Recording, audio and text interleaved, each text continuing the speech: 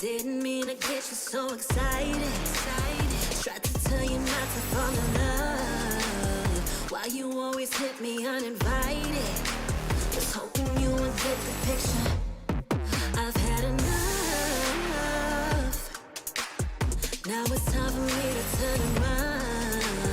Thought you knew what this was.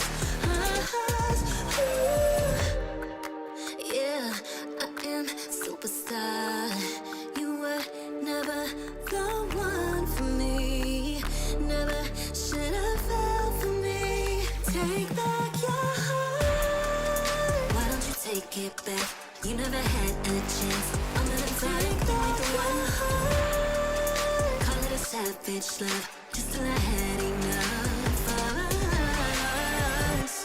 I'm good, babe. I'm on my own. This ain't a phase. Just let me go. Told you that I'm not that type. Don't bother wasting breath. Begging for one more chance. Yeah, know you got carried away. Ooh, you made me to say you've been messing with greatness. Faces, stay in your place.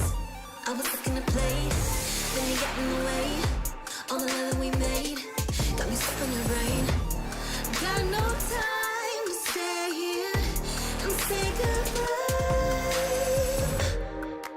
Yeah, I am superstar. You were never the one for me.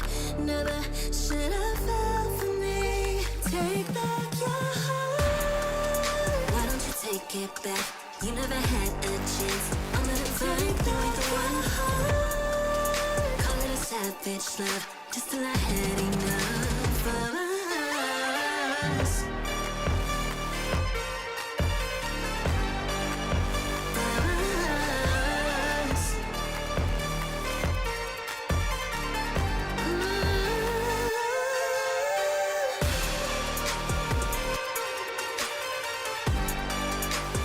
Take back your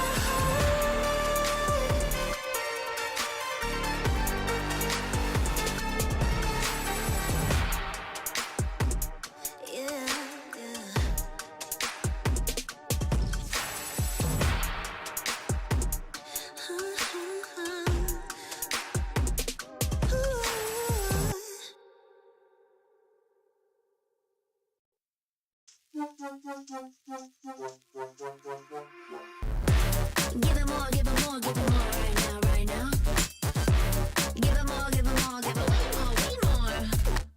Yeah, we give it all that we got. Measuring what's in our pockets, then we give it a lot. Cause we've been hustling for years, now we up at the top. And no, it's still not enough, so we ain't gonna stop. Cause that's full throttle, zoom, zoom, hop, skip, jump. Gotta eat it up, but the goal is lunch. I'm the big goose, so I never duck, just keep my head up and yeah, we going up, but don't call it good luck. Earning what we got, cause all we do is give it more. Yeah, we going up, but don't call it good luck. Earning what we got, cause all we do is give it more.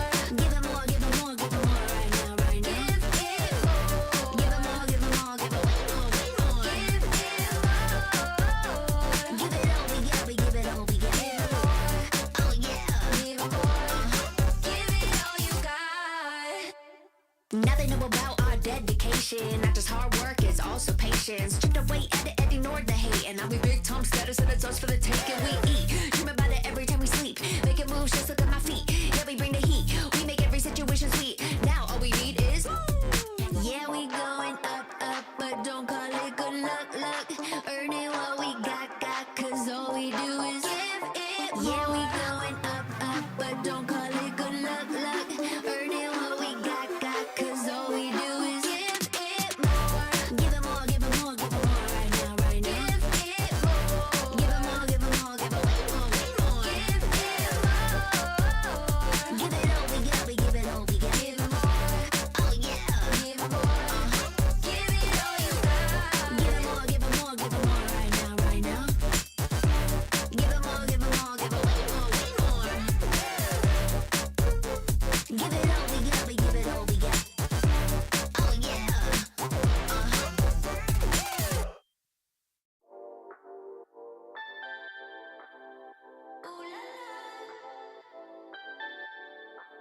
Let's go. Put it in motion. Baby, we're going faster, faster, faster, faster. Seizing the moment. Baby, keep going faster, faster, faster, faster. Speed up, make that thing rev. Foot on the gas so you got nothing left. Let's drive to the top of the mountain and see the view. Let's vibe, looking back on the journey, just me and you. Ain't nobody wanna go slow. Yeah, I was chilling in the past, I was solo. Now that I got you in my life, I'm like, go, go. I be living for the thrill of it, whoa, whoa. I hear you like to gamble. Let's take the road, let's travel. Know I'm a lot to handle, but I wanna go fast with you. Think we can go the distance, although I know we're different. Together we both fit it, so I wanna go fast with you. Put it in motion, baby, we're going faster, faster, faster, faster. Seizing the moment, baby, keep going faster, faster, faster, faster. It's like they never even seen us, and nothing will ever get in between us. I'ma ride by your side every season, and if anyone try to stop us, we just speed up. Yeah, always keep it at 100. Top down, pretty face, so sun-kissed. Know it's scary, but I swear I really love this. Big shades on, summertime in London. I hear you like to gamble. Let's take the road, let's travel. Know I'm a lot to handle, but I wanna go fast with you. Think we can go the distance, although I know we're different. Together we both fit it, so I wanna go fast with you. Put it in motion, baby, we're going faster, faster, faster, faster. Seizing the moment, baby, keep going faster, faster, faster, faster. Put it in motion, baby, we're going faster, faster, faster, faster. Seizing the moment, baby, keep going faster, faster, faster, faster.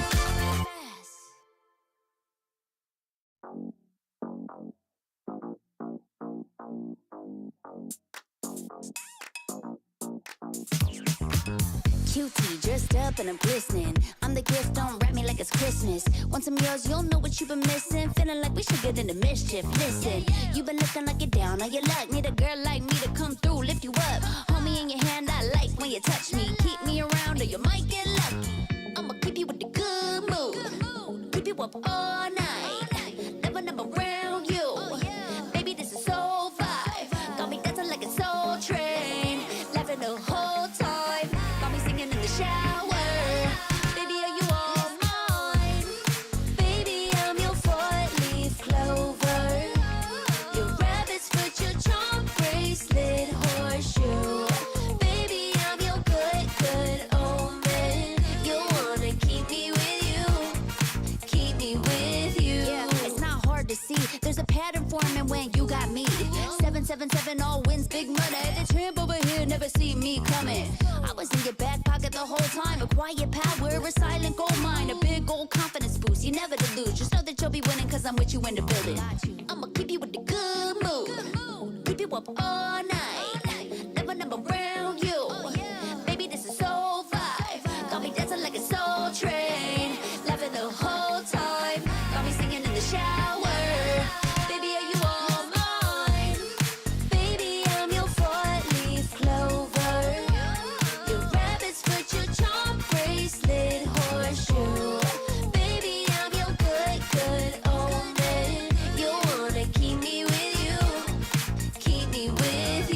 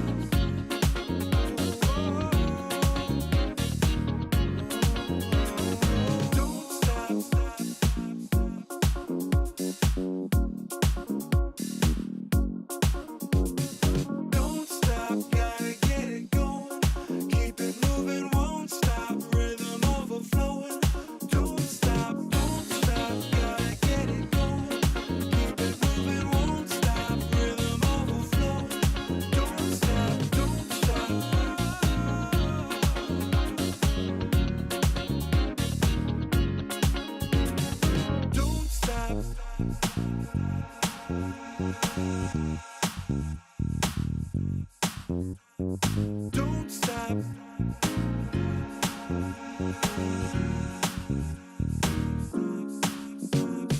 Don't stop, gotta get it going. Keep it moving, won't stop. Rhythm overflowing. Don't stop, gotta get it going. Keep it moving, won't stop. Rhythm overflowing. Don't stop, don't stop.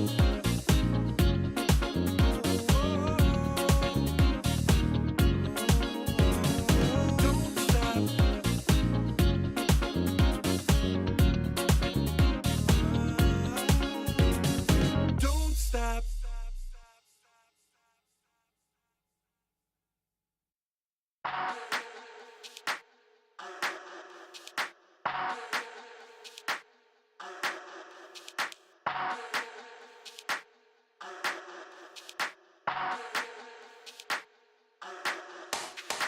Let's get waved, let's get lit, let's get high, let's come have it. Let's get burst, let's get mashed, let's buy a bottle and splash that cash.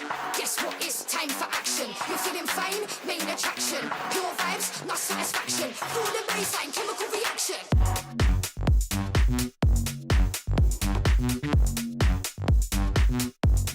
Chemical reaction.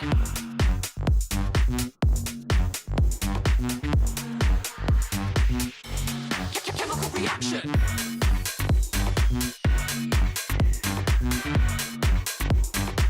Guess what? It's action.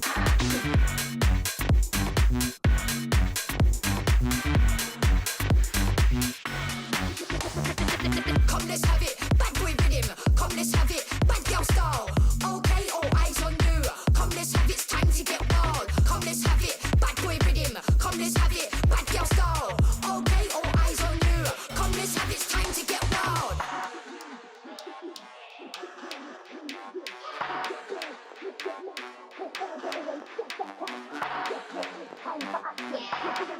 Main attraction, pure vibes, not satisfaction. Feel the bass, chemical reaction.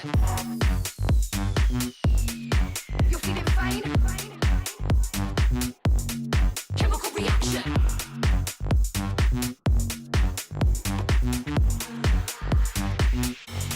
Chemical reaction.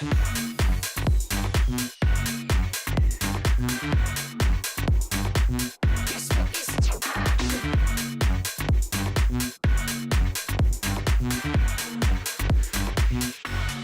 Chemical reaction.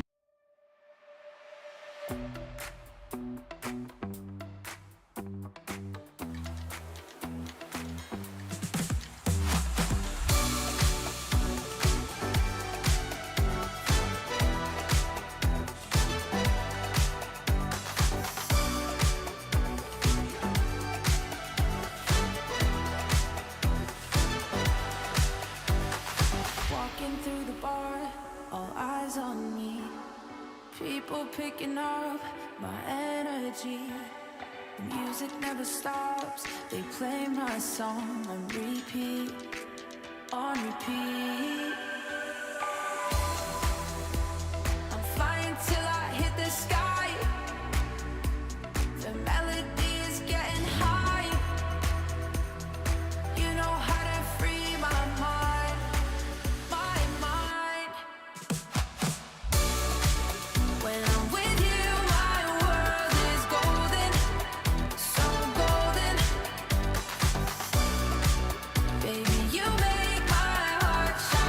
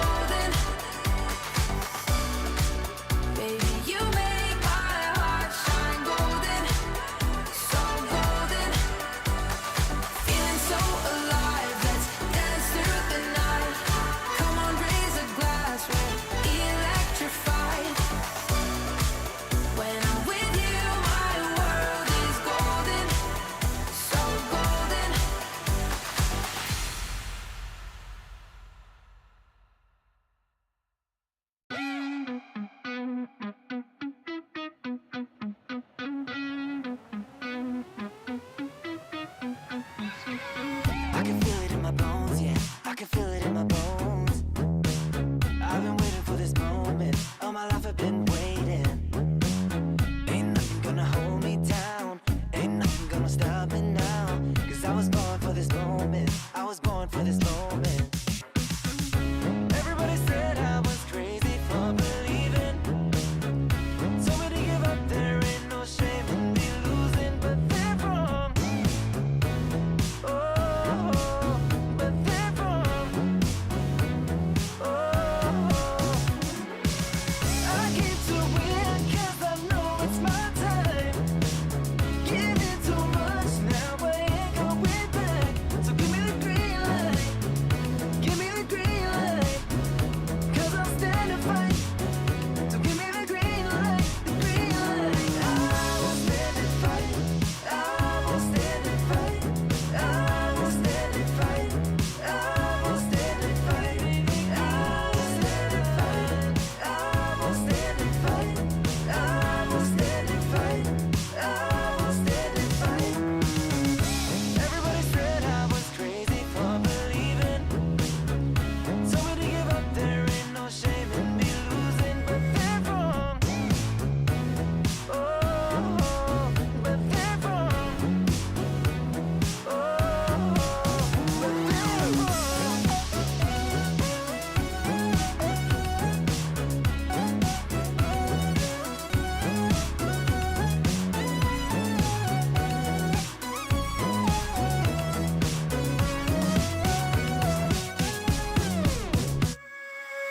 I came to win 'cause I know it's my time. Giving too much, now I ain't going back. So give me the green light. Give me the green light. 'Cause I'll stand and fight. So give me the green light, the green light. I will stand and fight. I will stand and fight. I will stand and fight. I will stand and fight. I will stand and fight. I will stand and fight. I will stand and fight. I will stand and fight.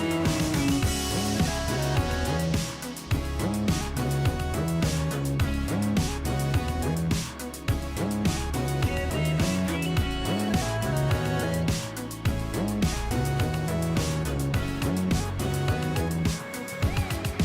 Give me the green light.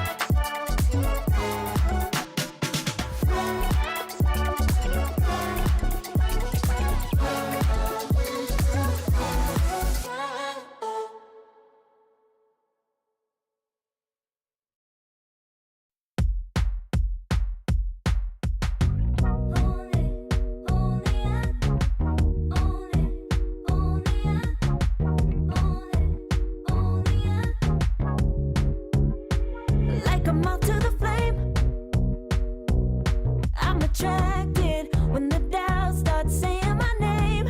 I can go there easily, and it's hard to maintain, 'cause I know it's not the world I know, it's me. Believe in every little thing I hear, and no, I ain't no stranger to the fire, burning up all my desire to be great. It stays coming in waves, and no, I ain't no stranger to the fire, burning up all my desire to be great. I gotta just open the gate. All I need is saving from hitting the pavement, understanding when I'm impatient, that only I give to me. All I need is a little love in lonely places, the strength to stare fear in the face, that only I give to me.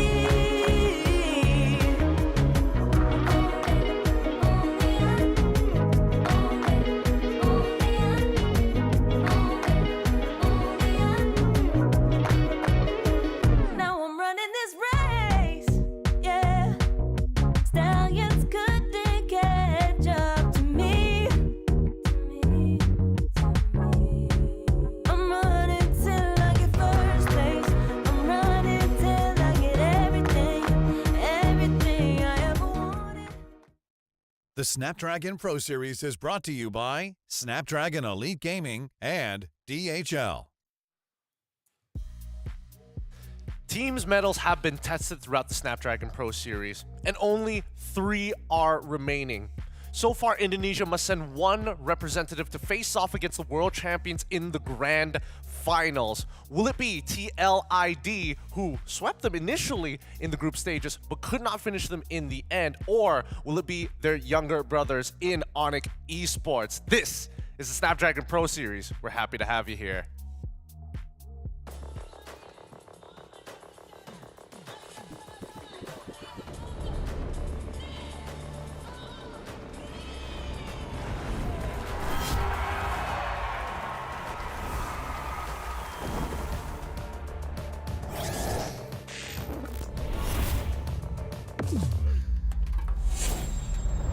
Let the weak melt away. Killing spree.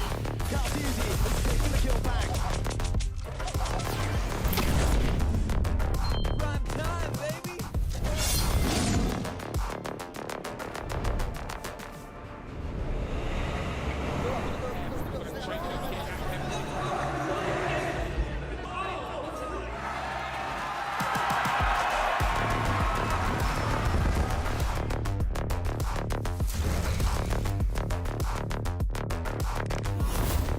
Looks like the players are ready. Here we go!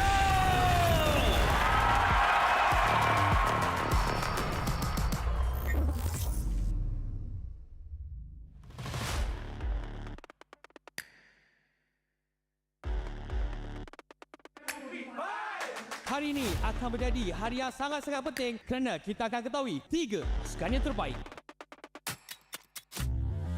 Pasukan mana yang akan pergi ke Grand Final dan siapa jadi juara Snapdragon Pro Series Season 6. Vengeance and a V8 turret in the mid lane, taken down. Current dives and gets Sparko! Looking for the punish. Camera still alive. Kyle DC sent back home. Zone down with the members of Team Falcons. Kazisi goes in for the explosion by Kiboy. Can they finally get the revenge? Severo with a free hit. Double kill for Severo and Onyx eSports. Orang-orang kita udah disiapin semua dan ya ready aja. Looking to finish the job. AOG just to make sure everybody's in here. Look at me. The AOG canceled. Weedy is down.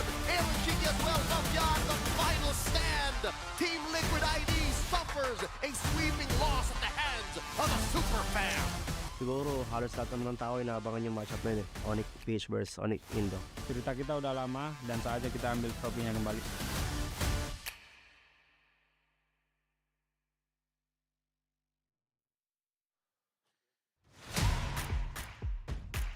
It's time. The grand final, so close yet so far. Separating it is going to be a best of 5. One between the Indonesian representatives in Onyx ID up against TLID. My name is Getting Q as your host here at the SPS, and today with me, we're bringing back some specials here with Remar and as well as Husky to make sure you guys are entertained throughout the broadcast. Super excited. We're guaranteed an Indonesian team for the grand finals, and not only that, there is a chance that we are guaranteed a trophy for the organization of Onyx one way or the other if Onyx eSports makes it to the grand finals. Yeah, for a second there, I was like, wait, have you already thought about it? Then it's going to be Onyx, but then you looped around right there in the end. But I'm looking at it from the perspective of, again, the saga of PH versus Indonesia continues. I mean, SPS has been a very special tournament in that, well, maybe not necessarily in that department. We've seen very region versus region. I think this is one of the few times we're going to get right at the grand finals after a long time, the two separate regions battling against each other. With that being said, let's have a recap of what's been happening here at the SPS. If you're just tuning in, where were you? This competition has been deadly, with the hybrid elimination already taking out lives of BTR and RRQ in the very first day. Once they got on to the 2 lives, TLID then knocks down Onyx ID, and then Team Falcons losing over to OP, where finally we do see the surprise upset here coming from Onyx ID with some special sauce against Team Falcons to finally bring us here today as OP take their revenge against TLID. Another upper bracket rematch in this best of 5. Honestly, we had a Valentine's special with the Sonic celebrating, but I personally really love the fact that Onyx eSports beat Team Falcons, right? It's not just a revenge for M5, but Keyboy really popped off to bring them that series.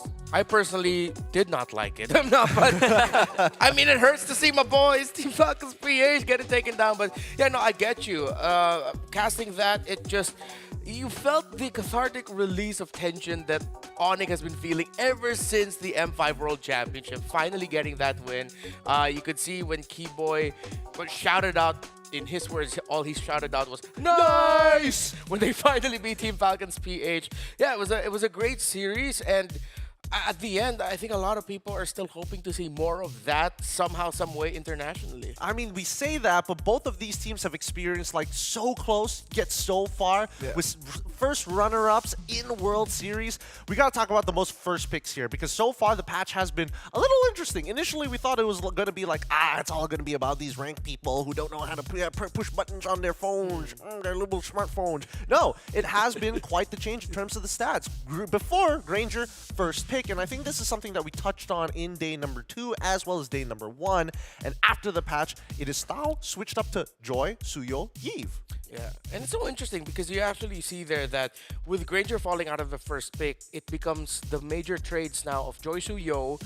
Moskov almost always gets picked in the first phase now, if not in the first 2 picks red side, one of the first 3 picks red side, and then the Eve comes in. Harith still in consideration if it's not banned. So yeah, Granger getting taken out as the first pick priority open things up in the draft, even though it's still the same familiar heroes. Yeah, and I think it's also interesting to see that Yves go through a lot more often, right? We've seen some examples of people, certain teams, very specific teams in fact, going for Valentina first phase, but now that Yves has led through a lot more, it does open up play potential for a lot of these teams. They want to focus on that mid-game team fight.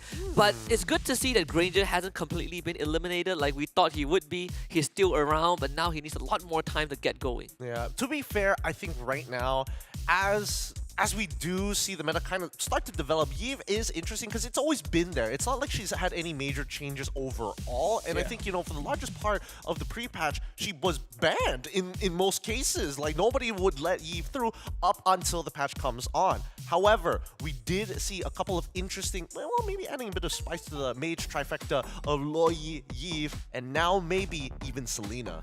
Yeah, I'm glad you mentioned the Selena there. And I think for some teams, they've considered that as one of the answers that you can best set up against the Eve because of just how well it can control the fight before the fight even started. Once you see vision, it makes it easier for you to read where the Eve could potentially come from. We saw that in Game 1 of Team Falcons. Actually, no, the entire series. Every time Sans has the Eve, you see few being able to check Onyx esports so well. But you can't deny the strength of Eve, is especially with this current metagame, with the marksman pool available, the reliance on, well, most of the time front to back EXP laners. Eve is just way too good.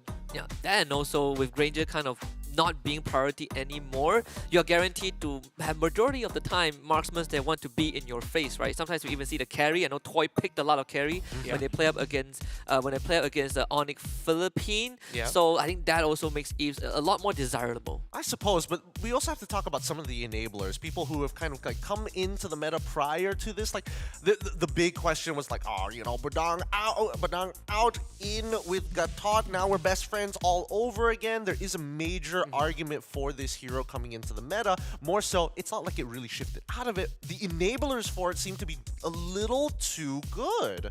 Yeah, one thing that I like about now teams realizing that once Granger fell out, most of the marksmen are relatively easier to catch. Irithel rose up in the rankings as one of the harder marksmen to catch up to, or to be able to catch out with crowd control. But Gatot, even if it doesn't catch out the major backliner, at least you're catching out the front line that is already getting chipped away by the marksman of the team of that Gatot is in.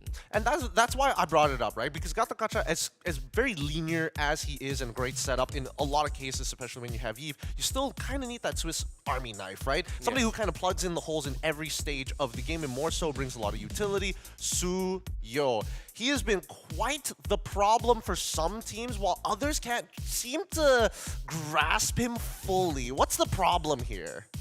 I think Suyo as a hero just does everything, right? Has damage reduction, has mobility, has damage, great clears, has execution damage when you take objectives. Even though that has been toned down a bit, he's still incredibly strong. Even when you looked at his win rates, right? 49% win rate in the group stage out of what, 59 games. He is so popular. He's like the hot guy amongst the sorority. Yeah, but that's the thing, right? In group stage, 49%. Coming in specifically to the playoffs, the 11 picks, he's had a 73 win rate, and that's like a very shocking variance in terms of numbers here. Yeah. Are there any outliers that made this hero kind of come up into that resurging point, or is it just because, hey, it's not about the plane, it's the pilot? Well, yeah, I think one of the things you have to look at would be the perfect run of Team Liquid ID before, of course, they got swept by Onyx Philippines. Fabian asked the Suyo. He is one of the most iconic Suyos, and especially for King Kong, even he mentioned it. People are saying I can only play Joy and Suyo, and even I don't do it well. Yeah, it's those two. You're looking at that. But then it's interesting because with these three teams, or actually it's good to point out just one team, Onyx Esports are sort of getting pushed out of those Joy Suyo trades. They kind of want to see Kyrie try putting on the Nolan and the Hayabusa more. But then you see once Kyrie has a Suyo, it isn't that easy for him, but then he can still make it look easy. He can shine. So hopefully teams are willing to, even though it could be risky, consider taking Suyo just completely out of the picture and then forcing teams into playing different junglers, like what happened in Game 3 yesterday with TLID and Onyx PH, wherein it was Fabian with Fredrin, which surprisingly was doing well after a very difficult early to mid game, and then it just eventually lost. But I think Fredrin still has a bit of a room in the meta.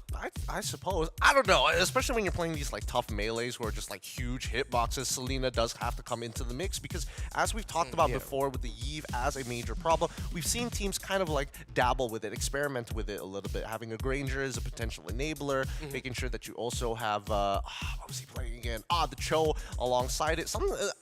We should start thinking about classic combinations, maybe even Novaria, maybe even Franco, as a way to make this hero work. Especially, it's pretty interesting seeing how Selena sort of plugs the holes of the lack of Granger, because back then people would use Granger's Death Sonata to check bushes, right? To check for ganks, to open up the map. But right now, Selena does the exact same thing, and not only that, you can still pair her with a Granger to replace this whole long-range artillery strike as compared to the Farside Granger that we used to see, and it also pairs up with heroes like the Gato Kacha, which lacks a setup of its own, but with Selena around, you can make Gato Kacha a lot more reliable with his engages. I mean, not to mention the fact that Selena is like one of those threats that will always seem to loom around. We've seen time and time again. I think the clearest example has to come from Team Falcons, right? Because when Few has his hands on this Selena, objective takes really boil down to if you hit an arrow, oh man, that fight goes bad so fast for you. And even with the top 3 picks of Joy Suyo and as well as Gato Kacha, do you think that Selena right now should be the go-to meta pick? You're sacrificing quite a lot in the mid lane. Yeah, I wouldn't say go-to, but I would say please really consider it if your mid laner is very comfortable with it. The 2 Selenas that really popped off in the playoffs are in the Philippines. Few was the OG Selena guy. Super Prince, if you followed the amateur scene, was sort of like the next in line in terms of who would be the most iconic Selena in the Philippines after Few and Selena sort of died out in the meta over there. So if they're gonna go for it, if they have a chance to do it, if they're confident, sure, why not? Hell, it was even teased by Keyboy in an interview yesterday that they could have a Selena roam up their sleeve. So if ever on eSports, this is a best of 5, go ahead, show that, but make sure it's supplemented with a great EXP laner that has to substitute as the roamer. Yeah, it's so deadly in these, as the later the game goes, right? Because it's more of it's really like a snowbally type of hero, right? Every single arrow just amplifies the amount of impact you bring to the fight. It just makes it harder and harder for the enemy to come back. Game 3 between Onyx Philippines and RRQ. Hoshi was the best example. Their last team fight, Super Prince, 3 Abyssal arrows in a row onto key members of RRQ that really sealed the deal. All right, let's pull this back for a moment because as much as we're talking about, again, the relationship of the mid trio and the individual picks, we have to talk about our upcoming matchup. It's TLID up against, Onyx eSports. It's tough because TLID, oh boy, in groups, Alpha, Chad, Sigma, destroying people with some of the cleanest plays we have seen. But in the playoffs, it looked like it was such a huge fumble, and OP just bonk. You know, what's strange about that is it was literally one series that it felt like it washed away a lot of the progress that they showed. I was checking out the comments, the tune of the community, and yeah, what we were feeling here on stream, it was exactly what they were feeling. They're all just like, what happened? Like, who got TLID and replaced them with the same looking people and got them to play MLBB? Like, what happened? And weirdly enough, though, I feel like there was maybe a bit of foreshadowing for what happened yesterday, especially in that game 2 of Onyx eSports against TLID, the one that all of a sudden TLID just completely turned things around. The things that we saw that Onyx eSports did to control TLID in that game 2 in their series before everything just fell apart for Onyx eSports, we saw shades of that in what Onyx PH did against TLID for 3 straight games. Oh boy, honestly, I really want to talk more about the dynamic of that mid trio, and right now it feels like the meta is very execution heavy, and sometimes I think what OP did was they looked deep into their arsenal and started to put the puzzle pieces together. We'll see whether or not this is going to be a case for our upcoming matchup, but before then, this wraps up the pre-show. We're going to go on a short break, and when we come back, it's going to be an action-packed series between these 2 representatives from Indonesia. We'll see you in just a bit.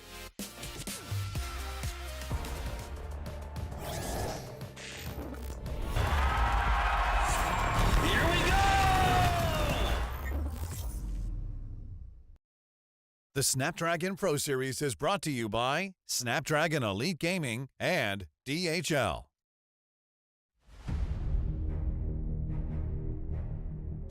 The journey to greatness starts here. From the 11th to 13th of April, the race reaches its peak at the Tennis Indoor Senayan.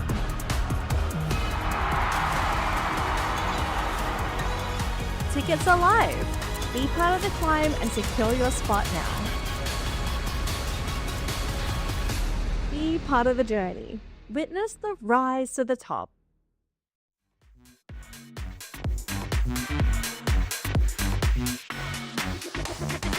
Come, let's have it. Bad boy rhythm. Come, let's have it. Bad girl style. Okay, all eyes on you. Come, let's have it. It's time to get wild. Come, let's have it. Bad boy rhythm. Come, let's have it. Bad girl style. Okay, all eyes on you. Come, let's have it. It's time to get wild.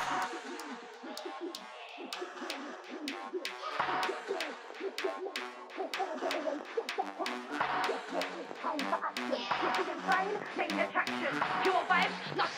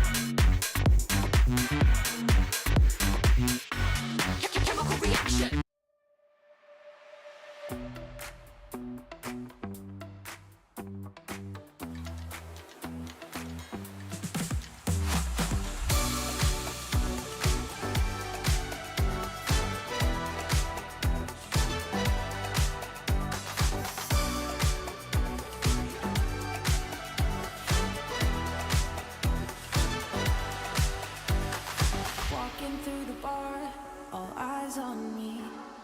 People picking up my energy. The music never stops. They play my song on repeat, on repeat. I'm flying till I hit the sky.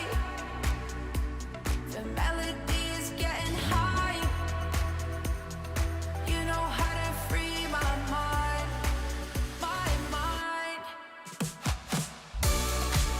When I'm with you, my world is golden, so golden.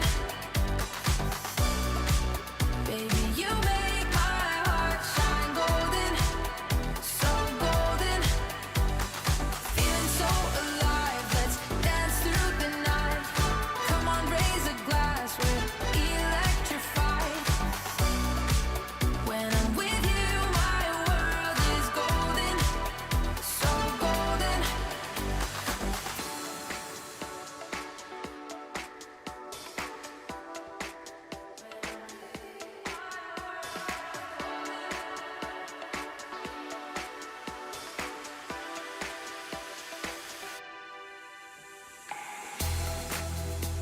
I'm flying till I hit the sky.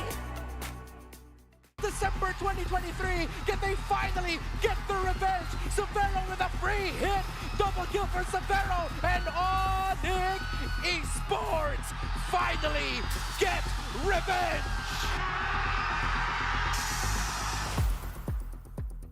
Rasanya sebenarnya nggak gimana-gimana sih. Yang tadi aku bilang, selalu kita diajarin kita emang harus ready lawan siapapun. Jadi nggak terlalu peduli kita mau ketemu siapa. Yang biasa dibilang coach aku juga harus ready lawan siapapun.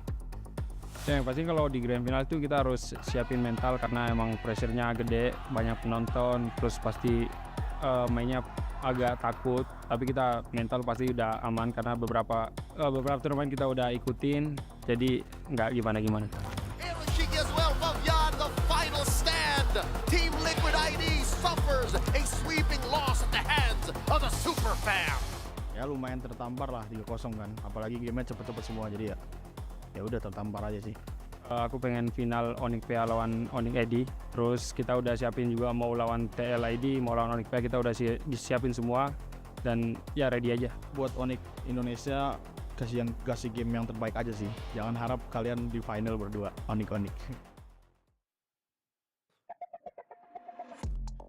You heard it here first. Fabian from TLID will try and not let it be an Onyx v Onyx Grand Finals. Let's look at the team head-to-head for this lower finals. In terms of the stats, the team average kills are leaning into TLID. Same goes for the DPM and even for team average GPM. Overwhelming stats for TLID. Yeah, I'd say that TLID's game has been a lot more bloodier. Even in the games that they sort of get defeated, right? It has been very, very bloody. They like to brawl a lot. But for Onyx, on the other hand, funnily enough, they have the longest average game time so far in the playoffs, which might have contributed to the overall stats. But in this case, we're looking at a team that likes to go fast and another team that can go slow but kind of survive until the later stages of the game.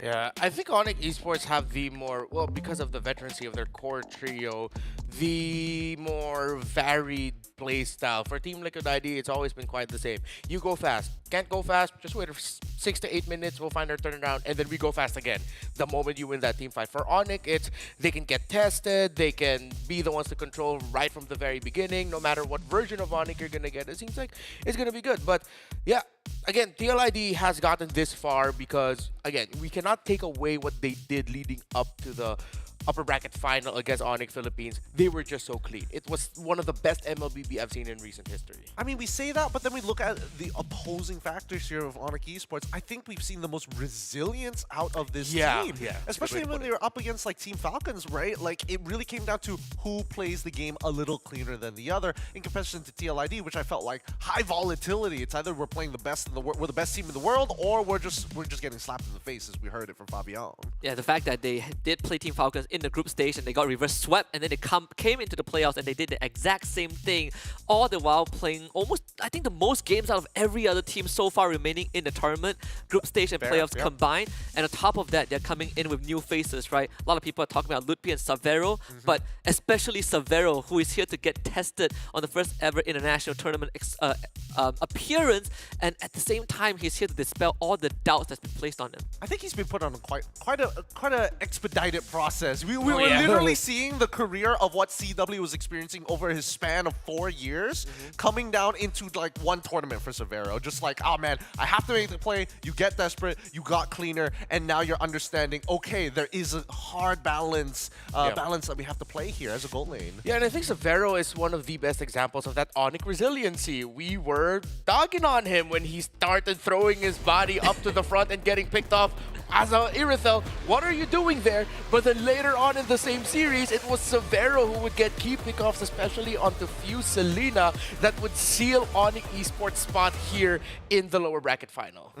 Onyx ID, the resilience, oh man, it's clear that they have the experience, and as you heard it from Sans himself, our mental is aman, it is stable, it is peaceful in all types of scenarios, and that's great for Onyx eSports because they've experienced that before on the world stage, being second place. That has to be frustrating, but even so, we see that even for Kyrie, I was expecting this mid trio of Sans, Kyrie, as well as Keyboy to be the dominant force for this team, but it seems like it's dominant only for early to mid. Yeah, you can see that in that first blood rate, Sans and Kyrie still combined for, I think, now it should be at around 15 first bloods. So almost majority of the first blood went to those two. And it goes to show how important the first 3 minion wave trades around the center of the map are for them. Yeah, I think on top of that, you also have to throw in Keyboy into the mix, right? I think this entire roster is a good balance of players who can go fast, and when things don't go well, they are a lot more disciplined to kind of pull back. And a lot of it really comes down to the coordination, surprisingly, between Keyboy and Kyrie and how they are willing to take initiative when the going gets tough. Well, let's look at some of the picks here, because what I want to bring up in this particular moment for Onyx eSports is this a team that is just purely consistent based on the compositions that they play, or do they have the diversity, the weapon arsenal that is able to play multiple styles given the scenario? Because based on their most picks, right, Eve at 9, Hylos at 8, Suyo at 8 as well, and then Moskov Airthel, they generally all kind of do the same thing. Yeah, just slight variations thereof. The Moskov and Irithel for Savero both have 7 games and 5 wins. The Phoveus for Lutpi is undefeated, 6-0. So it just goes to show what kind of EXP laner Lutpi wants to play as. While a lot of that variation comes into, well, the high loss. Is it Roam and EXP? And what is Sans gonna end up with in the mid lane? Because Kyrie's hero pool is pretty stable. It's Suyo, Hayabusa, and Nolan Joy. Pretty much it. He did show that one Martis game, but I think that was a special occasion.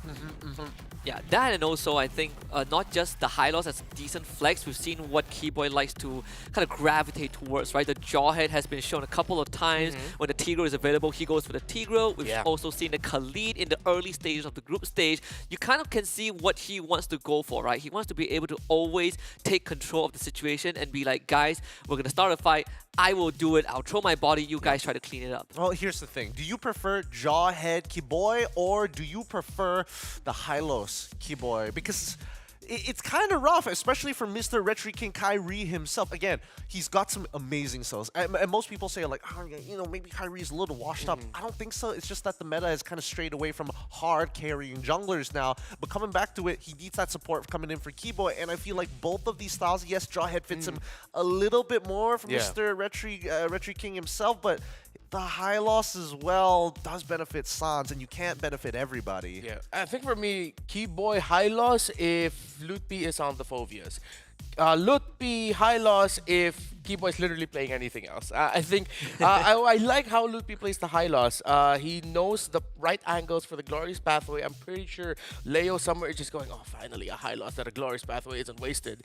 Same goes for Midnight in the Filipino broadcast. But yeah, hopefully they keep that that little duality that they have with the hero in mind, so that they can open up a different picks for Keyboy. That could be the case here, but man, it feels bad that we don't get to see Kyrie on that like literal 1v9 Kyrie eSports moments. I think most people have kind of like let that phase move on. But even so, if we're talking about diversity here, I'm looking at TLID because looking at their regular season in the MPLID building up towards M6, it felt like their arsenal was really deep, other than Favian. But then again, it was the jungle trio that we have to worry about. Jungle trifecta that we have to worry about in that current metagame.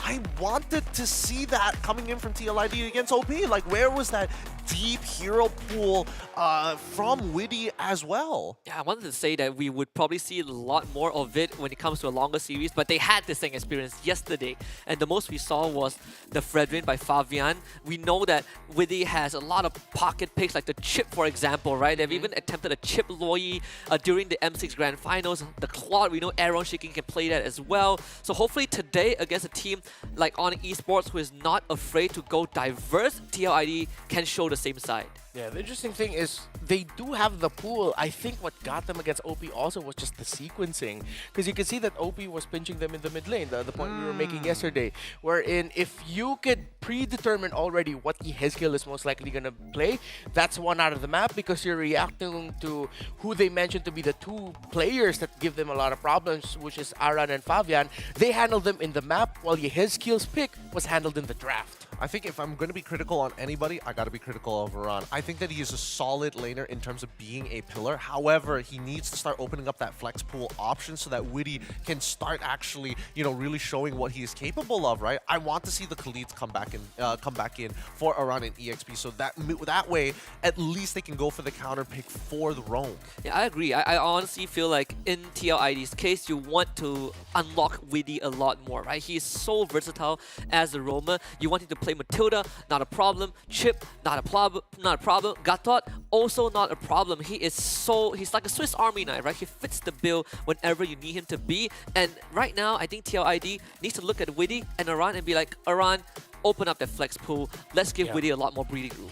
Yeah, and they do need that because I felt like yesterday Witty was putting out way too many fires, or he had to put out way too many fires in the map. He would go to one side, next thing he knows, wait, why is my jungler in trouble? Runs to Favian's jungle, next thing he knows, wait, my gold laner's in trouble now. What am I supposed to do? And if you can get something just very stable, very strong for Aran, and I think at this point, TLID, despite it being his signature comfort, might have to look towards looking past the Hilda because teams are already expecting the Hilda. You're gonna need to go for something else. Yeah, I mean, as long as there are minimal fires to manage, that'd be great. I'm looking at you, Aaron Shiki. You can't be getting solo kill twice in your lane, but here are our predictions for this upcoming match, despite everything that has happened. And of course, ooh, interesting. Remember, you're going for a 3-2 for Onyx Esports. I mean, I gotta stick with the TLID. The TL boys here. Husky also going in for TL, but 3-1. What's going on here? I'll take the race, Ren, because you went for Onyx. Yeah. Oh, okay. Well, for me, I mean, I've just been wrong this whole time. So if I'm wrong again, I'm sorry, Onyx.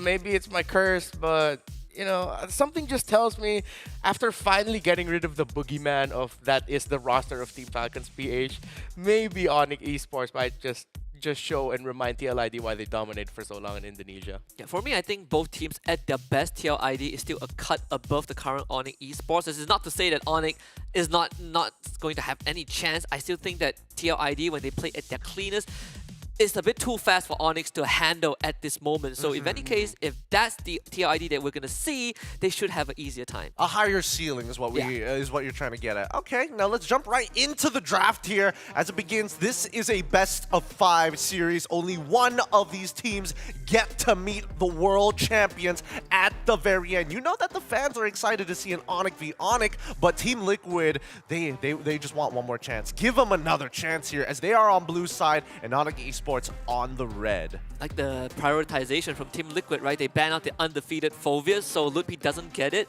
And they also target two of the most, well, not two of the most used, but two of Severo's most comfortable heroes in the gold lane. No Moskov, no Harif. It leaves the Iritel up on the table, but the Granger is also up. And we know that despite Granger not being first pick material or not being S+ tier anymore, he's still good when the game goes late. So with the Joy Open, as the Joy Suyo trade activated, I wonder if Onyx Esports will just rush it with the Eve as well, if the Suyo does get picked up alongside Onyx. I don't know why Team Liquid were the ones who wanted to predetermine the trade-off here. I felt like the Eve probably should have been a little bit better for Yehezco. I don't know, maybe I'm just trying to recover from the PTSD of the slap that they had yesterday, but coming into Onyx Esports, the fact that they pick up the Eve alongside with the Suyo, I mean, it's a very powerful start. Yeah, that, and also I think if you are on TLID, you're thinking, okay, if we give you Hesku that Eve, you're worried about Onyx Esports getting a comp that just shuts him down as fast as possible. And also the Loyi, right? Like, I think they are looking forward already with the picks that they go for, or the bans that they go for in that first phase, really is telling Onyx Esports, we're willing to initiate multiple trades.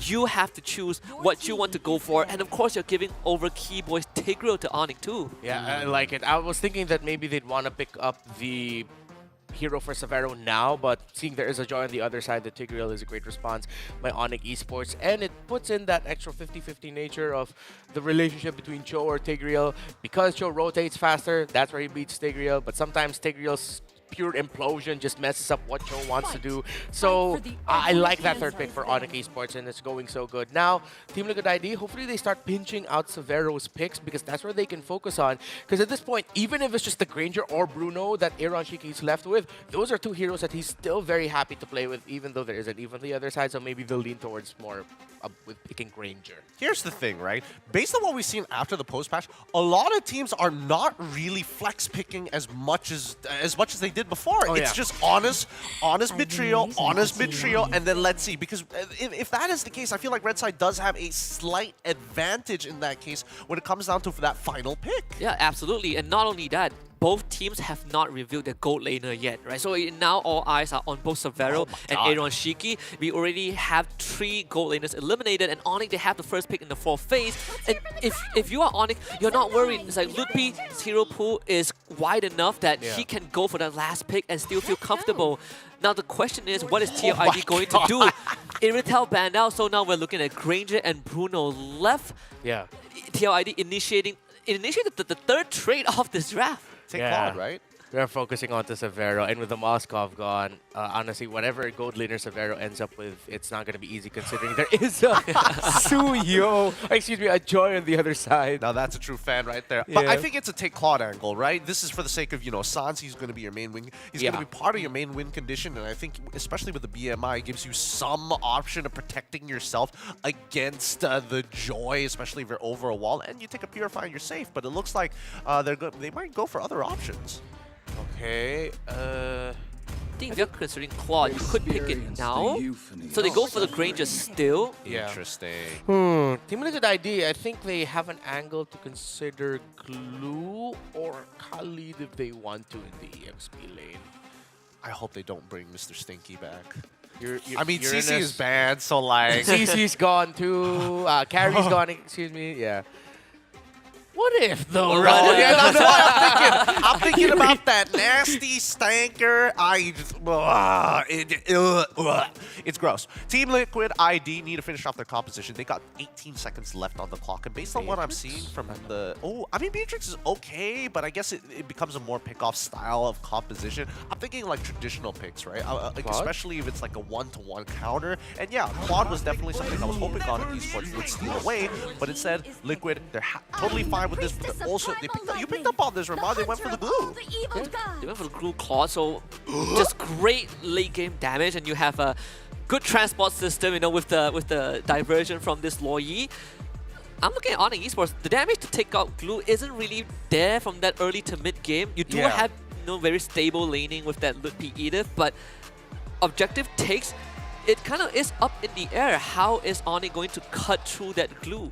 Yeah, I don't know. This one's going to be pretty tough here. I'm going to let you boys figure that out. Debate on it as we head into the Land of Dawn. This is our very first Best of 5 series. Good luck to the both of you. It's Remar and as well as Husky. Thank you very much, Gideon. Remar, we're about to get the show going. Indonesia versus Indonesia. One team looking to get that ticket against Onyx Philippines once more and get that, what, 4th rematch since M6, and another looking to continue that arc of redemption and get that Onyx versus Onyx finals. Yeah, you were talking about the glue, and I gotta agree with you there. It seems like the damage profile might not be enough to mess up with the glue in the earlier portions of the fight. But I'm looking at it from the perspective of, if this glue pick doesn't get stopped, Aran can do Aran things, which is one of the major conditions to TLID success. OP shut down Aran, hence why TLID lost. And no way! Oh, no way! Oh, I was legitimately thinking Fabian tried to go for the rush. He retreat at level 1, and Keyboy smelled that, so that is not the start that you want if you're TLID. That, I felt like that was just such a negative rotational read early on. Widdy wanted to help disrupt in the mid and then get vision for the purple, leaving Fabian open for the easiest concussive blast steal in the world. You could see Fabian was like, oh no, Keyboy is walking out, nothing that he could do about it.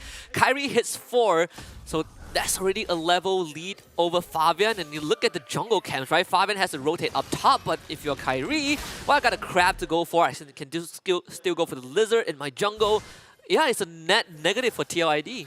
And now they're going to be scrabbling to see what resources they can get for Fabian without the gold crab there too. And with Keyboy blocking around the beetle up top, yeah, Fabian's not going to be hitting 4 in time. It's going to take quite some time. Yeah, bottom lane, Aran knocked out by the Earth Shatter, and this should be first blood. They just need a bit more damage, but no cooldown, so Aran gets out.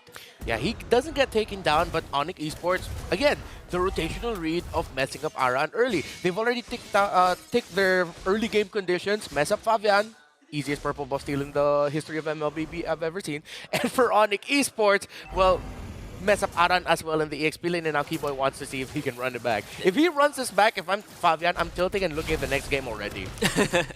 He should get the purple buff. At the cost of the turtle, secured by Kyrie, uncontested of course, and Keyboy relaying that info. So they've essentially mapped out where TLID is going to move with Fabian. In fact, Aaron Shiki now in a bit of a tough spot, RWM forcing out the Purify first blood for Severo. And diversion up top, here comes Widdy! Suns should be okay. Widdy, no 4 yet, so no kick. Bottom lane, Keyboy even shows up alongside Lutpi. The pressure is just global so far. Yeah, Onyx eSports, they're beating them in the map. Widdy, yet again, we talked about this. He has to put out too many fires. He's going to try and put out this one. Finds the Jit Kundo, double knockout, no kick just yet. Widdy doesn't have the ultimate, flickers away. Aran goes into the split, but the Kyrie snipe, quell the Evo. Widdy goes down. There's going to be the smash pass from Aran, but the Soul Sever does plenty of damage. Aran now trying to hang on. The duality doesn't do enough. Sans picks up that kill, and Yehescu forced out of his own jungle. Lutpi almost takes him down, but orange buff for Kyrie. Just great rotations overall by Onyx eSports. It wasn't the clearest draft win for them, but rotationally it's just so good. And another diversion though, but this time good for Team Liquid ID. Yeah, Lutpi has to eat that, couldn't even use the flicker in time, but a small price to pay. Onyx eSports still has a bit of a lead, close to the 2,000 mark. Next turtle in 40 seconds, Fabian spotted out by Keyboy once more, and Keyboy does not even let him get the second beetle. So Fabian, he's just on economy mode right now. It feels like I'm watching yesterday's game with how Keyboy and Sans are juggling rotations around the map. They're not always rotating together. Sometimes Sans would go opposite of where Keyboy is just to again put pressure on Widdy in the map. And another purple buff gone on Fabian. Gonna go onto Keyboy, but that's the chunkiest boy you could try and attempt to. Keyboy with the Sacred Hammer. Just find a knockout blazing duet use. Keyboy flickers to safety. Aaron Shiki cannot stay for longer. And Fabian doesn't find a way in. He's gonna be forced away. So much damage out from Onyx. And once more TLID gets nothing. Okay, comparing the gold, Fabian is just down around 600 and 700, while it's a bigger gap for Severo and Aaron Shiki. Aaron Shiki has just been losing lane. 1,100 and climbing is the lead of Severo. This is pretty crazy, right? This is post-patch Granger. Yeah. Could have gone a lot worse if it was pre-patch before everything was cut down by half. Severo did get that Sky Piercer as his second item. Interestingly enough, didn't complete his boots at all, right? Tier 1 boot steal, Hunter Strike into the Sky Piercer, and Onyx eSports should get this turtle without any contest.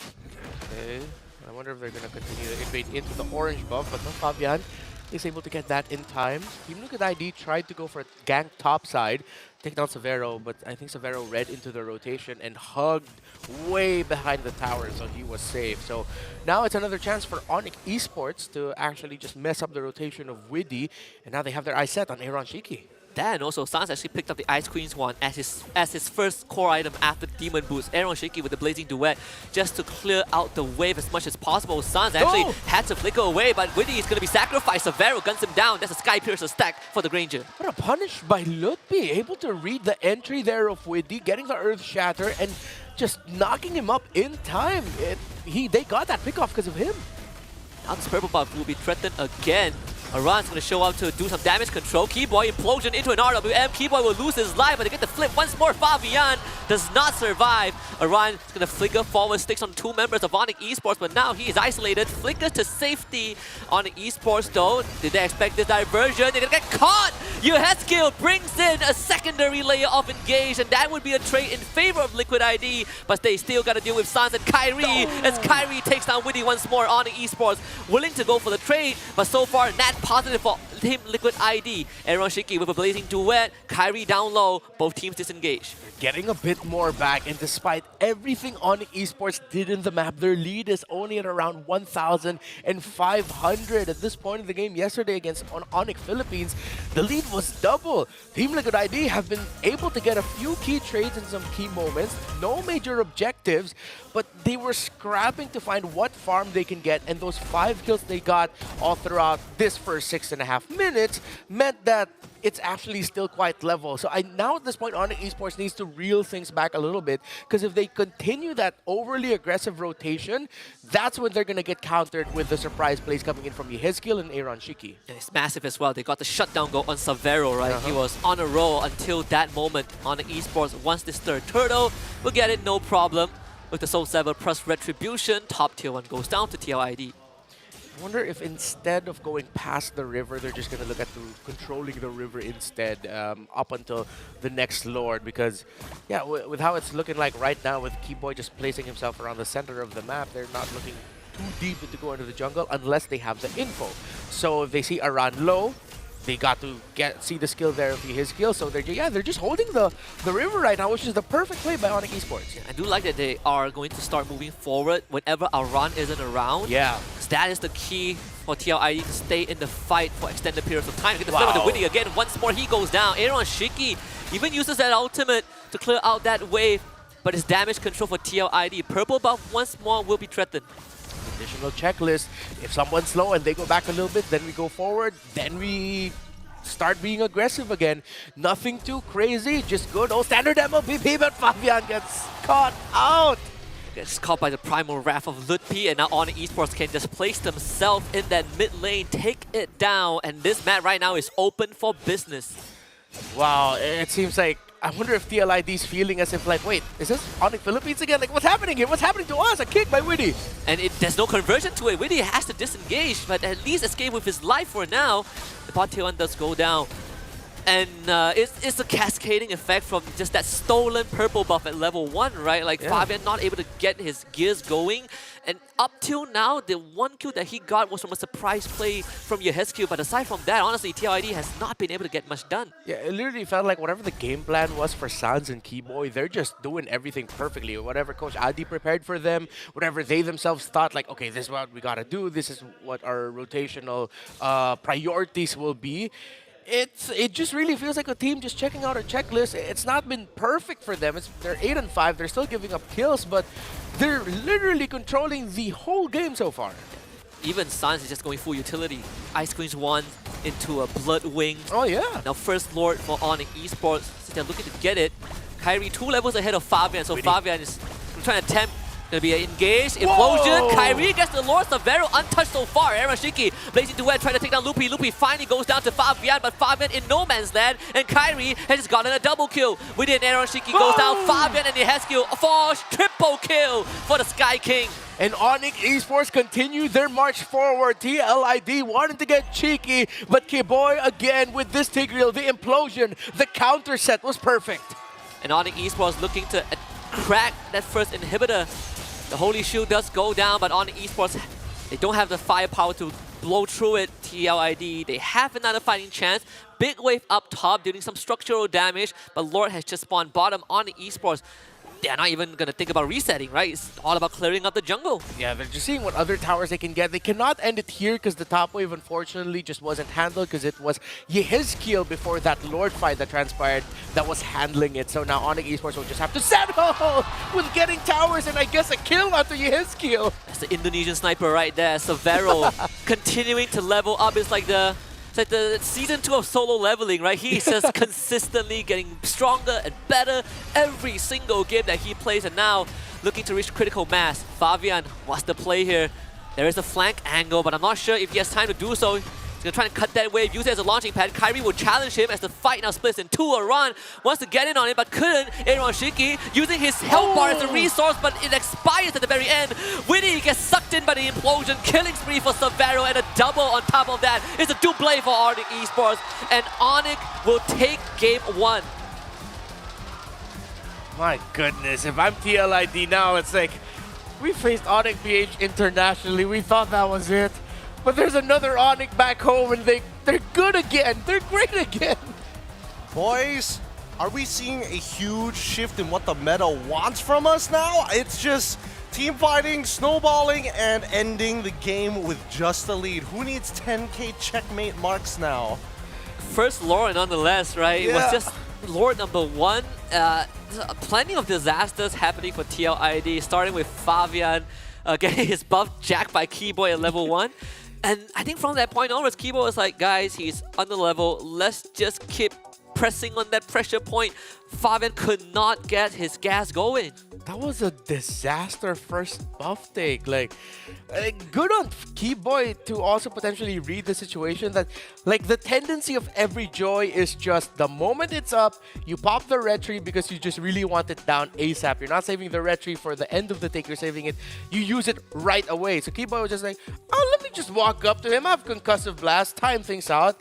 And Fabian lost the duel against the Tigreal. It's definitely a feels bad moment as a jungler.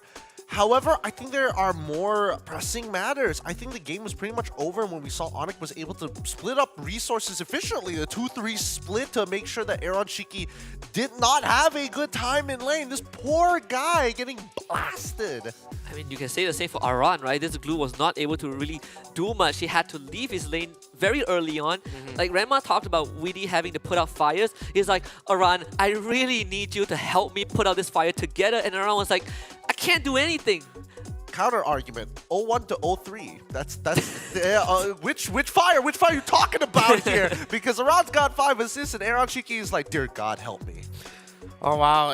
Again, it just feels like we're seeing part 2 of what we witnessed last night that TLID had to face, and I feel like you could call this this part of the chapter of SPS the Onyx conspiracy. It feels, Don't give them ideas, dude. Yeah, it feels like the two talked about, like, all right, so how are we gonna see each other in the grand finals? All right, we see what you did, let's do it also. And then I feel so bad for TLID. If one organization wipes out the amazing progress they did in SPS, that's not gonna be tough, man. I don't know. It just makes EWC a little bit more, a little bit more spicy, a little bit more interesting. However, I will say, even yesterday, right, I mentioned that like maybe Onyx might take a couple of notes or at least talk to bigger bros about how to play this. And this is one of the few times that, and I think the big indicator for me personally that they had to talk with Onyx Philippines, the Edith coming in from Lutpi. Yeah. It's not one of those picks that you go to. It's kind of a Swiss Army knife. It doesn't really lose lane to a majority of options, but it's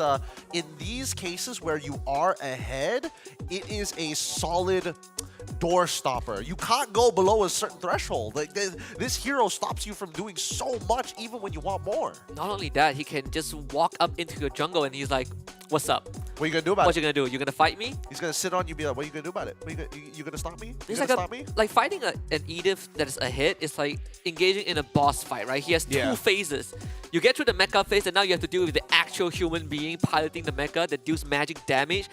Remember we talked to Kirk during the group stage and he says that they didn't have much time to scrim, in an abundance, but the one team that they scrim consistently with is Onyx Esports. Yeah, it felt like the entire game, Team Liquid ID was just playing with one-wing Winged Angel playing in the background. I was like, where are they coming from? Why does this boss fight have two phases? 7-1 and 6 for Severo. And yes, Onyx Esports definitely helped Severo. But Severo, gotta say, didn't need that much help because he was handling Aaron Shiki perfectly in lane, constantly shoving the Claude under the turret, couldn't farm, controlling the minion waves, denying the Claude, and yeah, when the jungle loses so bad that it pulls the roamer into your jungle, then you won't get much help for the marksman. Yeah, we thought initially that the post-patch, we would say that Granger doesn't have as much wave clear as he did before, but some things don't change, and Claude can't push harder than post-patch Granger now. Yeah, I mean, a post-patch Granger is already giving Claude so much problem, right? Let alone pre-patch Granger. And even then, the earlier play from Yeheskel was the only sort of net positive play for TLID. Everything after that was just a lose-lose situation. And I feel like, aside from the fact that Fabian didn't get his first buff, it also was the trade that TLID went to initiate against Onyx Esports. I felt like you're giving away a bit too much. You take the Joy first pick, but you give Suyo and Yves, and then your next two picks were the Loyi Cho, but then you give the Tigreal away to Onyx. Yeah, no, I think that the Loyi at the very least was, to me, it was okay. I think that Yeheskel definitely can make some plays. However, we didn't see the efficiency of the divergence, right? We didn't see like it's up. Okay, we need to use it off of cooldown as much as we can to kind of split up the map as much as we possibly could. Yeah, and because of what Onyx did to control the game, I think that was also one of the reasons why they couldn't use the diversion as much as they wanted to. They couldn't find the perfect timing for themselves to go like, hey, we can go together, we find a good angle on them, because there was really a good angle. The one time that they were able to do it, though, was great.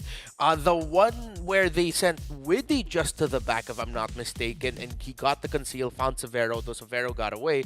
That final fight, it was just unfortunate that they were in a massive deficit at that point, but that was still a good call. But so you see, as long as TLID had the opportunity to use a good diversion, they made the most out of it with what they had. Yeah, I think they were just too far behind, right? And I think Onyx Esports took some notes from OP to check the bushes, to kind of place key members at choke points where the diversion might come true. And even the one play that Yeheskel was able to pull off, Severo was actually actively checking the bush. He just missed the timing and thought that it was clear before he got jumped on. I mean, how do you react to that? You got like 7 bullets coming out, and only the last 3 bullets started to connect. You're and like, he was walking into it. Yeah, he thought it was safe for like the first 4. It's an awkward situation to be in, but at the very least, hopefully you guys are going to be able to stick around, because again, we're looking for representatives here, and so far they are locking themselves in for Mobile Masters. It's happening in Jakarta in the historic scene where M4 was taking place. So if you want to be part of that, especially if you're from the outside of Southeast Asia, now's a good time to visit Southeast Asia. I mean, Jakarta is a fun place to be in, and especially with Mobile Masters happening and Mobile Legends fans from Indonesia, trust me, it will be a good time. So support your favorite teams, buy a ticket, scan that QR code quick as fast as you can. When we come back, though, we're going to see another game coming up for TLID as well as Onyx Esports. We're going to be talking about adaptations before that game begins, but until then, we'll see you right after the short break.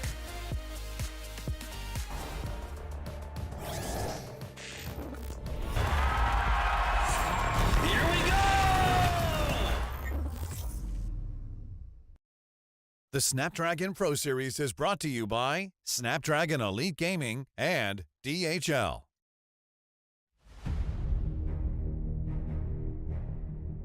The journey to greatness starts here. From the 11th to 13th of April, the race reaches its peak at the Tennis Indoor Senayan.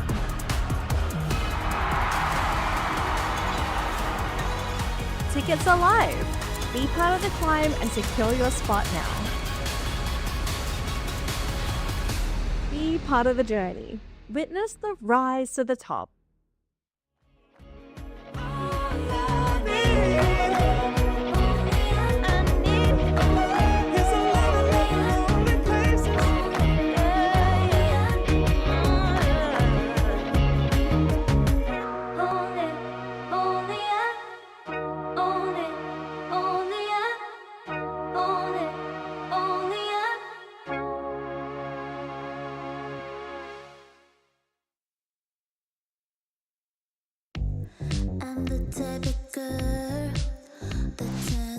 magic into atoms. Think you know it all, but then you let me get inside your head. Yeah. Steady jump design. Think I know your kind. I'm about to break another code now. Pretty in disguise, bugging up your life. This is my syntax. 3, 2, 1, deploy. XOX cutthroat code. Run it again, not there. XOX cutthroat code. Run it again, not there. Steady jump design. Think I know your kind. Yeah. Steady jump design. Think I know your kind. Yeah. Steady jump design. Think I know your kind. I'm about to break another code now. Pretty in disguise, bugging up your life. This is my syntax. 3, 2, 1, deploy. XOX cutthroat code. Run it again, not there. XOX cutthroat code. Run it again, not there.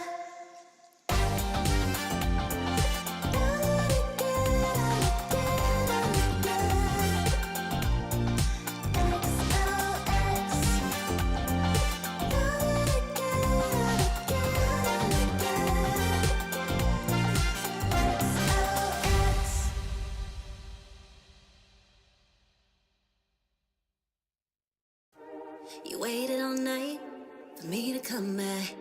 Why'd you think that it's not alright? Told you that I'm not that type.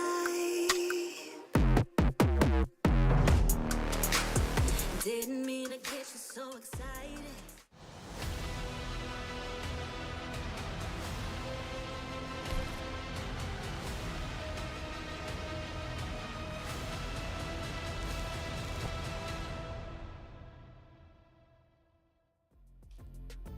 Welcome back, everybody. Game 2 is currently on its way. Let's get right into it. Onyx eSports on the blue team, Liquid ID on the red. Boys, adaptations here because Onyx eSports instantly. This is interesting that on blue side, they ban out Alpha, they're getting rid of the Gatot, and as well as the Phoveus. Wait, this is Onyx blue side, right? Yeah, it's yeah. Onyx blue side. So Liquid ID on red side. Obviously, they figured that banning of Severo's hero wasn't really solving the problem. Severo still had a great game in game 1, but at least now on that red side, they have a lot more of that options to go for big trades in the opening sequence. Okay, they banned Eve now, and if ever Among the planes esports, exists the equilibrium. it's just a which pseudo I was joy made trade. for. I think Team Liquid ID can still really consider picking up Loi as one of their first 2 picks on the other side. So they can go, they don't need to rush to Joy. They can go Loi, Gatot, oh no, excuse me, Gatot's banned. Loi, Moskov, if they want to take comfort away from... Well, I mean, Moskov does usually end up in the first 2 picks anyway, red side. I mean, they can always go like Loki Granger, or they go straight into the flex of like, let's just get the Hilda early on. Maybe we can get like a bullied lane, and then hopefully it slows. Oh wait, hold on. I just realized Harith is not banned. Yeah, pick it up instantly. So Harry for TLID, and an instant CC first phase.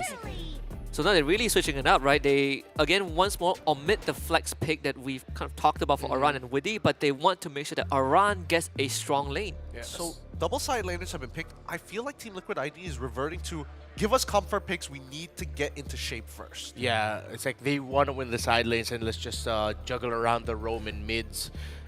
So that we got a good one. Does that open Loi as well to Onyx? It does. So what I thought would be the Loi Moscow for Team Liquid ID ends up in the hands of Onyx eSports. See, my predictions are just right, but the wrong way. It's only in the draft. Predictions in terms of score never go well. It might go well for Onyx though. You did predict that Onyx win. Oh, that's yeah, true. yeah. That's true. That's true. That is facts. That is facts. Now, final pick coming in for TLID on the red side, just to kind of complete the very first phase of the game. I'm really interested to know what the thought process is, especially for, say, the Lucas here. CC so early on, an honest side lane switch. They could have flexed it. They could have just waited for it to start showing up later down the line, or at least a very final pick like for R3. Yeah, they are banning out the Tigro this time, so you get rid of one of Keyboy's signature. Obviously, we're still looking at the Cho, the Jawhead as well, but TLID, they do have the first pick if you want to put a Witty on Cho. Now that I think about it, the Matilda is still open, but I'm not sure if TLID are thinking about that pick right now. Yeah, you don't need to, honestly. I think it's just going to be a little bit too squishy, a little bit too greedy if they go for that, especially if you're going to see a Jawhead on the other side. Because Onyx Esports does have room for Jawhead in their lineup still. So their Jawhead Suyo combo, they take out the high loss. So even more so now, you're encouraged to pick up Jawhead as your blue 4, as part of the blue 4-5. For Team Liquid ID, I really like the CC pick the more I think about it, because there's not a lot of XP laners right now that just defeat the CC, unless you see Onyx Esports take another page from the Onyx Philippines book and then suddenly go Arlot as one of their last 2 picks against the CC. Oh, that'd be funny. That's when you know that the conspiracy is real. But the Tigreal, and as well as the Jawhead being banned out for the side of Team Liquid ID, they want to make sure that at least for Fabian, he can enter these fights. This could be a witty show angle for sure. Honestly, Lupi does play a pretty mean Arlot tool, so I wouldn't put it past him to go for that pick. Unless you're looking for a door stopper that doesn't necessarily have to win lane against the CC, but can still provide those disruption, then the Edith could be a fallback plan for Lutpi too. Yeah, if they're gonna go Edith for Lutpi, yeah, it's gonna be a little bit slower compared to the CC in terms of rotational and map presence. But you can consider Kufra if you're Kid Boy with that first 3 heroes. And if ever Team Liquid ID surprise for some reason suddenly go like a Valentina in the mid, then you're definitely gonna go Kufra if you're Keyboy. Even if Cho, right? Even if they open Cho now for TLID, there isn't much options left in that draw. I mean, Cho is probably one of them. Yeah, because if you're TLID, you're thinking of, oh, let's pick up the Cho, and then Onyx Esports can pick up the Keyboy Kufra. Yeah, I don't know. This is really dangerous here. This second phase, especially with how honest these drafts are, there's no like subverting expectations. There's no flex picks here. It is just honest MLBB, and as you called it, the Cho comes through for the side of TLID, and now Onyx must complete the composition. You might just be right on this Kufra call, but the question is what goes into the EXP? If they want to be super annoying, they can go Kufra Khalid, but I like the Kufra Edith that you mentioned. Yeah, the Edith, Edith would be the more solid one. I think just the jack of all trades, but the Arlet is also there as well. I mean, we kind of talked about the Lutpi Arlet overall. Yeah. They could even flex it if they want, right? So the Arlet comes out for Onyx. You talk about the Khalid, that could be a possibility. I mean, this 100% win rate from Arlen. One was delivered by Lutpi. Oh, wait, hold on. Khalid comes out through as well. We don't know which one is going where, so it's a double flex pick coming out for the side of Onyx Esports. Keyboy has had his hands on Arlet before, and Team Liquid ID, they're looking at this and it's like, I'm not too sure where the matchup's going. Yeah, funny enough, the 2 Arlet picks, which both were wins, were by Onyx. Lutpi and Kirk. In EXP. In EXP, yeah. I think it's more Arlot EXP, because thinking about Khalid versus CC in lane, I was thinking about it last night. It might actually be quite sad for the Khalid, because yeah, you can deal damage, but majority of the time you're just healing all the damage CC throws at you instead. Here we go. Final pick coming in from the side of TLID. Last 5 seconds here for them to decide on how to deal with this composition. They do go Valentina here. Wow. Hey, Rema, you sort of called it, right? But I think On just weren't sure if they wanted to commit to a Kufra. I think it's fine either way. Yeah. I mean, the Valentina overall, you have the final slash. We've seen that being utilized plenty of times. Oh yeah, that's true. I think, yeah, that might be the X factor here actually. The fact that there's also a final slash on the side of Team Liquid ID that they can use to surprise. I don't know. I feel like it's more, there's a higher inclination for Onyx Esports to take this away because, again, Valentina is also, quote-unquote, kind of short range. We'll see the battle spells once we start getting into the game. I'm hoping people are taking Purifies. Dear God, they better do. All right, that's enough of me. I'm going to pass it to you boys to take us into the Land of Dawn for game number 2. It's going to be Husky and as well as Renmar. Thank you very much, Gideon. Yes, I do hope Yehescu goes for Purify. If he goes for Flicker, we are going to have a lot of conversations on our hands. But on eSports, they did open up game 1 with a resounding victory. Just one Lord was all it takes. Let's see if the choo-choo train continues in game 2 with TLID finding themselves on the red side and Onyx Esports on blue. All right. I still really wish I was the Kufra, but this time that means they can still just be really aggro. Still a lot of map presence, a lot of macro for the side of Onyx with the Khalid Low-Yi combination with how fast they can rotate. And Witty! Oh, wow! And apparently it's a nightmare for a Cho to deal with in the mid lane trading. I mean, you're getting stuck on that Kufra. You're getting sucked back by the duality. This again, just like game 1. Disaster happens at minute 1, right? Game 1, it was Fabian had to deal with it. Now Vidi getting first blooded. And that went over to Sans, who now is going to be so much happier with the state of that mid lane. Yeah, 2 games in a row now. Wait a minute, is Kyrie not getting his own purple buff? He decided to go for the green instead, and Onyx are just protecting his purple buff, so it's a late purple take.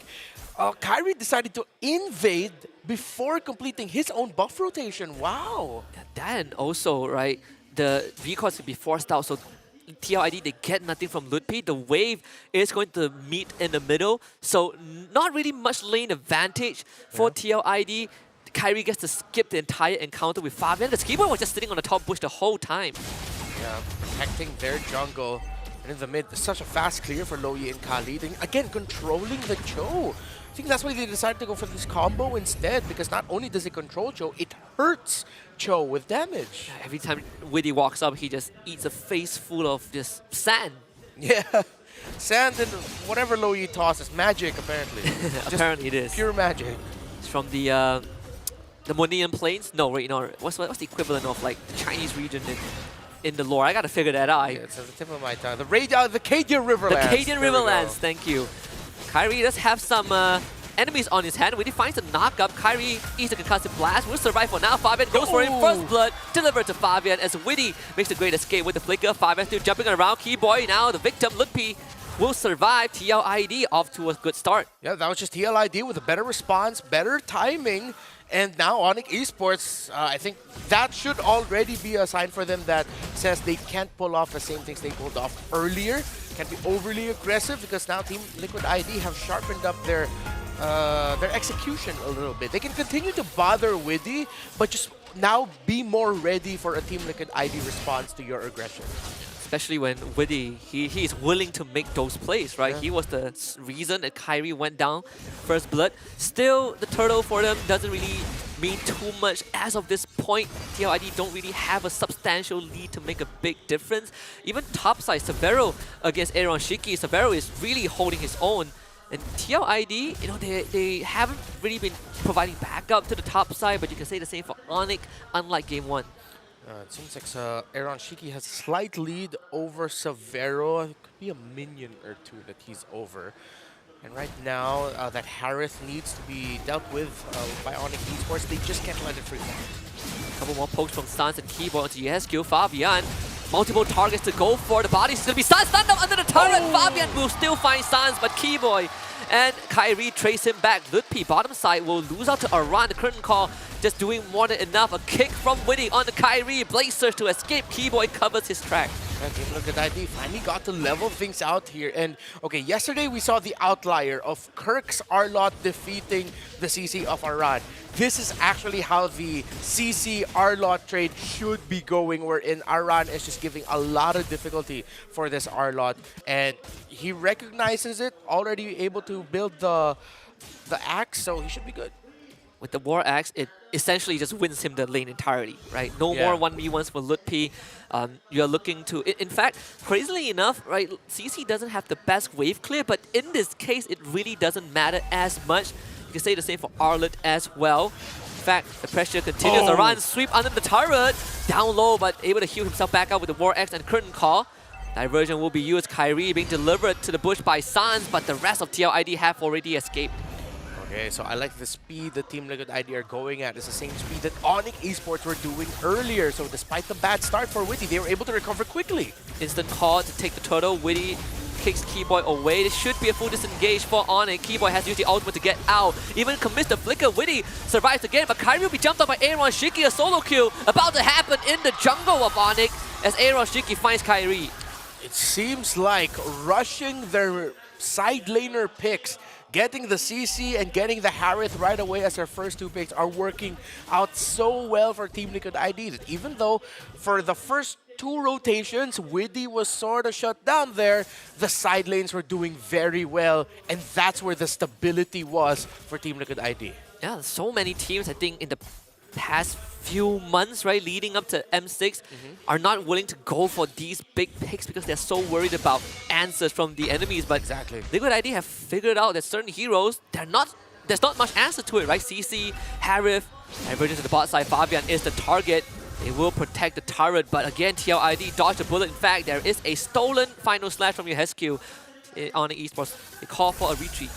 I wonder if that's also something they're considering come these skirmishes and fights, is that what ultimate does Heskiel has? I mean, when the Arlot came, when the Valentina came out, you instantly pointed out that that was going to be a final slash for Team Liquid ID, and yeah, it looks like it's becoming the X factor. Let's see in the next fights. In terms of the gold, see Aaron Shiki doing much more better than Severo this time around. 600, 700. That is at least 2 waves already. One by Aaron Shiki, a good advantage for him, and he was able to chip down at the gold shielding. I mean, Aaron Shiki is ready to fight. But Yeah. for Severo, he needs a lot more time. Final slash on the 2 from Lutpi. They want to protect this purple buff, but it doesn't seem possible though. Kyrie will not get it. Fabian with Grand Theft Purple is going to run away. Instant rotation to the top side, and now Severo is going to feel the heat, even losing out the gold crab. So it's now TLID holding control of the game. War Axe just built up by Kyrie. That's only his first item. He's going for the Chop Suey build of Fury Hammer and then getting for a full build first item. He's probably going to complete the Hunter Strike after this War Axe. For Severo, just 2 items, no DHS yet for him. Fabian will try to go on Severo, but Keyboy here to save him. And I just noticed, 7 minutes in, we talk so much about, the Heskiel better go for Purify, but no, he has Flicker. He is ready to make plays. And I guess it isn't an issue because Onyx eSports have not been able to find a way to get on top of him.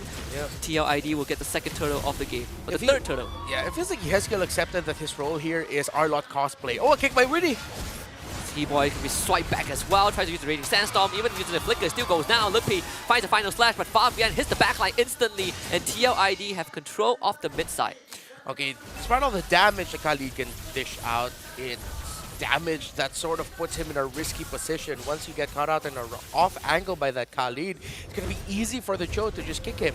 Hence why I go back to the thought that I really wish I was a Kufra man. Yeah, I wish so too, because look at the amount of dashes that TLID has. Everyone is scared of Kufra. By the way, Fabian's about to hit that Holy Crystal second item. Already, wow, 1-2-60 lead.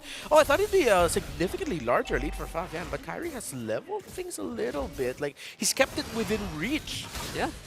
In terms of levels, it's 1 level difference. Lutpi though, not sure if he can survive this. Fabian with another free kill, and that's off of a fresh Holy Crystal. 3-1 right now.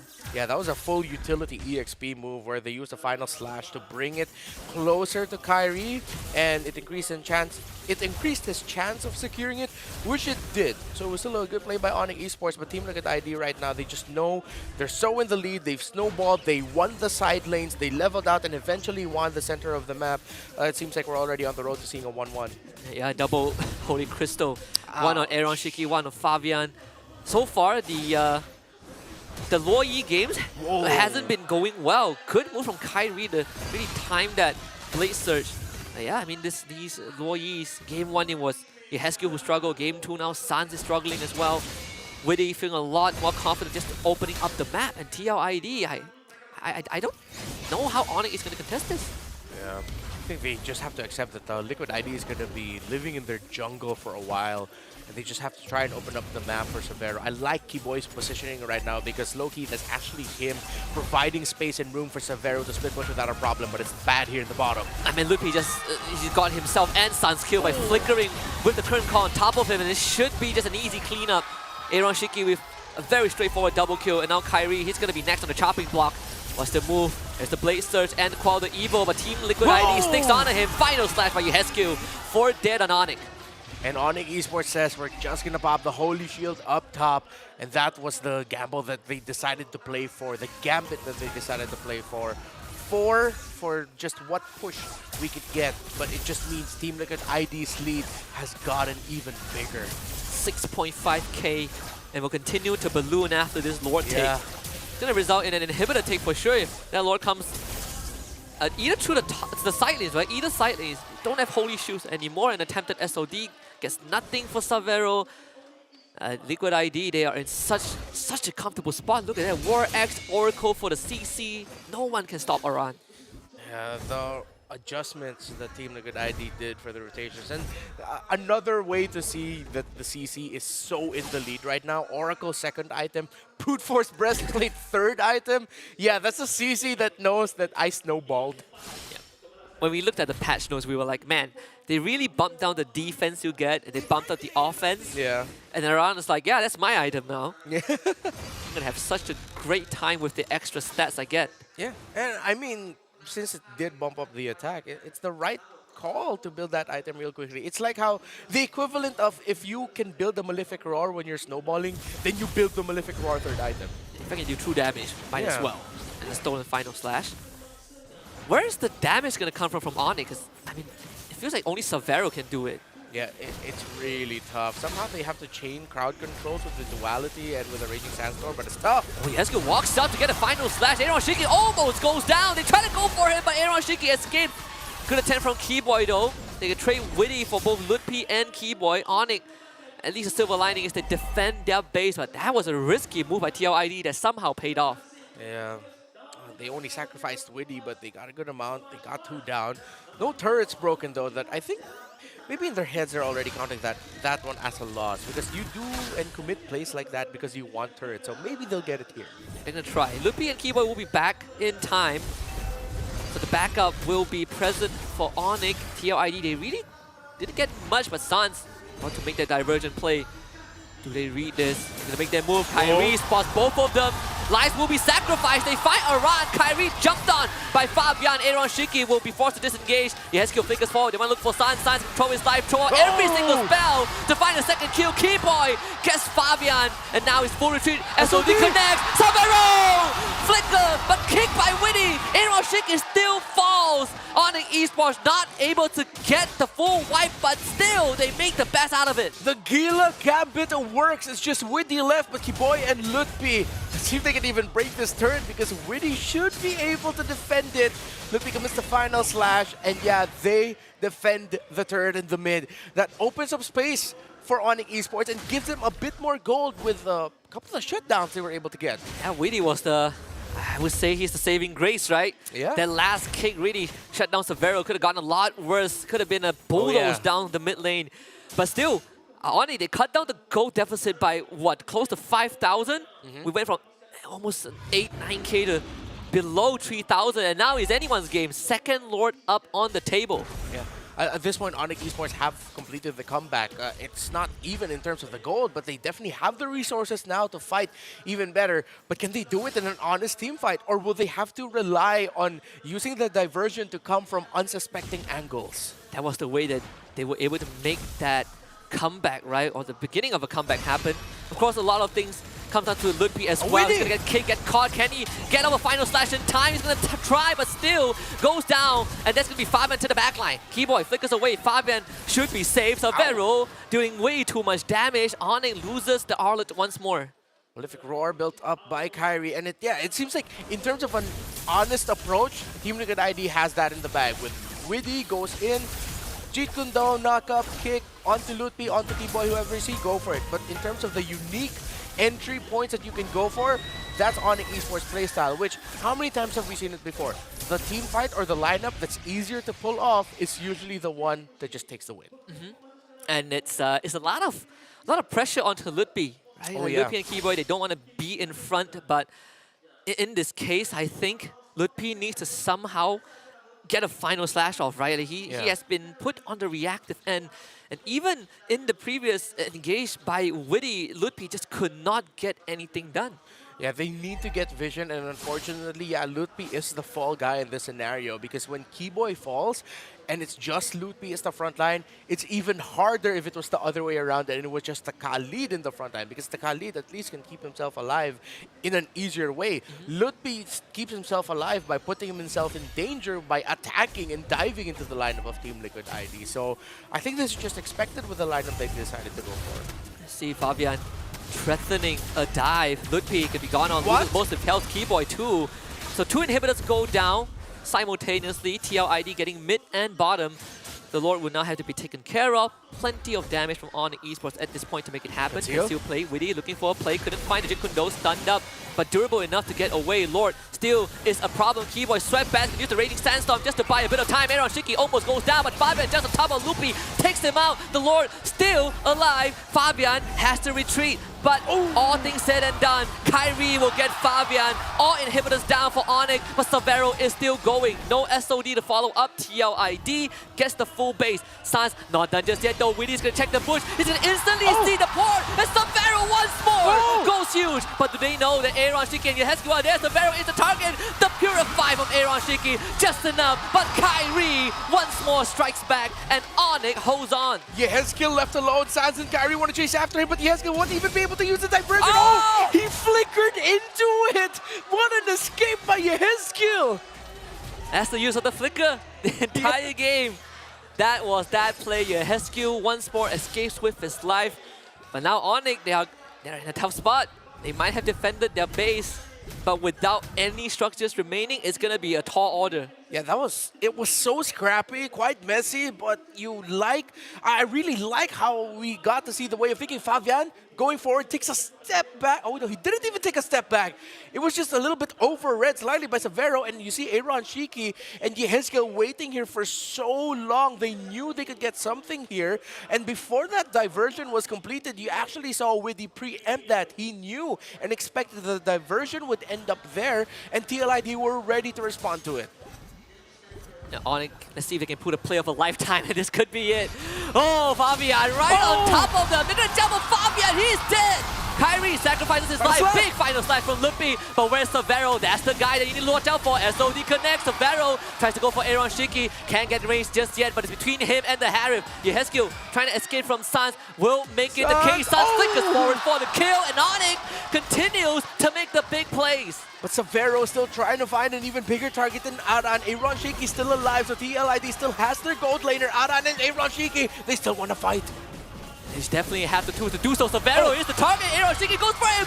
But the knockback from the spear, just enough to keep Severo alive. And TLID not done just yet. Keyboy flickers the top of Aaron Shiki, trying to stay alive. The concussive blast, the shield once more keeps Aaron Shiki alive. Divergence comes in. Sans, he carries himself forward. Aaron Shiki loses immortality. And Sans blows him up. Onyx staggering the death timers of TLID. Crazy! By the Gila himself, Sans is 3-3-12 with this low Yi. Of all the people who I thought could have gotten that kill finally on Aaron Shiki with how long he survived, even juggling immortality, it was Sans who respawned and came back with the diversion. But he's Fabian and Witty. They're looking for an endgame angle. The wave is already pushing in. Lutby, how long can he hold on? And so disconnects Severo to the rescue, and he will survive. Onyx eSports now, another move. Sans and Kyrie, the diversion spotted out by TLID, but this time they're not going to be in any danger. Even counter diversion from Yehescu, just in case Onyx catches up to the team. But TLID, they survive this one. You can't even call this brawl server because they're also handling macro alongside with it. They're both utilizing the diversion to its utmost potential, and now Onyx eSports are looking at this and saying, okay, we're holding on, but how do we put ourselves in a better spot to end it all? Because even though they can get they can start off a sequence with 1 or 2 instantly down on the side of Team Liquid ID. It takes a while for Aaron Shiki and another major damage dealer to go down. They kick Lippy again, but this time we Sounds like pick to the wall. Keyboy, Winter Truncheon, and the Quicksand Guard just to heal up, but he just explodes. So that's going to be a kill for TLID. Unfortunately, on eSports, they are in such a horrible spot. TLID, there's a pincer maneuver potential. Sans, he's going to go down. Winter Truncheon to buy time. Lippy looking for an escape. Kyrie, can you make the best out of this? Seems like the answer is no. Sans will fall. 2 for TLID. And that's it. The gambit was read by Team Liquid ID. Kyrie and Sans left that shrub a little too early, or they decided to join in a little too late when Team Liquid ID was already pushing back the members of Onyx Esports, and Liquid won't even go for the Lord. They want to end. Another conceal play. Aaron Shinki straight for the Crystal. Severo is going to make the play of his life. The pierce damage from the pass, it might be enough. Severo! Oh my goodness, the damage is there, but TLID just brute forces down. The Crystal is an equalizer for TLID. 1-1, the current score between these two teams. The Indonesians putting on the show of a lifetime for the audience live in Johor Bahru.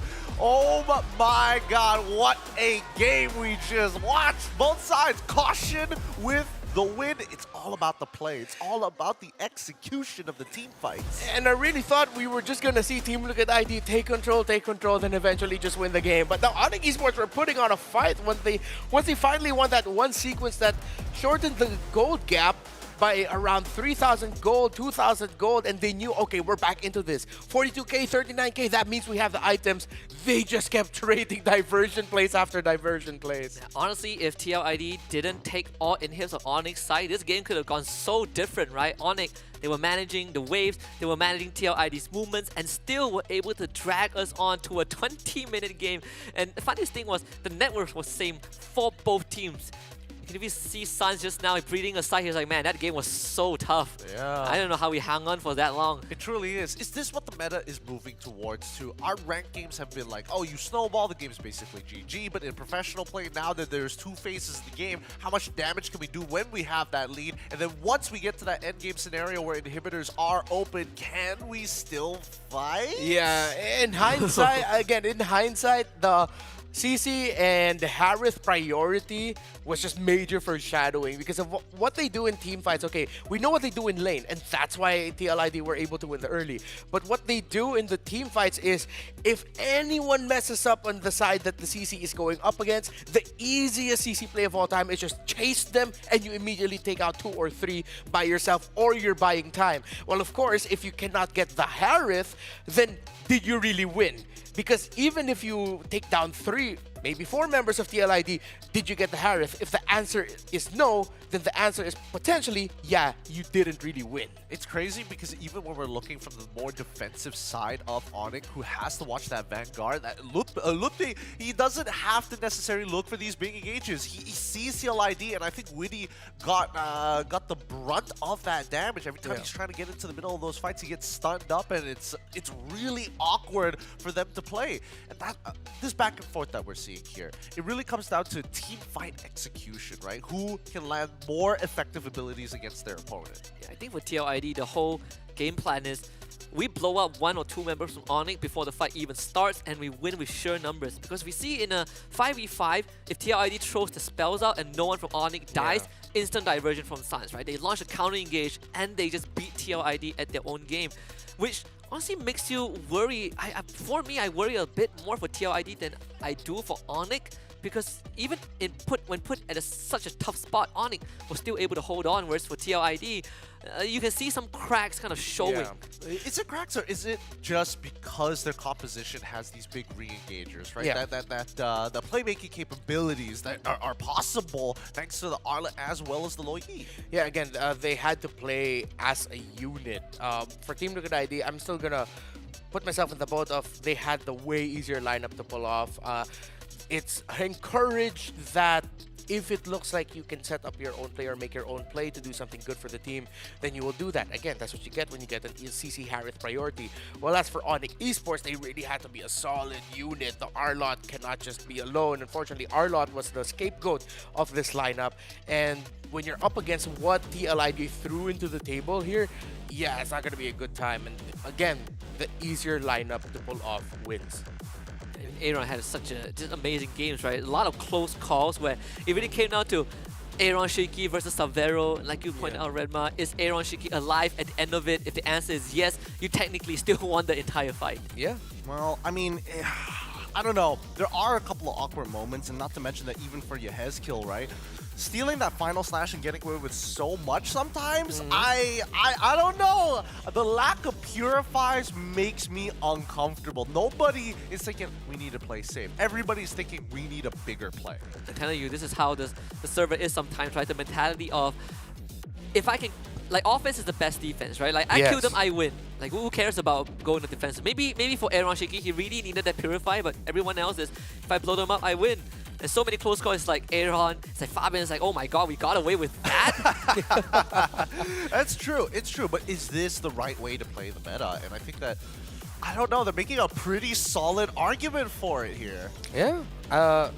I feel like we're in this point in the meta, though, that I wouldn't say there's a right or wrong. It's more of just like, you know what, you do you. If it works out for you and you can win games with it, win series with it, then why the heck not, right? And for me personally, coming from the quote-unquote boring server, as people would like to call it, home of champions, yeah, I am in that boat of like, this was an uncomfortable game to watch, but damn was it so fun to just watch. It is. Yeah, and also I think the one moment where I felt like Onyx could have adjusted how they approached the fight was actually the one we saw just now. Savero shows up with SOD, and for like a good 30 seconds, he was just playing catch-up, right? Like, he wasn't able to touch anyone because he wanted to go for Aaron.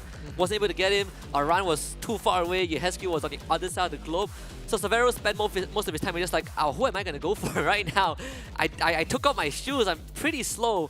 But aside from that, I think this kid is something else. He really is. He really is. He's really starting to show the stuff of champions, the metal that we need to see, where you're putting yourself not only in danger, but actually, honest to God, saving certain scenarios. I mean, even the base defense that we saw at the Crystal there, that final slash was huge for Lupti, but it was Savero who was like hitting 4 people at once with the help of his passive to really kind of set the tone. Yeah, and just unfortunately, that similar to what happened in game number 1 with the diversion plays that Yehezki was able to pull off, this time around, what Lutfi and Savero did in that final defense was just too late at that point. Yeah, too late. But adjustments need to be made for both of these teams. Hopefully we get to see that in game number 3, as it has been an equalization. It's 1-1 so far as the series looks to heat up even further here at the Snapdragon Pro Series. We're going to take a short break, and when we come back, more MLBB action.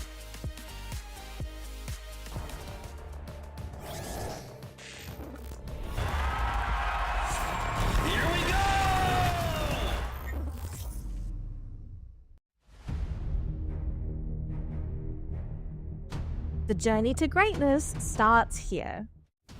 From the 11th to 13th of April, the race reaches its peak at the Tennis Indoor Senayan.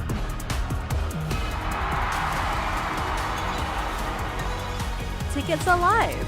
Be part of the climb and secure your spot now. Be part of the journey. Witness the rise to the top.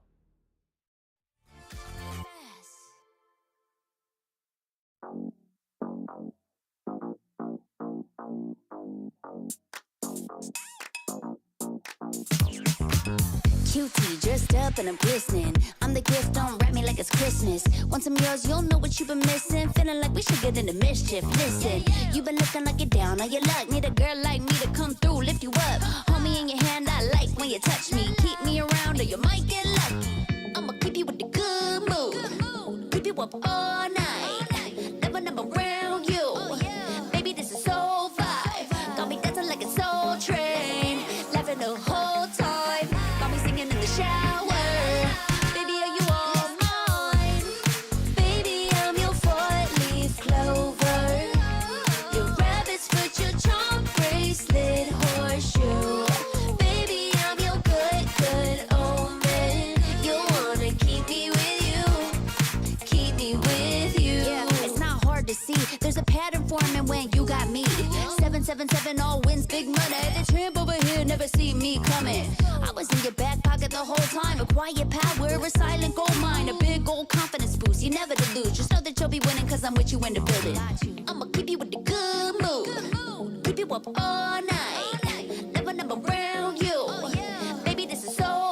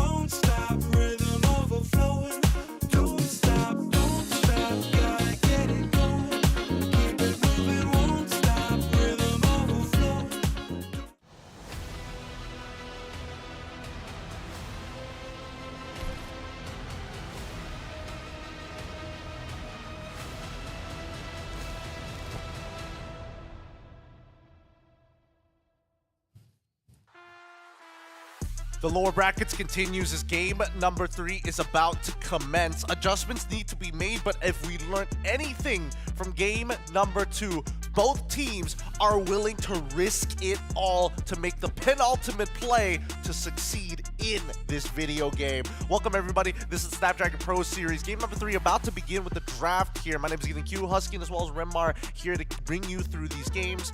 Boys, game number 3, what are we hoping to see or at least expect? Cleaner games or decisive? I want more of what we saw in that game number 2. What we dubbed yesterday as MLBB for the streets. Like, come on. It's the final day of SPS. Please more of that, because even though it was scrappy, brawly, it had like a lot of macro actually that was being thought out by the players, and even micro once all that chaos ensued. Yeah, it's not mindless, team fighting and see like who gasses out first. It's calculated risk, right? Like Onyx, they were taking so many gambles with the Loi, and most of them paid off. And even when it doesn't, they were still able to hold on. Both games have been won on the red side thus far. TLID once more gets that first pick, Harith. Oh wow, okay. So it seems like that might be the new Granger of this meta, because they're willing to give up the Joy. Onyx eSports decided not to take it, so now it's gonna be a Joy Harith yet again for Team Liquid ID, and then they'll just adjust the third pick with it. Wolf is gone. Oh no, they don't. They just go Alpha Matilda, one of their old favorites instead. Yeah, so instead of banning out the Alpha like they did in game number 2, Onyx opt to go for the CC ban, which is kind of interesting. It's like CC more devastating than the Harith here. I was thinking the same, right? I was like, if you really want to ban up one between those two, it felt like the Harith was the bigger problem. Although right now, I think you take that gut thought, he hasn't really been flexing the XP for a long time, so there's a high chance it's a Keyboy gut thought already. Does this allude to a Selena at any point? It feels a little... Maybe not this early, right? I mean, yeah, maybe not this early. Yeah, they are on red side. I feel like there is a possibility, but the Loi is still open. And if there's anything, it has been proven that the Loi isn't really the most important pick right now. She's lost both games. Yeah, and so they decided to opt for the Farsa with the Eve already gone. So Onyx still accepting the idea of reach is what you want, and especially one of the classic counters to a marksman, or excuse me, a gold laner as Harith, is that you pick up the Farsa so that you can burst them down and from a very safe range, and you don't need to get close to them. I honestly am a fan of what Onyx eSports did with taking out the CC instead of the Harith.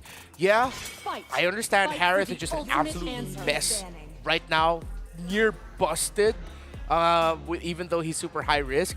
But again, we double down on the thought that as long as Aran is put in an uncomfortable spot, you're already giving yourself one win scenario, and you'd rather give yourself that, because shutting down Aran early means a higher chance of you controlling the early and potentially delaying the farm of the Harith if you control the center of the map. I mean, yes, sure, but at the same time, Team Liquid is making a bit of a sacrifice here, right? Even though they're playing over their star players of Aaron Shikin as well as Fabian, what is going to happen to Yehezkiel? What is he going to be able to play later down the line? And I think this is what I'm most concerned about, because the times that we've seen OP take advantage of them, or even when we saw in game number 1, is when Onyx eSports decided to put him in that awkward spot. What about the Valentina for a second time, right?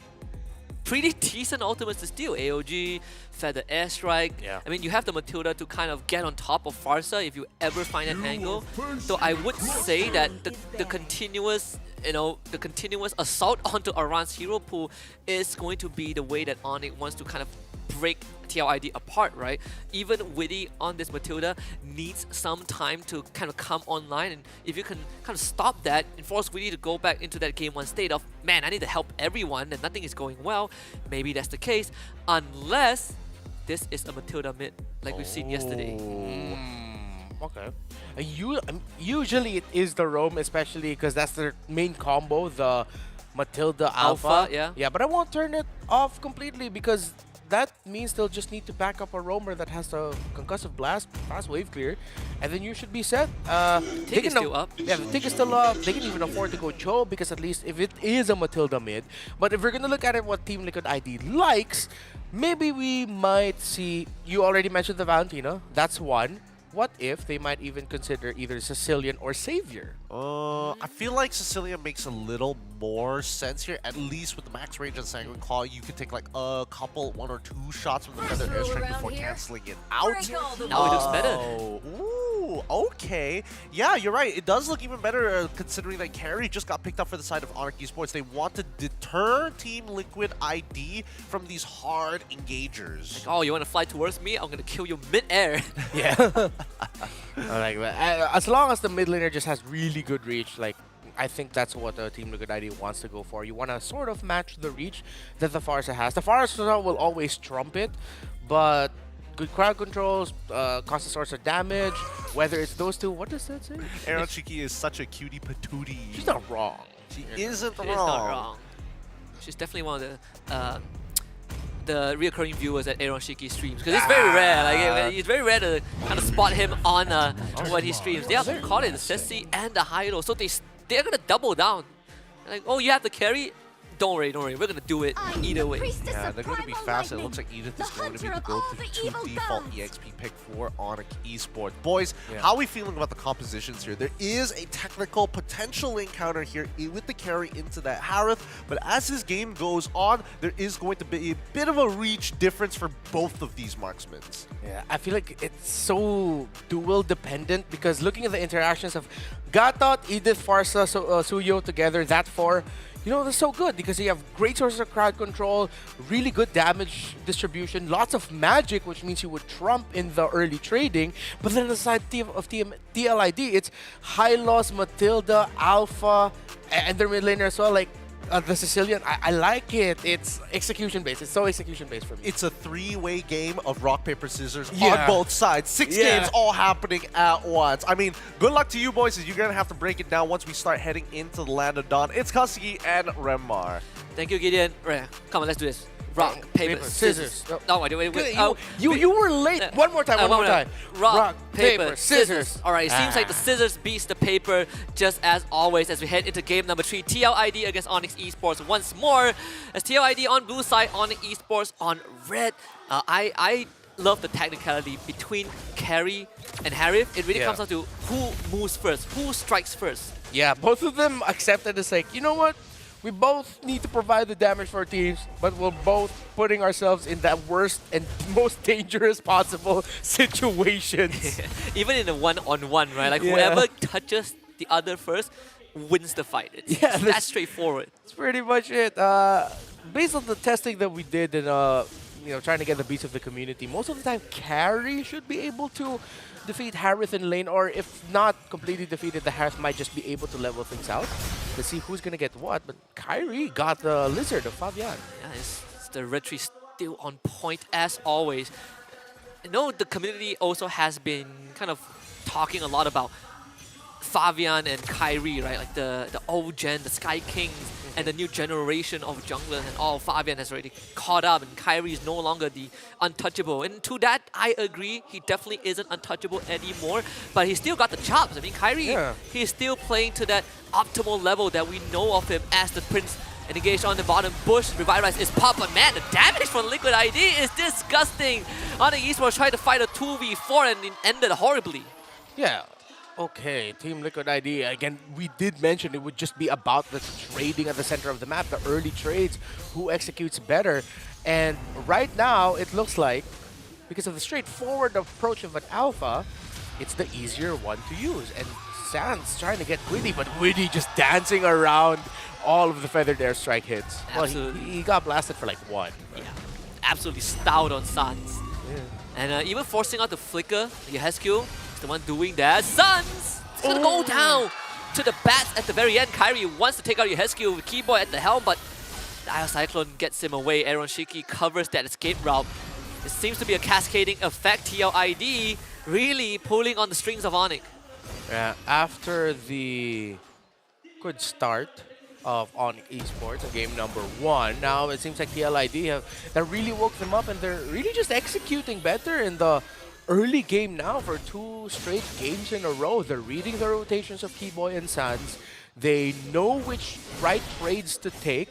And now since Fabian is on an alpha, it's jungler that you don't really want to invade too much compared to if you were invading a Joy, then Fabian's safe. He's trying to kill Aran, but it's not easy. Aran even has the Vengeance.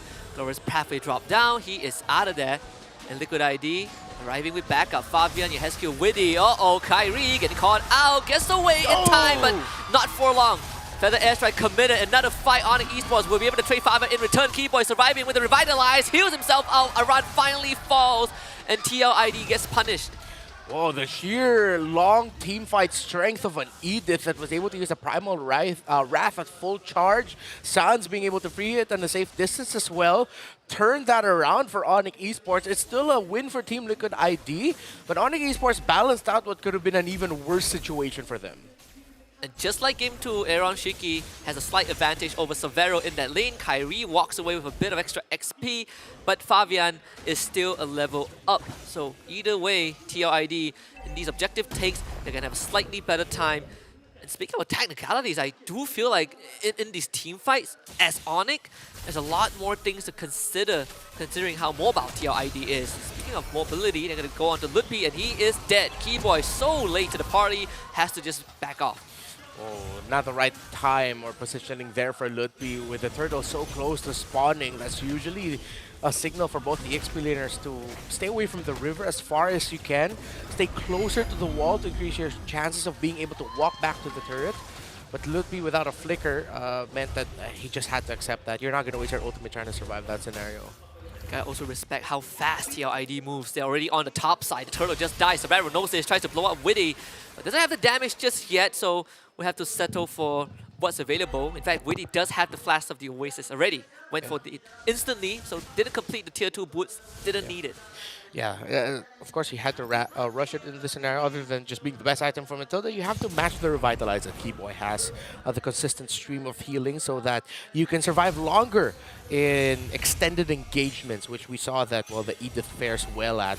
Now Team Liquid ID will be able to take down this turret, solidifying the lead of Aaron Shiki and the victory of Aaron Shiki against Severo in the gold lane. 4,000 to 3,400 and counting in terms of the gold comparison between the Harith and Carry.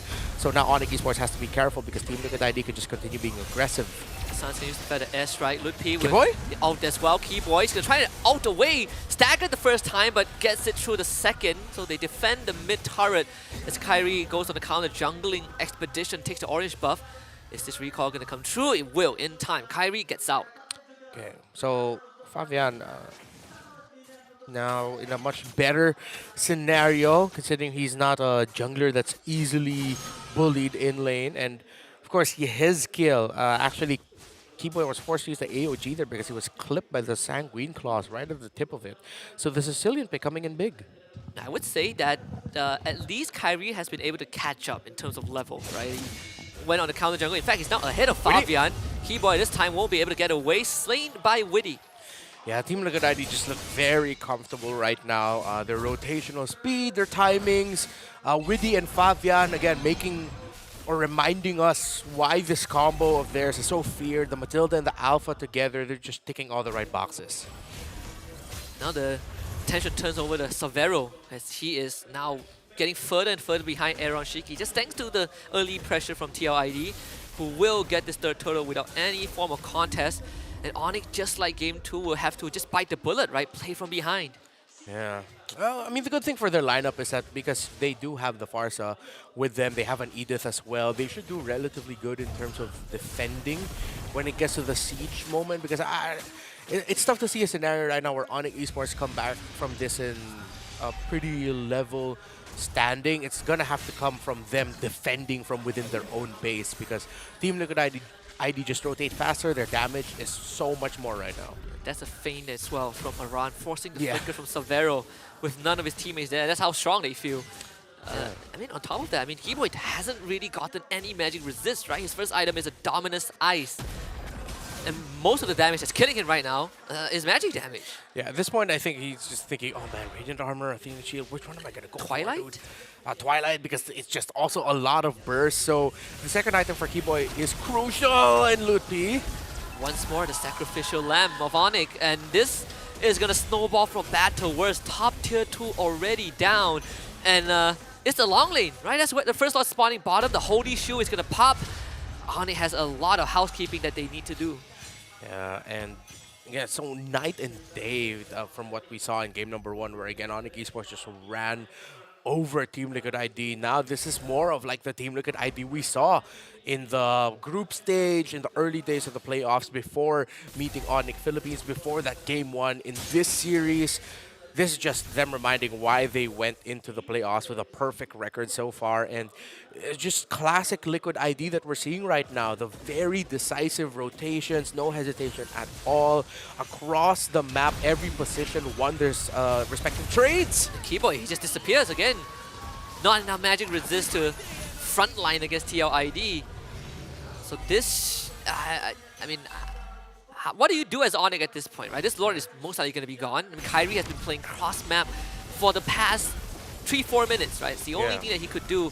But at one point, you would have to mount that defense against TLID. And with this 5k lead and, you know, Witty being on this Matilda, what is the move for Onyx?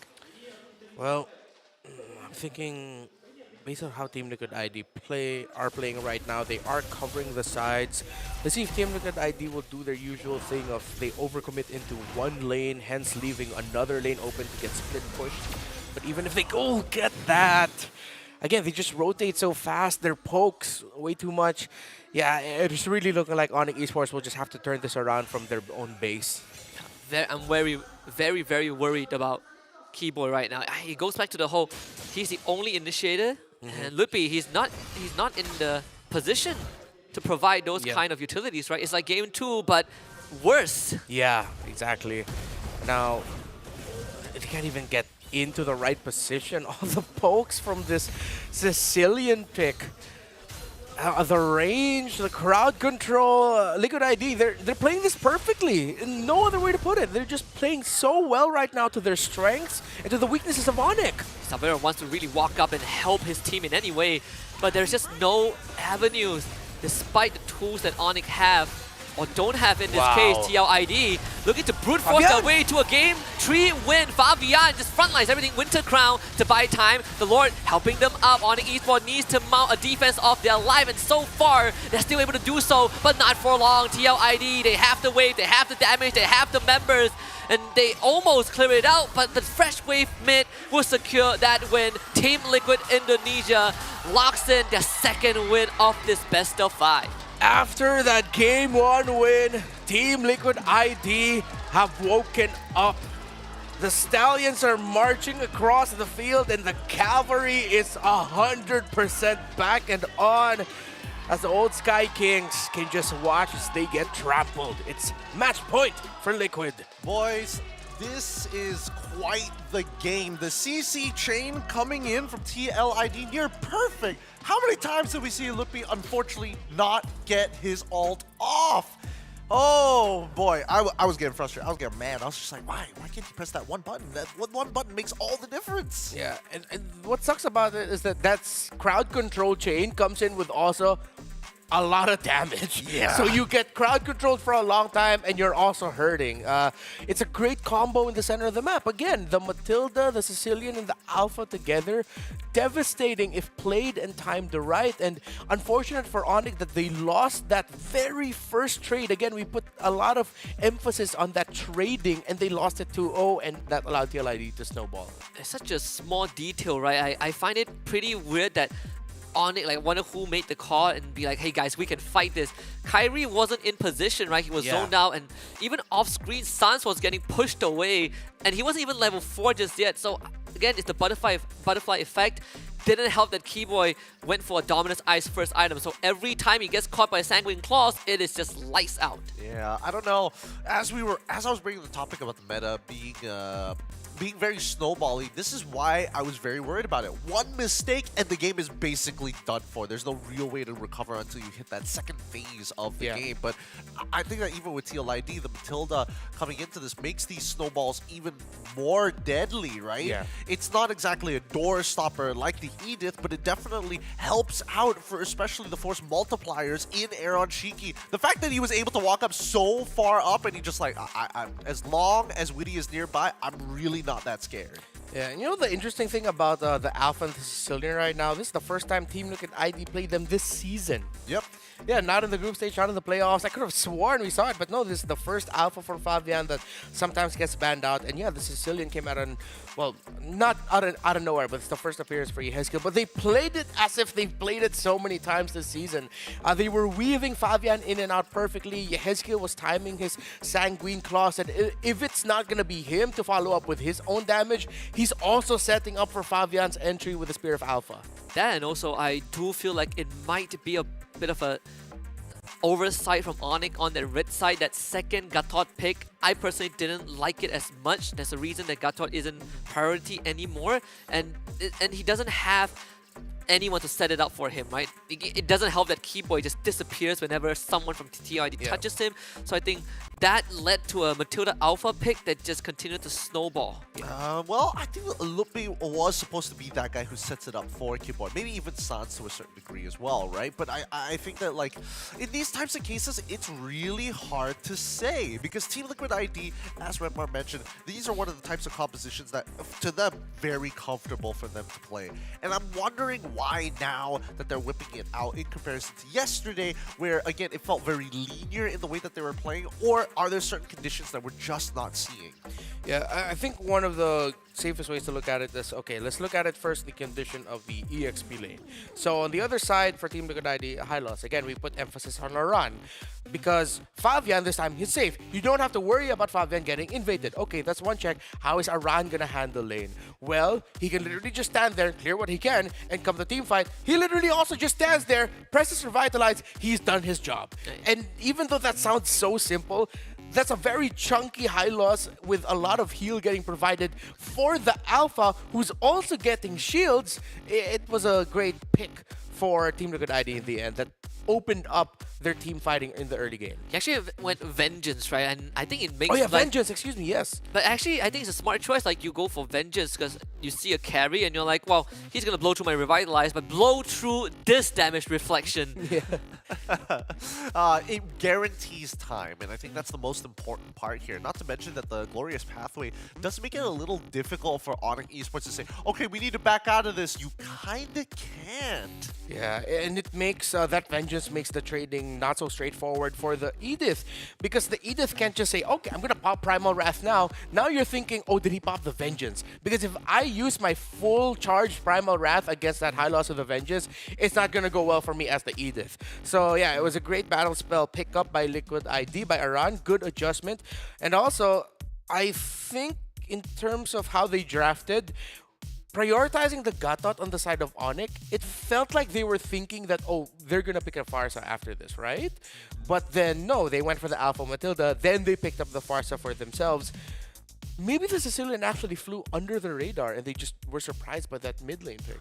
I suppose, but at the same time, I feel like it came down to a battle of range, right? You want to be able like, oh, Sicilian's going to take some time in comparison to the Farsa, who was like, I got 2 items, I'm going to just beam you down before you even get into the fight anyways, because really, once you have enough burst, 2 shots is more than enough to keep Sicilian out of the fight. That's what I'm thinking. Yeah, that's why there's this whole, that's why you brought up the whole thing about the force multiplier, right? And then you have the Matilda that essentially covers the bases with the Matilda Alpha, which I kind of agree with Renma a bit. I feel like a lot of things flew under the radar of Onyx ID, not just the Matilda Alpha, but the Sicilian, because you brought it up that they picked the carry, and I'm like, this is a Sicilian angle. Who is going to touch the Vampire? No one is going to do that. Coming into game at number 4 here, we don't know whether this is going to be the perfect 3-1 coming in from TLID or it's going to go 2-2. It's a little tough to say. We're going to have a bit of a discussion here off stream, but while we are still here, make sure that you guys are ready to go. Get your popcorn ready, warm it up, because you're going to need it for this upcoming game. It's going to be hot, it's going to be spicy here at the Snapdragon Pro Series. We're going to go on a short break, and when we come back, more MLBB action.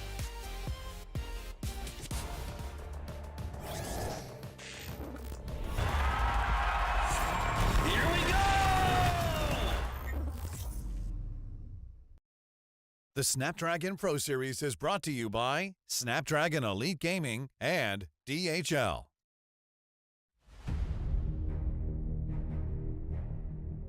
The journey to greatness starts here. From the 11th to 13th of April, the race reaches its peak at the Tennis Indoor Sanaya.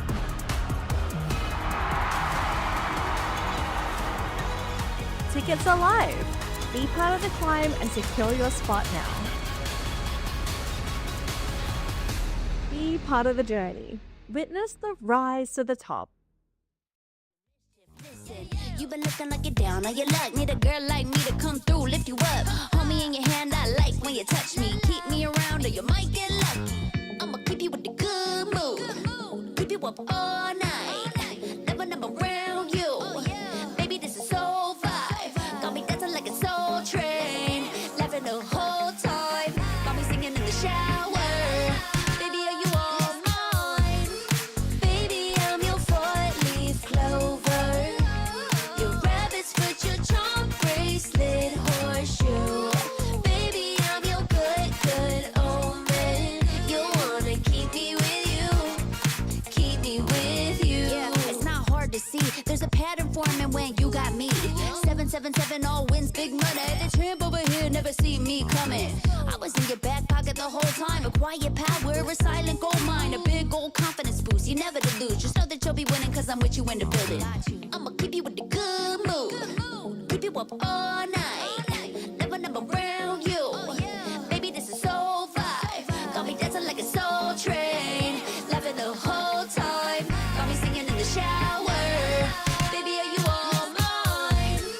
Baby, I'm your four-leaf clover. Your rabbit's foot, your charm bracelet, horseshoe. Baby, I'm your good omen. You wanna keep me with you. Keep me with you. You been looking like you're down on your luck. Need a girl like me to come through, lift you up. Hold me in your hand, I like when you touch me. Kick me around and you might get lucky. Baby, I'm your four-leaf clover. Your rabbit's foot, your charm bracelet, horseshoe. Baby, I'm your good omen. Yeah, you wanna keep me with you. Oh yeah, keep me with you.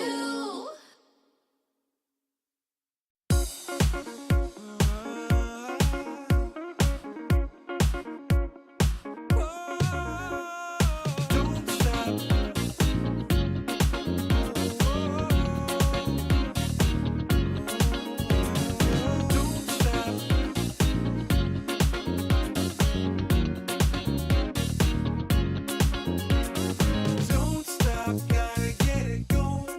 Keep it moving, won't stop. Rhythm overflowing.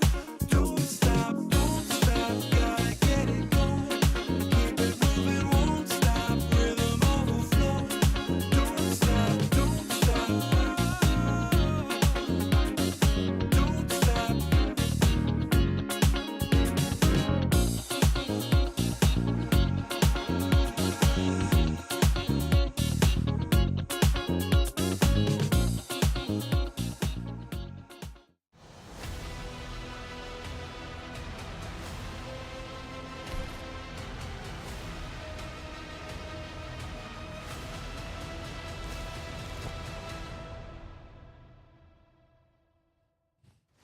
The Cavalry continues to make their last charge towards the grand finals. But so far, Onyx Indonesia, it seems like when it comes down to the draft, they kind of tunnel vision into this.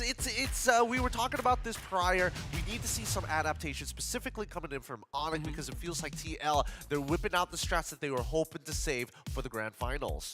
You know, when it comes down to a full best of 5, you don't. In the best of 5, in fact, it comes down to deep pockets, right? How deep can you go? How much more variation or archetype of draft does a team have? And it's also not how you start; it's how you finish. Onyx started strong. TLID kind of fumbled the game 1, but right now it seems like it's going the complete opposite direction. With TLID, they're online, they're shifting into Gear 5, and Onyx eSports, they're gassing out. Okay, so to take the foot off of the gas pedal for Team Liquid ID, Onyx Esports bans the Harith and the Alpha this time around. I wonder if they're thinking about prioritizing the Joy, or will they go for the Suyo Cryo again? No, they just banned it. Okay. Also, they so they do have the first pick. Is it gonna go? I have a feeling. I mean, there's a lot of chess pieces on the board, right? Yves, Suyo, Liquid ID has the CC pocket if they want. Yeah. I feel like right now, Onyx is gonna say, hey, there is a possibility that we might lose Eve in this upcoming battle. What are we willing to trade for it? And I think they need a winning lane against Aran, but also take away power picks coming in from Fabian and as well as Aaron. Aaron in particular, the fact that he got parried so many times in a row, I think they've come to the understanding that it's just not beatable at this point of time. Let's give it up to TLID to figure out what they want first. So they ban the Eve. Suyo goes to Onyx. TLID not willing to trade the Eve because there is always going to be a Valentina response. So Loi now becomes the next in line. But no, they go for Phoveus and the Matilda. Phoveus being let through for the first time too. You know, from Liquid ID, even though there's still assassins on the board, just pick up the Fredrin. I wouldn't mind it. I agree. Yeah, but if Onyx Esports shows an early carry here, that means that's them saying they're reading into the Fredrin potentially showing up. They should also consider... They can pick up the Low Yi also, but that might not be a necessity. They could just go for the hard control plus the burst, the usual mid laners that we're used to seeing. But if they go carry here right now, that's a signal. It's a hard read. It's a big read, in a matter of fact. And I think overall, what would be the biggest problem here? Would you rather make the hard read on tanks in the front line, or do you want to have the extra utility knowing that you might get it later on? So Loyi is going to be the first one to go with the Khalid here. Okay. Okay, I think they're thinking that they want to outpoke the Matilda and whatever the mid laner is going to be for Liquid ID. But now Yehezkiel can just go reach at this point. Yeah, I think even if they go for the hard read, you're still worried about reach, right? Like the Farsa, for example, could easily come third pick for Yehezkiel. I feel like if you're TLID, you're feeling a lot more safe, not only on Rit's side, but now with that Novaria, talk about having absolute reach. Yeah. Reach, vision, it's gonna help read the rotations that Onyx Esports wants to do with the vision that she can provide. And also, maybe if you can blast whoever in quick succession, especially if it's like the Khalid, you can force out the heal out relatively quickly. Usually we see Novarius not afraid to poke down the Khalid just to make sure they can get the heal right out of the way. Well, I think it's just Team Liquid's response to the Loyi, right? That Technically, too. if they wanted, if anything, they could have gone straight into the Valentina just to be like, okay, you divergence, we divergence, let's do game one all over again, except this time I might even be able to get a Raging Sandstorm. But I think in this particular case, Team Liquid ID might still want to be looking for something for Aaron Shiki, but the fact that they're already banning out the Moskov on top of everything else here does kind of give the idea that Team Liquid know that, hey, we could technically just get carry for ourselves. Even a Granger, I think. Yeah, even a Granger would be pretty good here because we got the extra mobility coming in from the Matilda. Yeah, and that would make poking even more more dangerous. Oh, okay. So they read into the Fredrin. Yeah, they read the Fredrin. Yeah, Granger and Novari together are a fantastic combo, and they might actually even be able to end sequences before they begin. Yeah, I think you're looking. I think TLID already is 90% sure that they are gonna force a losing gold lane trade for Onyx either way. The Granger is such a juicy pick, but even if Onyx bans it out, TLID still gets first pick, right? You can lock in whatever marksman is still left on the table. The Beatrix isn't too bad of an option if you really want to fall back to that state, just because the Novaria exists. I don't know. Even if you do have that Beatrix, the big problem is, like, can you successfully, like, consistently land the ults every single time? And there's only, like, one weapon where you don't really need the setup. Every other weapon kind of needs your enemies to either walk into you, or you have massive AoE CC to kind of lock them down. There's no guarantee for it. And I think that Team Liquid ID, the second phase hasn't really changed for them. Moskov into the Irithel ban, really just making sure that Severo is going to have a hard time. I'm curious to see, oh, they banned out the Lucas. I was wondering if it was going to be Granger. Okay. Should be a Granger pick, right? Exorcist of the Shadow at your Very service. straightforward for TLID. Why did they ban the Lucas? Were they thinking Lucas jungle? I don't know. They could just be looking to, like, just lock in CC for themselves. Maybe. Unless you go Hilda, but do we, like, it doesn't feel good for Onyx. I feel like Ludwig is going to be shafted again in this draft. But if that is the case for Onyx, you give him something that can set things up, right? In fact, I am more inclined to go back to something like a Arlet than an Edith. Although you are up against a Fovea, so the Edith could be the fallback once more. Yeah, honestly, Glue? Glue's alright. Yeah, CC Bruno. Okay, so they have the range that they were looking for in lane. The CC definitely just to try and win out that lane early on. However, that curtain call is actually a really powerful tool, considering that Team Liquid are probably going to go into a buddy system, and if you try to take the guiding wins, it's actually pretty punishable. You know what? I wonder if they're considering Martis instead of the Hayabusa. Oh, Martis instead of or Hayabusa? Nolan. I mean, Nolan still look really good. Hayabusa would be okay. Why not Martis? You have the Matilda with it anyway. It does well into the Loyi. It does okay. The anti-CC. It does okay into the Suyo. It does have CC to cancel out. What if it is Julian?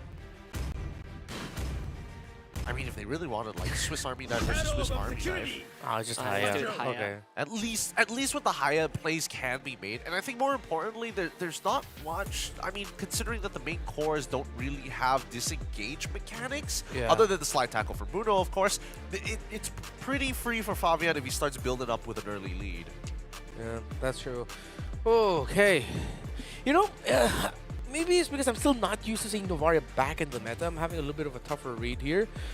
Let's just see if Onyx eSports can disrupt Fabian and at the same time loot P to beat Aran in lane. Let's just go back to the most basic condition that Onyx PH set up for themselves yesterday against Team Liquid ID. I think we always got to keep in mind, you know, what they are learning from the previous games, and a lot of it just comes down to Aran's picks and performances as well as Aaron Shiki so far, because the consistent players are going to be consistent. So good luck to both of these teams as we start heading on into game number 4. Our casters, Husky and as well as Remar, will keep you guys company in the meantime.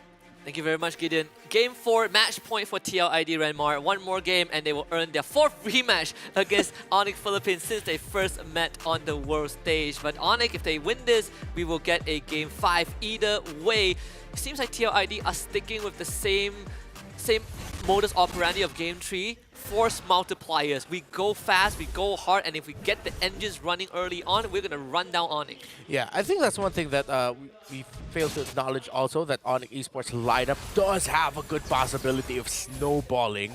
As Team Liquid ID, their snowball, though it's not as pronounced as what it can bring to the table, but oh no, Kiboy! He's dead. Just overstepping boundaries. Yeah. I feel like we've seen this plenty of times. I mean, game 1 it worked out, right? Game 2 you kind of see the adjustment, but some things don't change, and it's already a punish. Ron getting the first blood. Yeah, that did not feel like the right call at all to be going in that deep. That's not the start you want to have at that Kali. Not impossible to come back out of this though, but it sort of diminishes what you want to do. Kyrie actually got the retry in too. Oh yeah? What timing? They're gonna go into Fabian and blow him up. Good response from Onyx. Okay, now Onyx eSports, despite the overly aggressive nature of Keyboy in that first invade onto Fabian's side, Fabian and Witty were punished for wanting to steal that scaled lizard away, and the fact that Kyrie got to 4 before the Hayabusa did, and Fabian had to walk away with, well, no shadow kill. Nah, too tough. And Kyrie steals another lizard. Wow. Now Fabian is going to be stuck at level 3 for a while. He will get the orange buff, which Keyboy will spot out. Diversion is available. Fabian, he really wants peace, but Keyboy, he's not here for peace. He's looking for Fabian. One last slap in the face with a scimitar. Keyboy has done his job. Turtle for Onyx. Keyboy, he was back up, turns on the waiting, takes the shatter in the face. Double kill for Keyboy. Keyboy showing us after that mess up in the first invade, he's showing, just let me cook. Give me a second. Let me remind you what my Khalid can do against his Hayabusa and against that Matilda. That was the easiest invade for Keyboy. And good follow-up as well from Sans coming in. And just walks in and gives him a couple slaps in the face. Fabian finally hits 4, but Aran is going to get jumped on. Pulled away. Keyboy from the back gets a killing spree. Ogi shadow kill from Fabian. Finds no one. Fabian stunned up with a Blade Surge, and Kyrie slices him into pieces. Onyx getting the snowball rolling. Apologize, Keyboy. Wasn't familiar with your game. No, Keyboy is the early game MVP right now, man. Yeah. He is setting the tempo. He is pissing Fabian off. At this point, if I was Fabian, I'd be tilted. It's like, man, come on. Just, I lost like 2 retries. Like, yeah. Just leave me in peace. All that being said, I mean, this does kind of go to what you were talking about, right? Like I pointed out, Liquid ID has that force multiplier that they want to double down on from Game 3. But the snowball from Onyx, it just like you said, a lot more stronger, a lot more prevalent, a lot more agency. As the run gets gone on Curtain Call is unleashed. Gonna use the Echo, spots out Kyrie. Kyrie drops Fabian, finds the backline. Ludpi goes down, double kill for Fabian, and a run escapes. Keyboy got hit with the Star Shatter, but he is still fine. Early game Novaria, so doesn't have the damage just yet. But what a great turnaround by Team Liquid Indonesia. The moment they saw those 3 members of Onyx hit by the Astral Echo, that was their go signal, and they still decided to commit it, and it worked out very well for them. Despite them being at a deficit, they knew there was a high enough chance that Fabian's Shadow Kill will be able to quickly chunk down 2, killing 1, and then he can just finish off the last one by himself, which he did. It's a recovery. Nonetheless, he finds 2 kills in that, and he survives. Yehescu just got his Talisman, so almost infinite mana at this point. This turtle contest is gonna feel a lot more even compared to the first one. Keyboy shows up, it's gonna force Witty to use the circling eagle. Another Echo pinging on a tree. Team Liquid ID goes right in on the Kyrie. Kyrie not able to escape. Turtle secured by Fabian, and Team Liquid ID continues the chase with all 5 members present. And you know what? With the Astral Echo, that makes the Phobius even stronger because the hitbox of his jumps are hurt more, but Fabian, Shadow. Wow. A bit of a recall, knows that no one can catch up. Keyboy is gonna try! Whoa! Footwork from Fabian still collected by Ludpi. Keyboy has that calculated and will be able to escape under the turret of TLID. Yeah, good call by Onyx Esports. They left Sans and Ludpi to stay on that shadow. The last shadow for Fabian was, and Fabian just went back into his own doom while Keyboy able to sail away in Sans. I think Ludpi finally will back up. Bottom wave cleared up. Let's check in on the gold lane for a while, because the past 2 games it has been Aaron Shiki leading, and it seems like that is the case so far in terms of net worth. Aaron Shiki, there's no difference in terms of net worth, but more towards the XP side where Aaron Shiki is slightly ahead. Okay, so at this point, Team Liquid ID, honestly, can they just keep responding and initiating as long as Yehescu's Astral Echo lands, because you're setting up for your Phobius? I like this scenario. But they don't need to get overly aggressive. They just need to help Aaron Shiki, who is handling Severo relatively well. Now, the longer this game goes on, it seems like the tougher it might be for the Bruno. And they look for Fabian again. Another punish. They know the TLID was top side. That ping actually spotted out a potential gank, but they didn't spot out that move. So Fabian falls once more, and Onyx wants control back, and even Severo getting control on the gold lane once more. Quick rotation from Onyx to the top side. Yeah, what a read by Onyx Esports. It wasn't just like they saw the members. They literally thought, you know, what if Fabian is still just in his purple buff? And you know, they got it right. The gambit worked out for them. So now Onyx Esports with a 2k gold lead, but the Team Liquid ID are still in striking range. Aran's gonna come in on the Sun. Sun flickers to safety. Aran now no man's land. Tied down by the curtain call. Goes down. Ludpi and Severo putting in the numbers. 2 kills for Onyx. Third turtle. She will be secured by them. Seems like CC now is 100% the EXP laner of the patch, huh? Because, yeah. Get the CC, and it seems like it's a little bit easier for you to play MLBB. I tried her out yesterday. Yeah, you just run people down. Yeah. I mean the changes to the decay of the passive, right? Really makes it a lot more convenient to stay in these fights longer. Shadow kill used into a Star Shadow, plenty of long-range artillery, but TLID they have not reached critical mass yet. For almost 4,000 is the gold for Onyx Esports. For the 2 gold laners comparing their items, still within striking range are both of them. Sky Piercer was the second item of Aaron Shiki on the way to the Malefic Roar. While Severo, I like the adjustment here. He went for the second item, Malefic Gun. He knew he needs the reach up against what the LID throws to the table, and he needs all the space that he can get, because this is not the easiest name for a Bruno to shine in. There's one person that's starving right now is Fabian, losing his own jungle, majority of his own jungle. He is now currently 3 levels behind Kyrie, just lost his purple buff once more. Bottom tier 2 goes down. Onyx Esports, despite dealing with TLID, who has that mobility to move around the map, Onyx has been able to put a stop to that. Diversion to the top side to clear out the top wave as well. Feed it over to Kyrie. Yeah, 2,000 is the goal difference between the 2 junglers, and it's slowly increasing, hovering at around 2.3 to 2.5. But again, Team Liquid ID, they have one more team fight loss that they can afford. If they lose the next team fight in a big way, then solidified it's Onyx eSports game to control maybe up until 14, 15 minutes in the game. But if Team Liquid ID win the next team fight, then they balance things out. Run. Teasing a little bit. Weedy actually flies in, has to pop the Purify. Not really what they want, but they have the Echo. The Oran will go down. Shadow kill not denied by Ludwig with the Vengeance. Severo flickers forward, looks for Fabian and finds him. A diversion past the tier 1 Onyx wins that fight, hands down. See, the sheer amount of damage Team Liquid ID has shows they can. But they probably shouldn't have in that scenario. I think the trigger for them was just like, once Kyrie got that double stun, they were like, oh, do we react to this? Aran said, I'm jumping already. When are you guys going to join in? And Team Liquid ID eventually just got countered by Onyx eSports. That was Onyx in the right position. They knew they were in the good spot for them to take the fight, and Team Liquid ID didn't respect it. Kibo and Ludwig just soaked up everything mid-side. Lord taken by Onyx. Mid-tier 1 falls for TLID. I mean, it's not a full-blown team wipe, but it is a massive loss for TLID.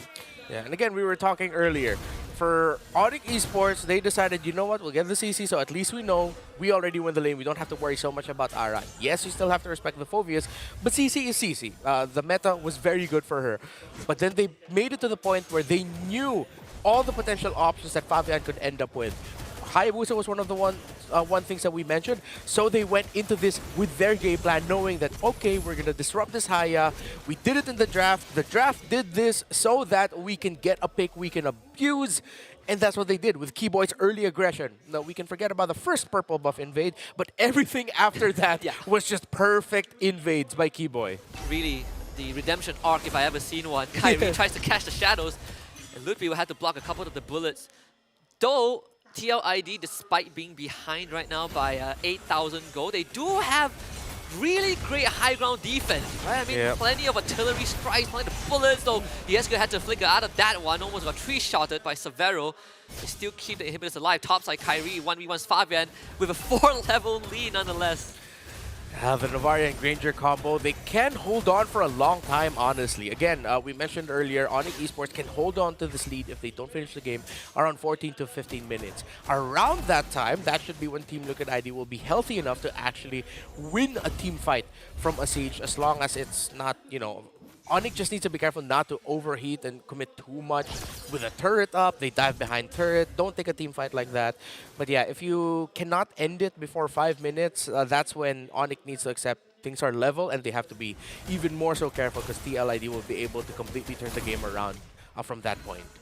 So if you're Onyx, you're looking for the next Lord to be the game ender. Yeah. You want that to be the game ender. If it's not going to be the Lord itself, it's Lord pushes, you break down the turrets, wait for the next wave of minions, and then you'll end it with that one. It's going to be a tough call, honestly, with the amount of just long-range bombardment. Yeah. Again, it's like they're constantly just getting hit by artillery right now, and you're just hoping that you'll have enough men left for the final push.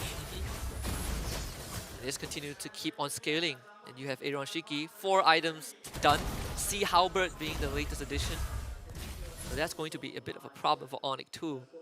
Not to mention, Yehescu probably would go into a, I think, a Blood Wings or a Wishing Lantern either way.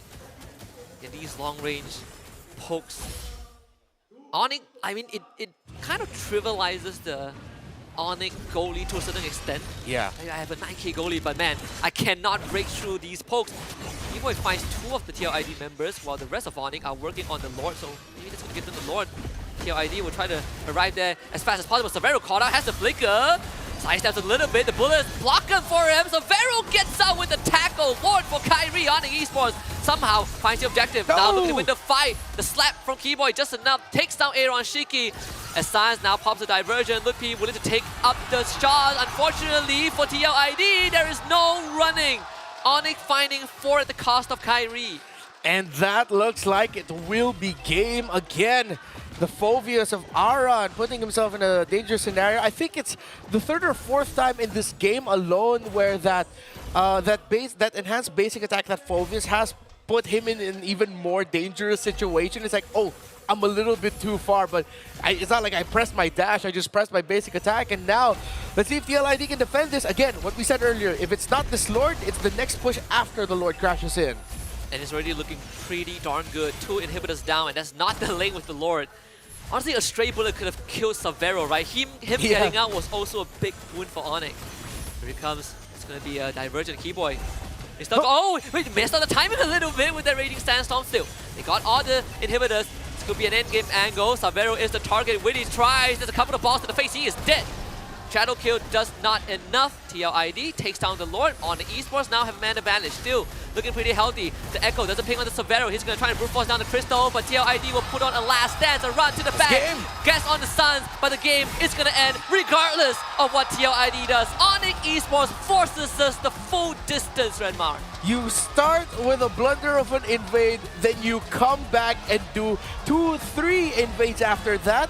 That made Keyboy go, Fabian, this is my jungle now. And you close it out with not the missed Raging Sandstorm, but with a win regardless. We go to a Game 5.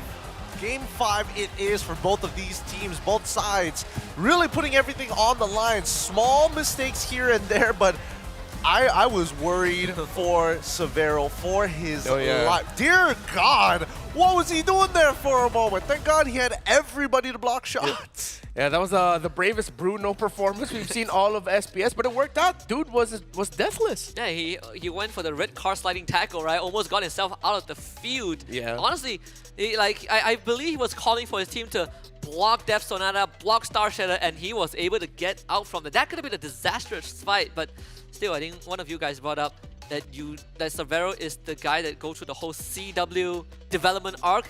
Someone who was willing to put himself in danger. I mean, he did it. He did it. He's getting an expedited process of his career, dude. It's crazy. I mean, considering everything that has happened in this game, the snowball seems to be evident, right? For either side, whoever wins the early game generally has like a pretty large percentile. I would even say like 80% chances of winning it. We haven't seen the big turnaround from either side just yet. Yeah, because for the side of TLID, as pointed out, even though it ended with a 12,000 gold lead for Onyx, Aaron Shiki was just 1,500, 1,600 gold. Actually, no, just 1,000 gold behind Severo. He was fine. The Novaria also was almost just under 2,000 gold behind the Low Yi, which is good considering everything else. The ones who were really in the red were Fabian, Aran, and Widdy. But the main conditions for the comeback, Aaron Shiki and Yehezkel, were healthy, which is why we saw that, it seems like TLID has a chance here, but again, it seems like the ongoing storyline and theme for this game is it was just too late. I mean, too late is one thing. Based on what I saw in the items, Aran did not go for anti-heal, right? He was playing very much for himself. He did not want to get a Dama Ice, and it ended up being on Aaron Shiki to actually get anti-heal instead of going for a BOD. That does deduct him a couple of points because there were moments where some of the members from the side of Onyx were pretty low, and Aaron Shiki, 49,000, still doing the most amount of damage. I think the BOD would have done him some justice. It's crazy, right? Like the chip damage from long range from both Yehezkel and Aaron Shiki still pays off value. And not to mention that at one point, Keyboy was actively killing the backline because he went for a very casual blade of Hepstasis. It was like, I died at level 1, but don't worry, I'm going to come back and I'm going to deal some actual damage. Yeah, and I think that was the poison that Team Liquid ID decided to choose. There is a school of thought for Phoveus players where they don't want to build a Dom Ice because to them it's a wasted item because they don't use mana anyway. Even though it provides such good utility, you're thinking, well, I mean, I don't have mana. Why don't I just get like blade armor or other items instead? So they decided to go to that, which meant the Granger had the Sea Halberd, and that was a choice that they were left with. Again, it was the poison, the trade-off that they decided to pick. I mean, yes, it is a little wasted because of the mana, but like 80% of the fight, he's in front of Lutfi, he's in front of Kyrie. Exactly. And the only person he doesn't really care about was Keyboy, who's just like, I don't really want to hit you anyways. Yeah, I felt like this was one of the scenarios where if he built Dominance Ice, the world would have understood. Yeah, no, but Severo, MVP performance coming out of this man here. He maintained his lead over Aaron Shiki for a pretty long time. Never could really, leave him in the dust. But the overall performance, especially since he was up against Assassins, who could definitely look to one-shot him, he played a strong game. Yeah, it didn't help that the rest of TLID were just getting ran down by Onyx, right? So you eliminate any factors that could affect the Bruno lane. And even in TLID kind of got this minor clapback, it really didn't matter. Onyx eSports, they respawned and they went back doing the same thing, and they allowed Severo to join these fights that really unlocked him from the lane. Absolutely, especially since Keyboy got that early double kill. It's just been like a never-ending folding of the origami paper. It's just like, man, just getting thicker and thicker and thicker. Yeah. Oh, you're gonna start, recalling? All right, Flicker Raging Sandstorm, you better go back to one of my teammates in your shadows. Yeah, it's like he was thinking, okay, just need to get a 1,000 so I can make my wish that'll come true. But it just didn't come true, man. For DLID, looking back at it, with Severo again, I love his itemization. We pointed it out. The Malefic Gun second item, I feel like, saved his behind so many times. The fact that he already had that range early on meant that, yes, he will still most likely get hit by all of the long-range pokes of Team Liquid ID, but at least he's providing what little space he can get from Aran. And Aran trying to get Severo at times was what actually caused TLID to lose some of the fights, because he was diving in a little bit too early, got too excited, and the reach between him and the Bruno meant that Severo can freely hit him. Yeah, not to mention that, at least when it comes down to like early game damage, the Berserker's Fury is great, yeah, sure, but he doesn't need it right at this very moment. Exactly. Good points and good catches here. Boy, these games are only going to get more epic from here on out, but Game 5 is about to come, dude. It's crazy. By the way, Mobile Masters is right around the corner. Buy your tickets now, because we're going to have representatives from China, from EU, from MENA, all joining us in APAC in Jakarta. It's going to be a crazy time. So think about booking those dates, as we're going to go on a short break. And when we come back, the penultimate finale here. Only one of these Indonesian teams will face off against the world champions in the grand finals. Until then, this is the Snapdragon Pro Series. We'll see you in just a bit.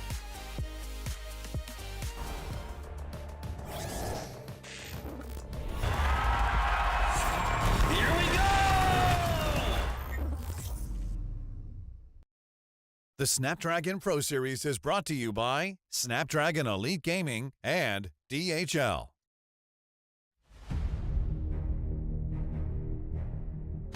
The journey to greatness starts here. From the 11th to 13th of April, the race reaches its peak at the Tennis Indoor Senayan.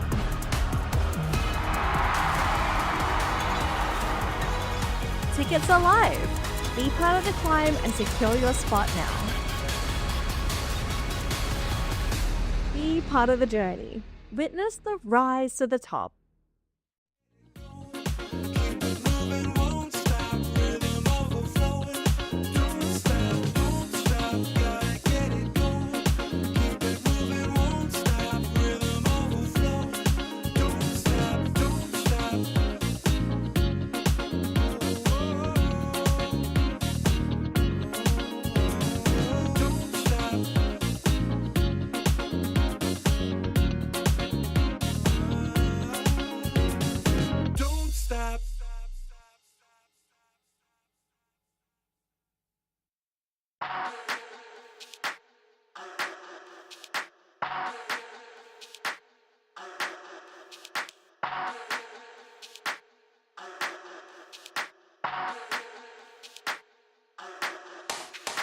Let's get waved, let's get lit, let's get high, let's come have it.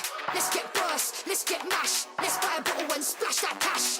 Guess what, it's time for action. You're feeling fine, main attraction. Pure vibes, not satisfaction. Feel the baseline, chemical reaction.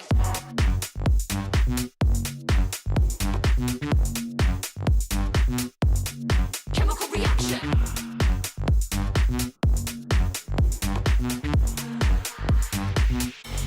Chemical reaction.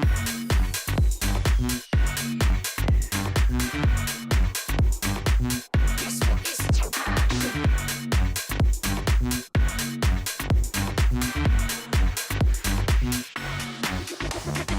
Come, let's have it. Bad boy rhythm. Come, let's have it. Bad girl style.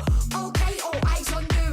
Come, let's have it. It's time to get wild. Come, let's have it. Bad boy rhythm. Come, let's have it. Bad girl style.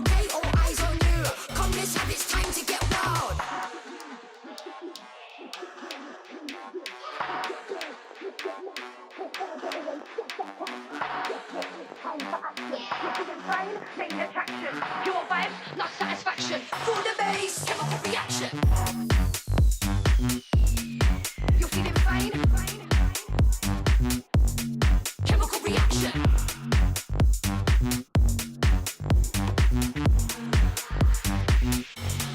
Chemical reaction.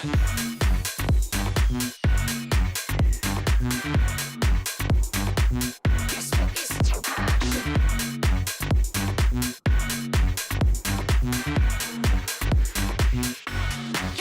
reaction.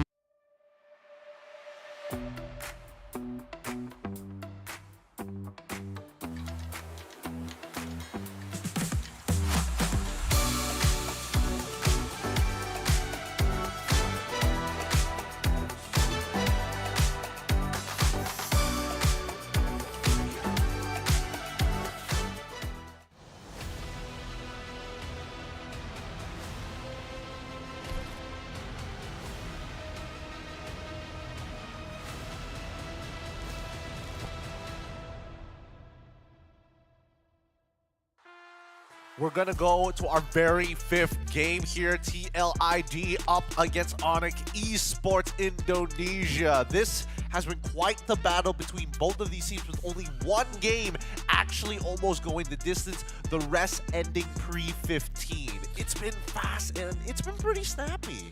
Yeah, I think it's a 3-2, a full 5 game. It's like the perfect end for this. Just goes to show all the trades they took into the draft, the trades they took in game, and again, yeah, the varying duration of the entire series. I think it's a hell of a debut for Savero, right? Regardless of how this series ends, I think he has proven more than enough going into the following season. Absolutely. Guys, keep in mind that you can submit your original songs and compete in our one-band competition. So, register now at esl.gg/mobile masters band. Scan the QR code if you're lazy to type that in. It's a lot easier to do so. But that's not all. We also have codes to give. Boys, the first 450 players only. So, you got to be a little fast on this. So, stay tuned to get those codes. It will pop up on screen. And when that happens, I'm not going to say anything about it because we have to discuss about this very final game. After everything we've seen here in this best of 5 series, where should they go? What is the most effective strategy to take each other down? Because for TLID, I feel like they need that mid-prio. I think for TLID, yeah, I agree they need the mid-prio, but at the same time, when you go with something like a Matilda, I feel like you need to prioritize Fabian's hero pool a bit more, right? Like that previous game really came down to, okay, we wanted that long-range artillery, we stick to the Novara that leads into a Granger, which I'm 100% sure Onyx knew it was coming, but then we couldn't kind of get the ball rolling at the start. Okay, we're gonna head into the draft. We're not going to drag this out any longer. We're cutting straight to the chase. TLID will be playing on blue side, and Onyx eSports will be playing on the red side. And it looks like the adjustments don't seem to be too major, other than the fact that TLID are the ones on the draw saying, hey, no Suyo. Yeah, gonna force Kyrie into a tough spot. They're probably gonna take the Joy first pick. Matilda banned out by Onyx. So now it really comes down to, hey Kyrie, you won your Suyo games. Let's see what are you going to do when we put you off of that Suyo. Yeah, but now the LID are thinking about, do we really pick up the Joy? Are they baiting us into it? I mean, high chance you will just pick it up, but now this opens up either the Hayabusa or Nolan route for Kyrie, and it's potentially the Harith moving to them if they want it. Yeah, I was thinking the same. So Joy goes to TLID. It should be a Harith for Onyx. Vero loves this hero, so straightforward Harith pick.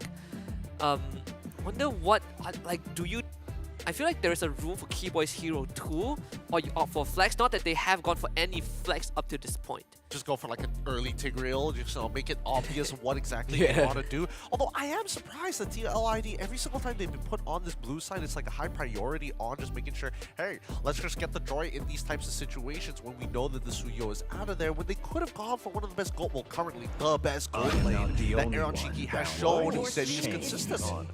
And now, Onyx eSports, they pick up the Granger for themselves. They go for side lane prio and will adjust their center of the map accordingly. While TLID end up with the CC this time around. I would have liked if it was the other way around, that Onyx got at the CC Harith actually, but maybe there's just something about, well, undefeated for Ludwig is his focus. Yep. It's the most important game too. if this might be a Kyrie hero, because I don't think he wants to fall back to a Fredrin or a Baxia, despite Baxia being buffed recently. So Hayabusa was going to be a choice for Kyrie. Let's see if TLID can give Kyrie the taste of what Fabian tasted in the previous game.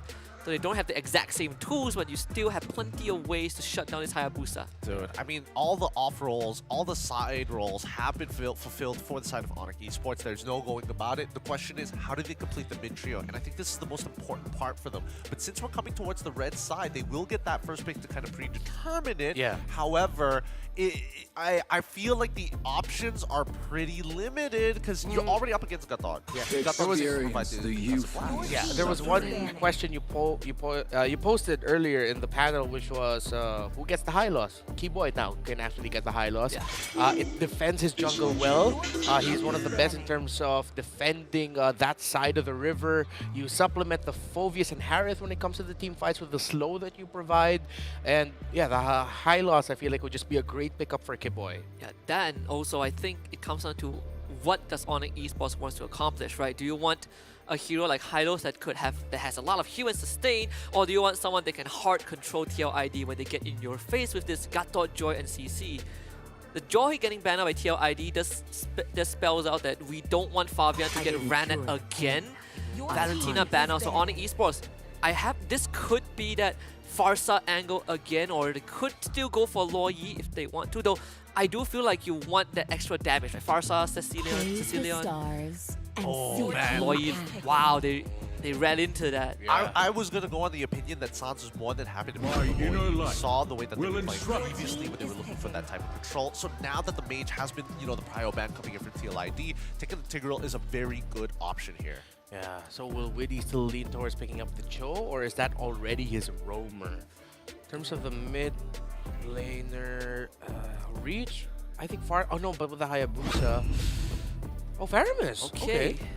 So Faramis, dual Aurora or Vex here, right? Aurora, Vex, Cecilion, they're all looking pretty good right now for Sans. Big AoEs. I personally am looking at the Vex. I have plenty of crowd control, works well with the Tig. Yeah. Vexana Aurora. Vexana or Aurora for Tigreal. Like Vexana just provides a little, way more damage compared to, but I'm the defensive mindset guy. I like a little bit more control. Same. Yeah. I like Aurora better. So I think that says it's more of the player's choice here. Yeah. It definitely says more about the player than it does about the hero most of the time. It's like, just give me the Vexana. I'll just show you how it's done. Or it's just like, I want to play a little safer. Better to go for Aurora. Either or, I just think it will fulfill the position really well. Unless they're like, we're going to turn this 360. Give us Novaria or something crazy like that. You don't need no way. That would just be too Vex wild. or Aurora. It's fine. Yeah. I don't need to overcomplicate things, right? Just pick something straightforward, I mean, Vex doesn't really have the best win rate at 29% out of 19 games played, but still, she gets the job done. You get plenty of AoE, great wave clear, and not only that, TLID, this lineup wants to get in your face, so they're going to be running forward plenty of times. You have so many layers of roadblocks that they have to go through. Yeah, Sans is going to be the anchor of this team. However, I don't know. The Faramis is what gets me. You saw the Tigreal come up as well. You know that you want to kind of clump up together.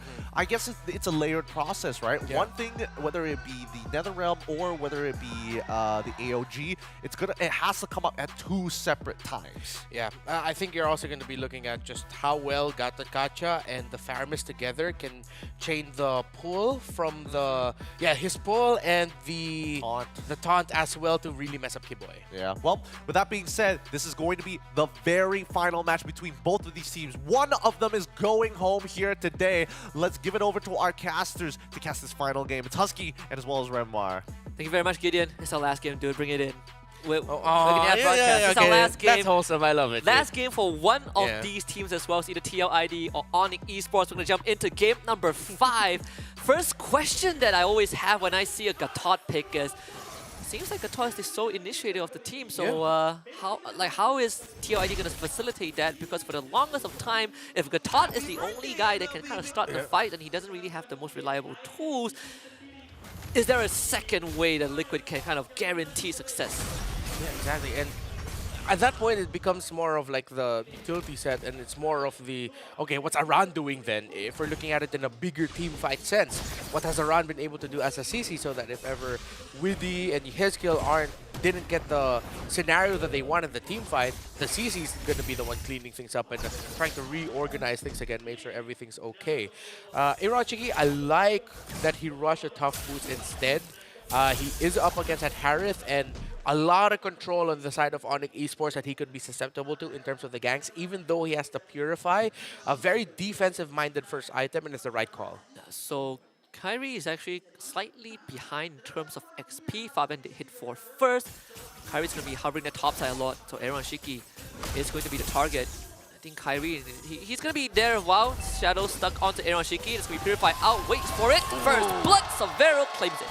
Easiest rotation there for Onyx Esports.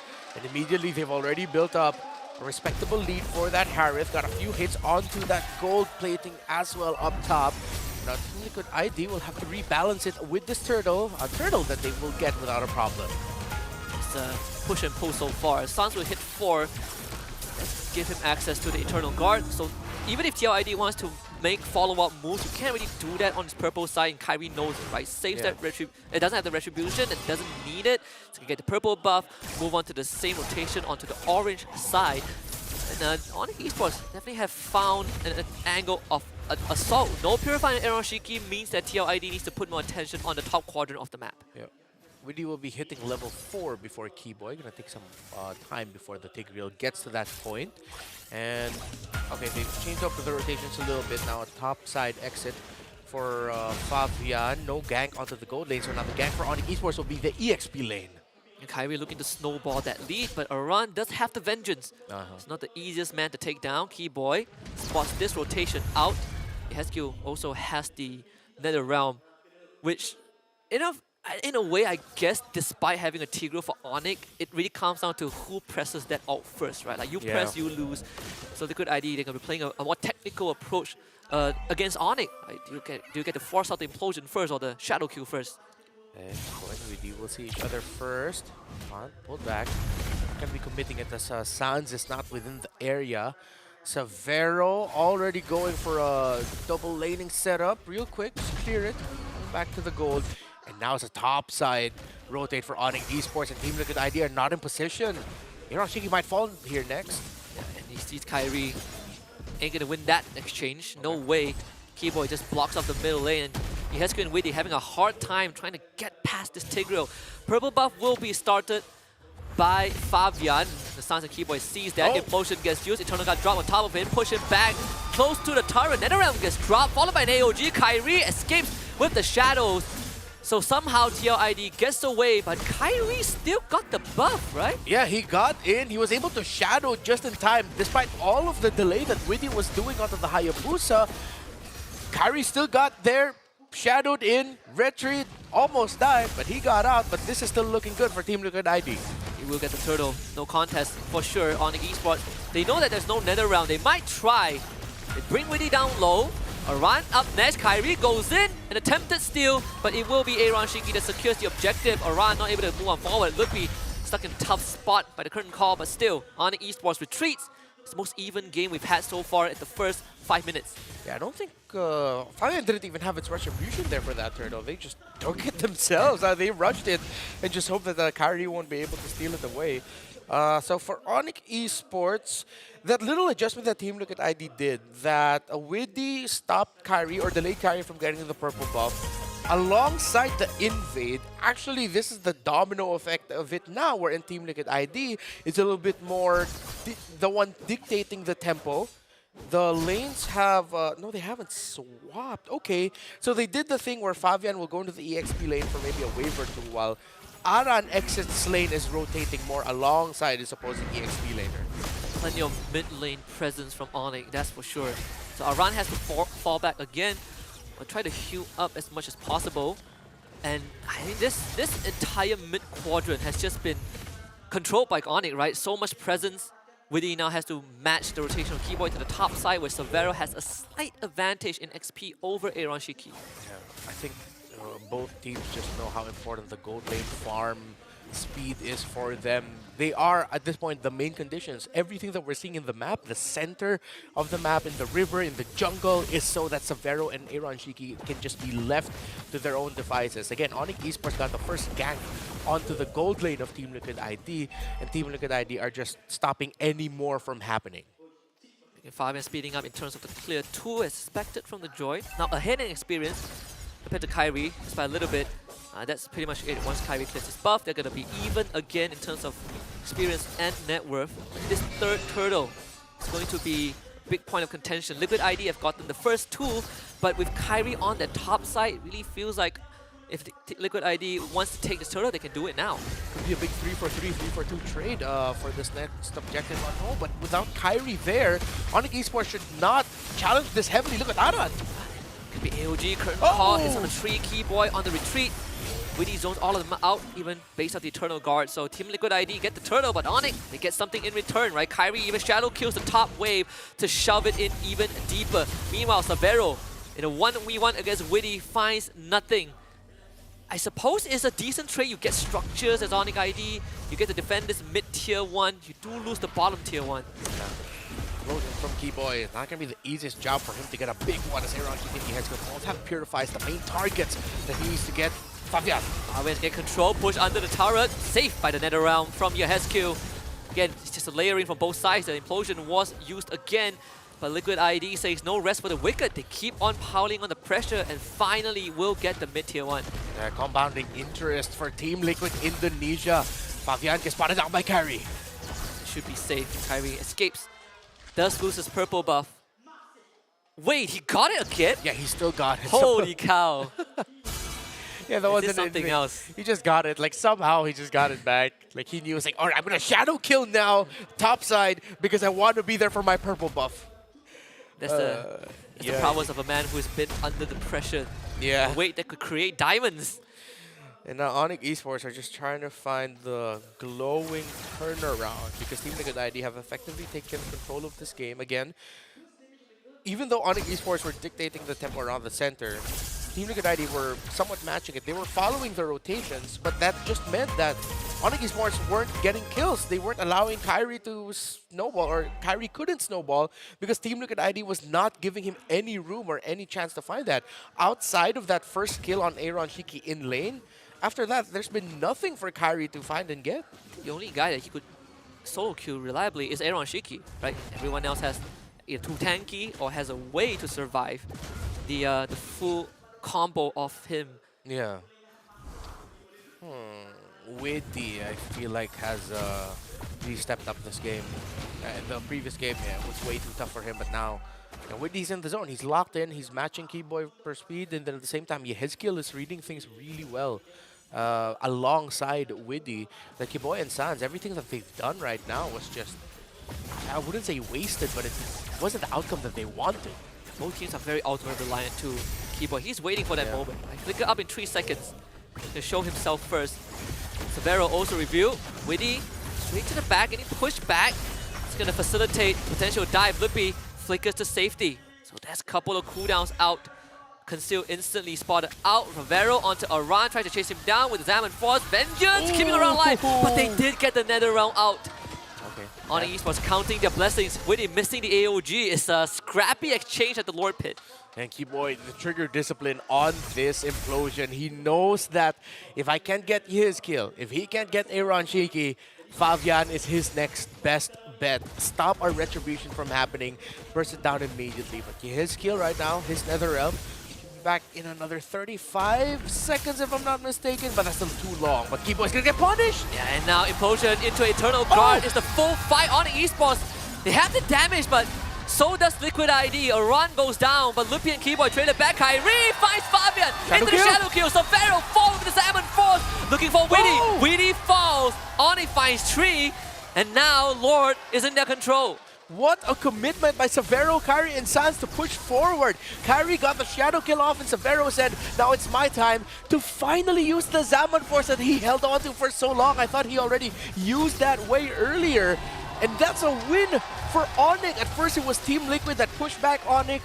Onyx then got to push back Team Liquid ID after they saw they used a lot of resources, and without the Nether Realm, the big ticket ultimate, since it was used to save Aran in the mid lane, Onyx eSports were able to win that. I have a feeling the Nether Realm was just a few seconds off that cooldown. Yeah. We saw that green light pop up right as the HQ went down. Still, Keyboy, even with his dying breath, right, his bush tactics got read by Fabian, and he still was able to make use of that implosion. Now, Onyx looking to do some massive structural damage. Tier 2 mid and top both going down. And the question now for Team Liquid ID will be, can they get the Harith? They don't have that reach, but they do have the dive. They do have Fabian. Fabian and Aran look like their best options to disrupt Severo, potentially nuke him down, paired up with Widdy, somehow, some way being able to taunt the Harith. Way easier said than done.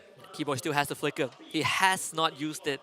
Hasn't found the need to use it so far. I mean, if you have Liquid ID, you have to keep that at the back of your mind. Yeah. Man, as Keyboy had that flicker, we actually lost track of him. We killed him so fast, we didn't know. Yeah, he just stood there like with the chase Team Liquid ID did.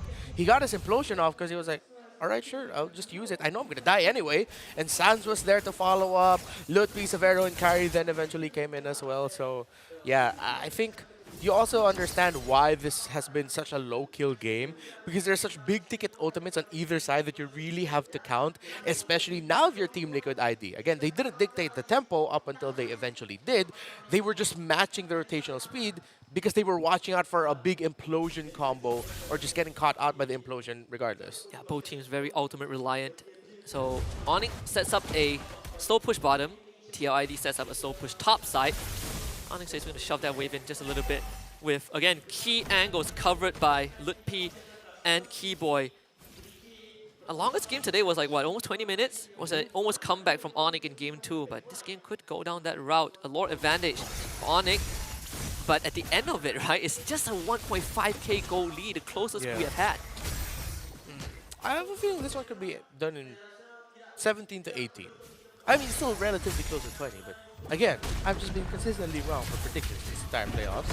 You can still be right for this one. Oh, yeah. But, we're getting close to that. Well, not really close, but how things have been developing, there's a good chance. Oh. AOG only on to Lutpi. Severo, he's untouched so far. Trying to force out the Nether Realm, cannot get it, but they do get the Revitalize. Conceal, you see that, Shadow kill. Now Nether Realm is down. Severo is in the middle of it. Couldn't dash away, taunted by Widdy. Fatal mistake from Onyx. Young gun, but Keyboy still commits. Where's the follow-up? There it is on Kyrie. Fabian looking for Lutpi. Being controlled. A run against Kyrie. A run escapes. Kyrie falls back. 2 for Team Liquid ID. And the Lord just spawned. A pair of mistakes from both teams. Severo getting caught out. I believe he dashed into a wall, but then he was also taunted by Widdy. He was just chained with a little bit of crowd control. If it wasn't the dash, maybe a pull from Yehezkiel as well. But at the end of the day, the Harith went down way too early. Keyboy salvaged it with Kyrie to be able to take down Aaron Chiki, which is why they look good here. Again, the taunt of Widdy. We set it up before that big fight. That's one of the main things that they can use to punish Severo. The only difference is that Severo still has his Purify somehow, right? Didn't find the right moment to use it. Yehezkiel just got his Wishing Lantern. Fabian, this kind of equalized the top wave as well earlier on. So we go back to square one. Keyboy this time has no flicker to work with alongside the implosion, and Liquid ID, they're pulling aggro on the Lord. They want control. They've been using the ultimate of the CC, the Curtain Call, to actually set up for the AOG, which is the right strategy. They're going to be significantly slower, then that should make it easier for the AOG to land. If Aran can find a big one alongside Widdy, that'll be great. Kyrie is going to use the Shadow kill. Fabian down low, Lutpi on top of him with the Nether Realm. Kyrie gets the objective. They take out Fabian. Severo now gets to do what he does best. Right in the middle of everyone. Aaron Shiki could not hold a candle to this young man. Kyrie does go down, but not before Widdy falls. Onyx eSports once more takes possession. A step closer, nay, a leap closer to an Onyx versus Onyx Grand Finals. To the very first Philippines versus Indonesia Grand Finals in Season 3. Kyrie finds a run! And he's going to get 2 in a row! Yeah, oh my goodness, Kyrie and Severo might have just won it for Onyx eSports. The cavalry might be fast on ground, but Onyx eSports up in the air will rebuild the kingdom. as they lock in Grand Finals. A chance to get that two-peat with this new roster and securing a trophy regardless of the result for Onyx as an organization. They take down TLID 3-2. It's been a long time since making it to a Grand Finals, but a harsh reminder for TLID that these are the 4-time champions of Indonesia, and they are so back. They are back in a Grand Finals in an international tournament. We have never seen this before. An organization, Grand Finals, 2 different regions, and a comeback victory coming in from Onyx eSports. What a turnaround this game has been, and it just goes to show how volatile this meta is currently. Man, we get an Onyx in-house for the best of 7 finals.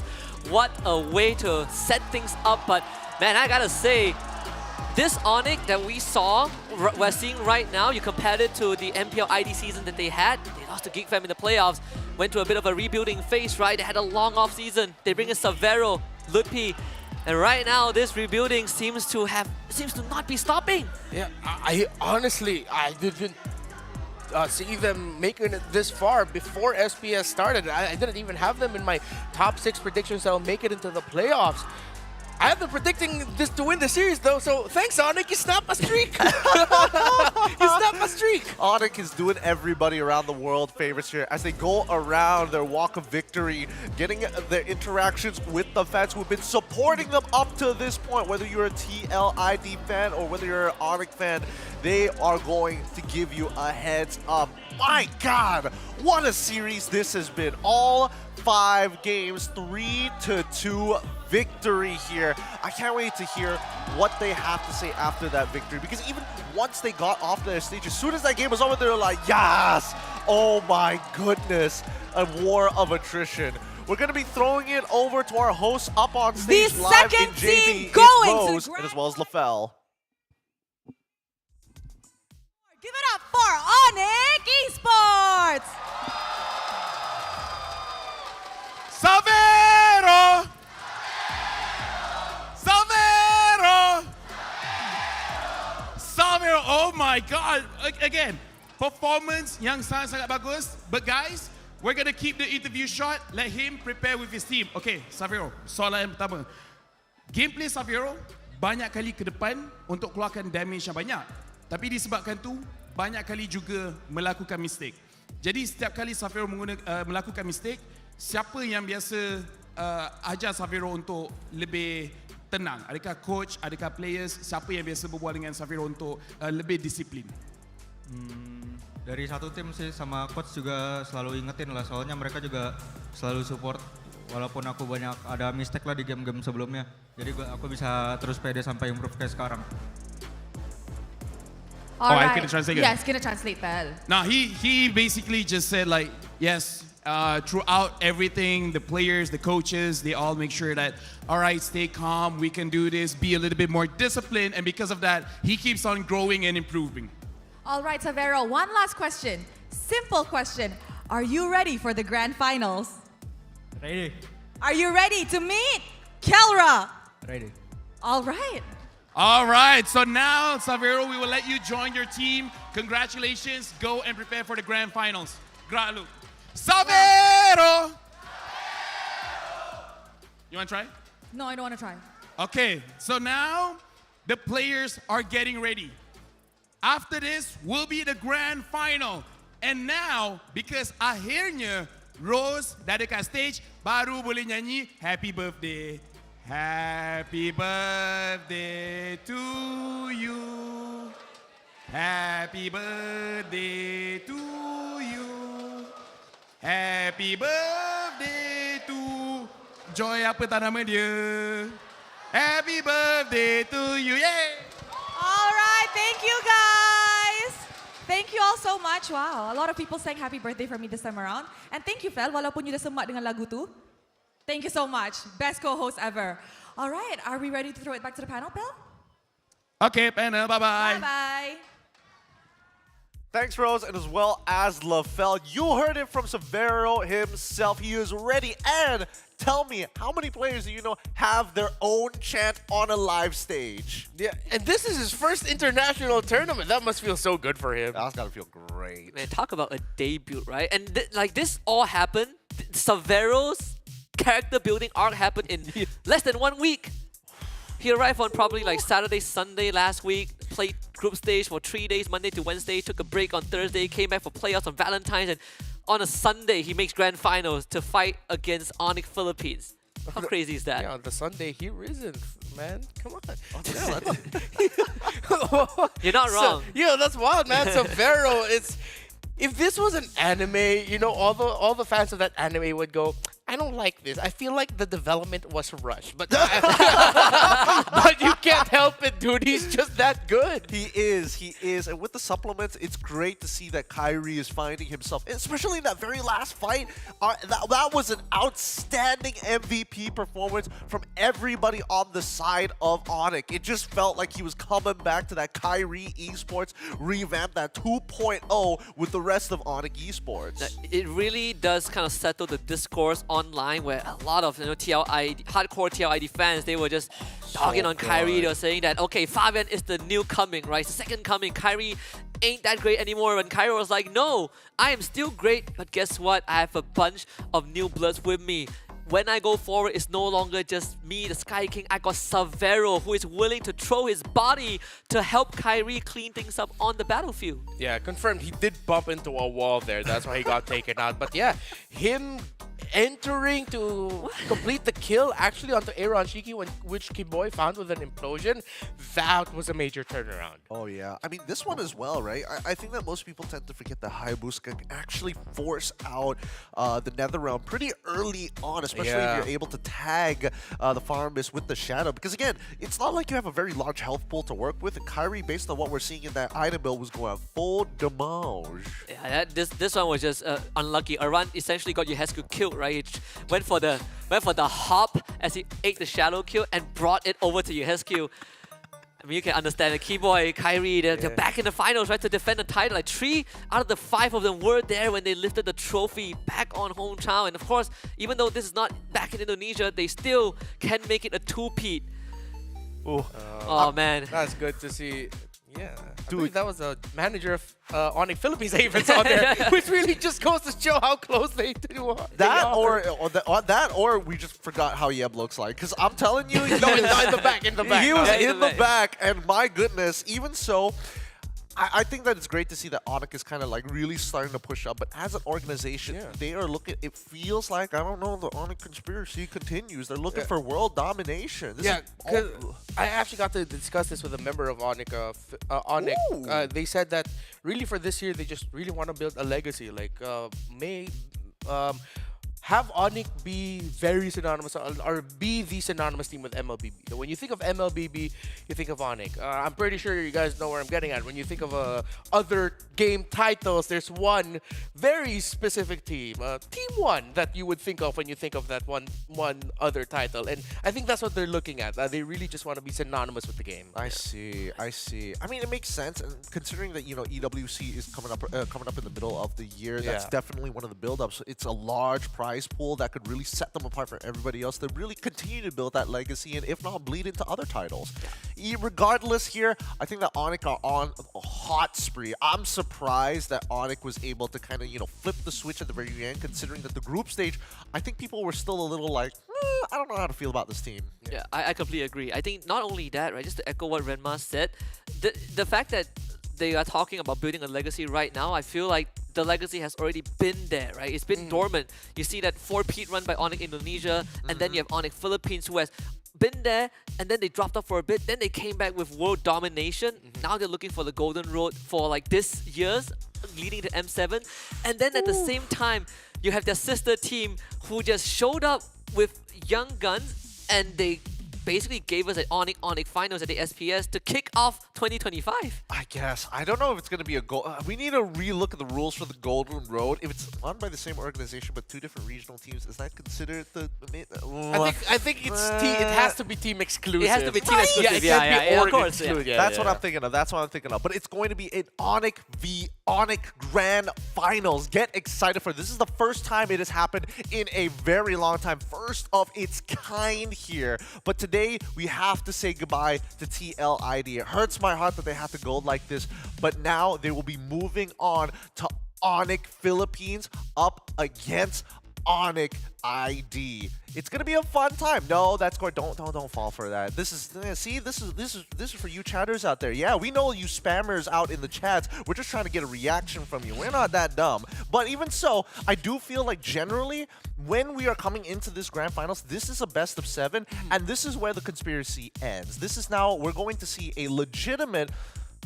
Well, I wish it was a best of 8, but a 2-series scrimmage, an international scrimmage between these two teams. Yeah, we get to see them put what they have practiced in between each other onto the big stage, right? It's a prelude of what the rest of the season could entail. But at the same time, it's always like people out there, the chatters, right? I call them the best coaches in the world out in the chat. They're like, oh, best of 3, you could plan it. Best of 5, you could plan it. Best of 7, unplannable. It is unplannable. Speaking of which, we want you as our co-streamers. We want you boys and girls, of course, to re-stream the SPS. We want you to get involved in the S series because Mobile Masters is coming up real soon, and we want the entire world to be able to watch what we are capable of bringing to the table here at ESL. With that being said, we're gonna go on a short break, and I'm sure that Onyx Esports will need this important break before they face off their brothers in arms in Onyx Philippines here at the SPS. We'll see you right after this break.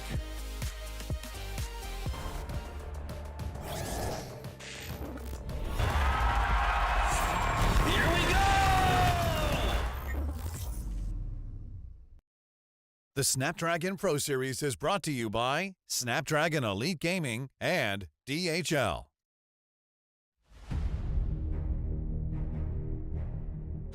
The journey to greatness starts here. From the 11th to 13th of April, the race reaches its peak at the Tennis Indoor Senayan.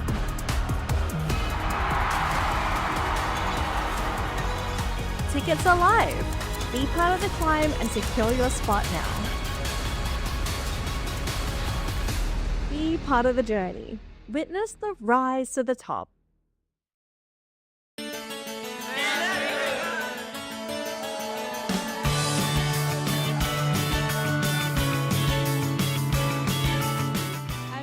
Because I got to meet Kyrie and especially King Kong, so it's very fun.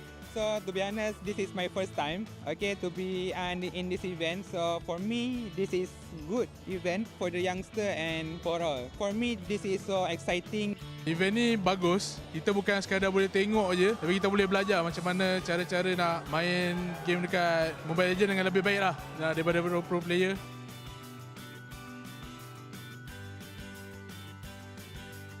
Pada pendapat saya, apa yang paling menarik event ni, ESL ada sediakan, ini yang paling unik dia sediakan pro experience, which is kita boleh rasa macam mana pro player duduk kat depan tu lah. And I really recommend this event for all, especially untuk korang yang minat, korang kena datang. See ya.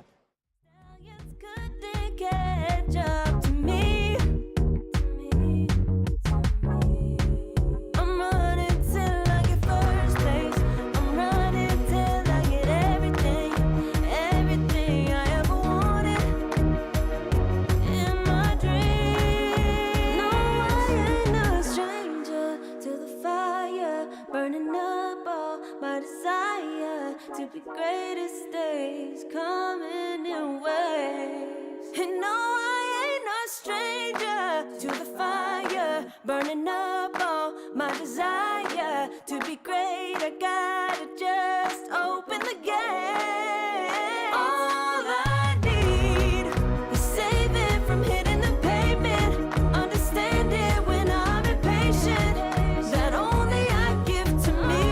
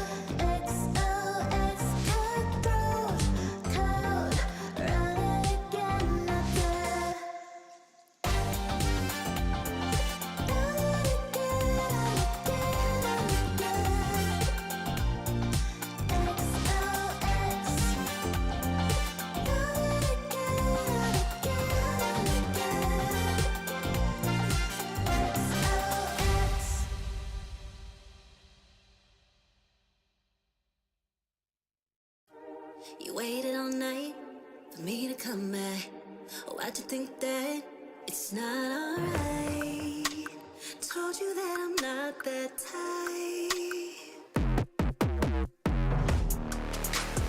Didn't mean to get you so excited. Tried to tell you not to fall in love. Why you always hit me uninvited? Just hoping you would get the picture. I've had enough.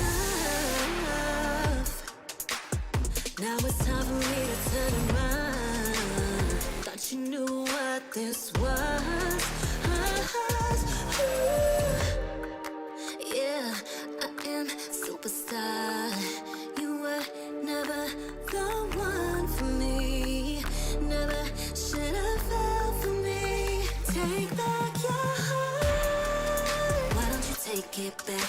You never had a chance. I'm gonna take back the one heart. Call it a savage love, just till I had enough of us. I'm good, babe. I'm on my own. This ain't a phase. Just let me go. Told you that I'm not that type. Don't bother wasting breath. Begging for one more chance. Yeah, know you got carried away. Ooh, you made me to say you've been messing with greatness. Faces, stay in your place. I was looking to play, then you got in the way. All the love that we made got me stuck in your brain. Got no time to stay here and say goodbye. Yeah, I am superstar. You were never the one for me. Never should have fell for me. Take back your heart. Why don't you take it back? You never had a chance. I'm gonna take back the one heart. Call it a savage love, just till I had enough of us.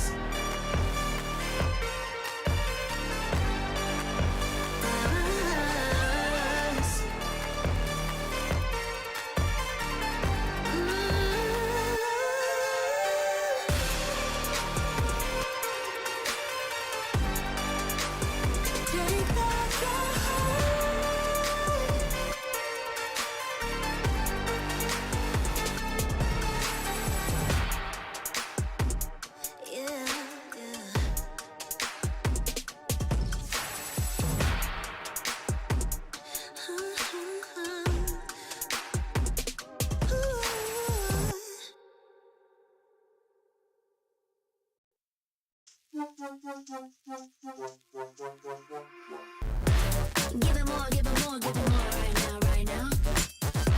Give it more, give it more, give it way more, way more. Yeah, we give it all that we got. Measuring what's in our pockets, then we give it a lot. Cause we've been hustling for years, now we up at the top. And no, it's still not enough, so we ain't gonna stop. Cause that's full throttle, zoom, zoom, hop, skip, jump. About to eat it up like the goal is lunch. I'm the big goose, so I never duck, just keep my head up and yeah, we going up, up, but don't call it good luck, luck. Earning what we got, cause all we do is give it more. Yeah, we going up, up, but don't call it good luck, luck. Earning what we got, cause all we do is give it more. Give it more, give it more, give it more right now, right now. Give it more. Give it more, give it more, give it way more, way more. Give it more. Give it all we got, we give it all we got. Give it more. Oh yeah. Give it more. Give it all you got. Now they know about our dedication. Not just hard work, it's also patience. Chipped away at it, ignored the hate. And now we big Tom status and it's us for the take. And we eat, dream about it every time we sleep. Making moves, just look at my feet. Yeah, we bring the heat. We make every situation sweet. Now all we need is yeah, we going up, up, but don't call it good luck, luck. Earning what we got, cause all we do is give it more. Yeah, we going up, up, but don't call it good luck, luck. Earning what we got, cause all we do is give it more. Give it more, give it more, give it more right now, right now. Give it more. Give it more, give it more, give it way more,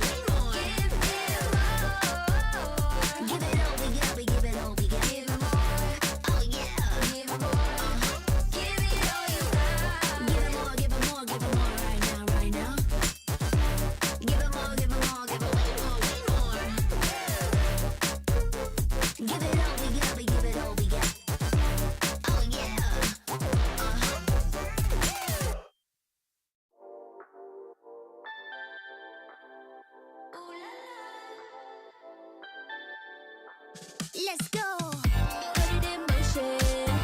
Baby, we're going faster, faster, faster, faster. Seizing the moment. Baby, keep going faster, faster, faster, faster. Speed up, make that thing rough. Foot on the gas, so you got nothing left. Let's drive to the top of the mountain and see the view. Let's vibe, looking back on the journey, just me and you. Ain't nobody wanna go slow. Yeah, I was chilling in the past, I was solo. Now that I got you in my life, I'm like, go, go. I be living for the thrill of it, whoa, whoa. I hear you like to gamble. Let's take the road, let's travel. No, I'm a lot to handle, but I wanna go fast with you. Think we can go the distance, although I know we're different. Together we both fit it, so I wanna go fast with you. Put it in motion. Baby, we're going faster, faster, faster, faster. Seizing the moment. Baby, keep going faster, faster, faster, faster. It's like they never even seen us, and nothing will ever get in between us. I'ma ride by your side every season, and if anyone try to stop us, we just speed up. Yeah, always keep it at 100. Top down, pretty face, so sun-kissed. Know it's scary, but I swear I really love this. Big shades on, summertime in London. I hear you like to gamble. Let's take the road, let's travel. No, I'm a lot to handle, but I wanna go fast with you. Think we can go the distance, although I know we're different. Together we both fit it, so I wanna go fast with you. Put it in motion. Baby, we're going faster, faster, faster, faster. Seizing the moment. Baby, keep going faster, faster, faster, faster. Put it in motion. Baby, we're going faster, faster, faster, faster. Seizing the moment. Baby, keep going faster, faster, faster, faster.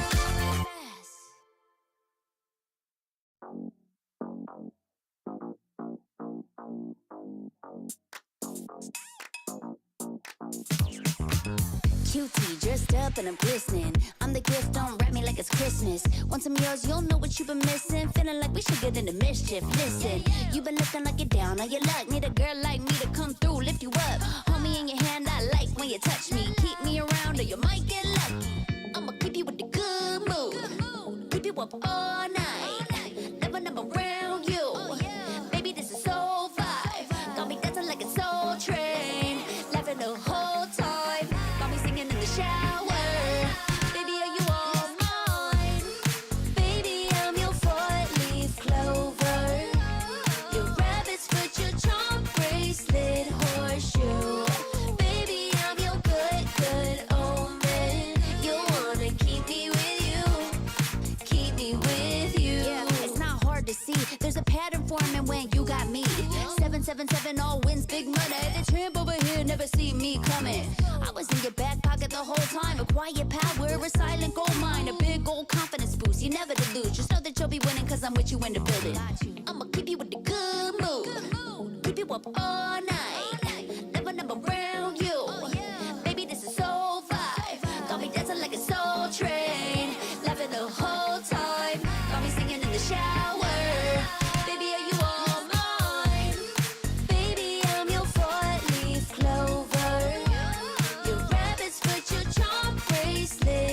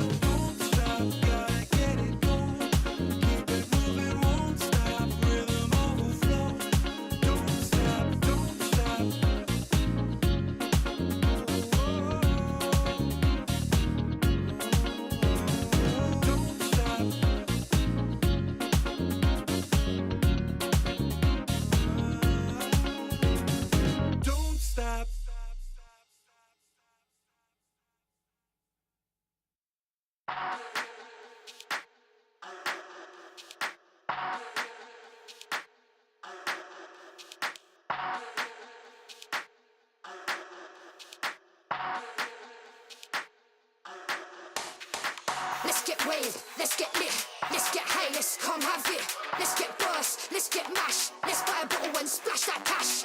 Guess what? It's time for action. You're feeling fine, main attraction. Your vibes, not satisfaction. Feel the baseline, chemical reaction.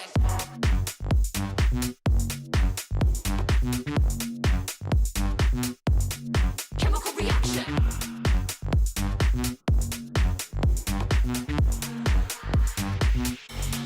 Chemical reaction.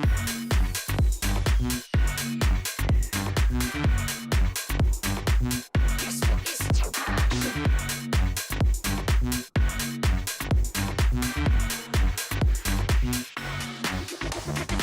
come, let's have it. Bad boy rhythm. Come, let's have it. Bad girl style. Okay, all eyes on you. Come, let's have it. It's time to get wild. Come, let's have it. Bad boy rhythm. Come, let's have it. Bad girl style. Okay, all eyes on you. Come, let's have it. It's time to get wild.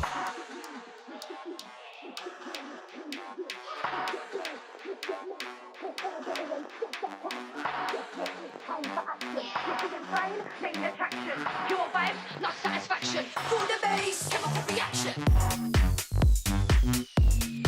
You're feeling fine. Chemical reaction.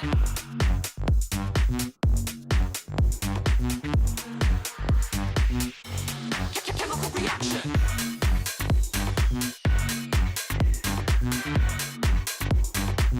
Guess what? It's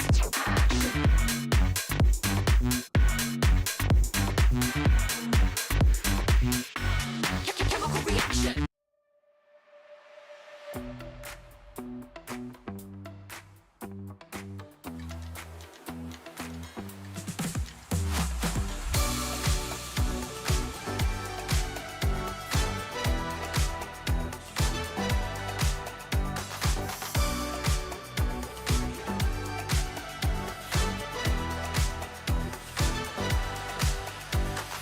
Walking through the bar, all eyes on me.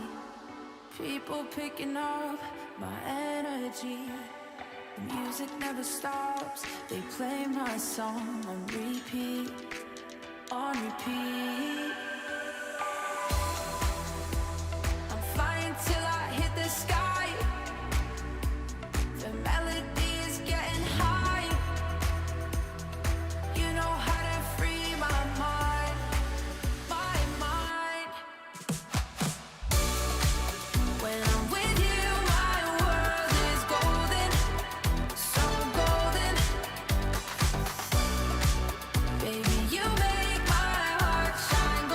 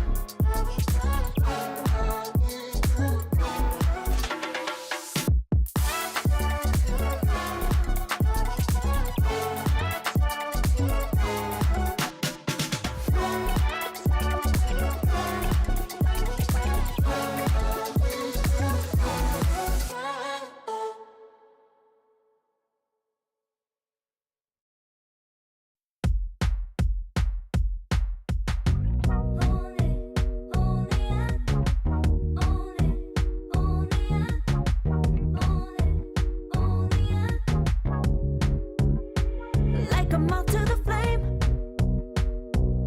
I'm attracted when the doubts start saying my name. I can go there easily, and it's hard to maintain, 'cause I know it's not the world I know, it's me. Believe in every little thing I hear, and no, I ain't no stranger to the fire, burning up all my desire to be great. It stays coming in waves, and no, I ain't no stranger to the fire, burning up all my desire to be great. I gotta just open the gate. All I need is saving from hitting the pavement, understanding when I'm impatient, that only I give to me. All I need is a little love in lonely places, the strength to stare fear in the face, that only I give to me.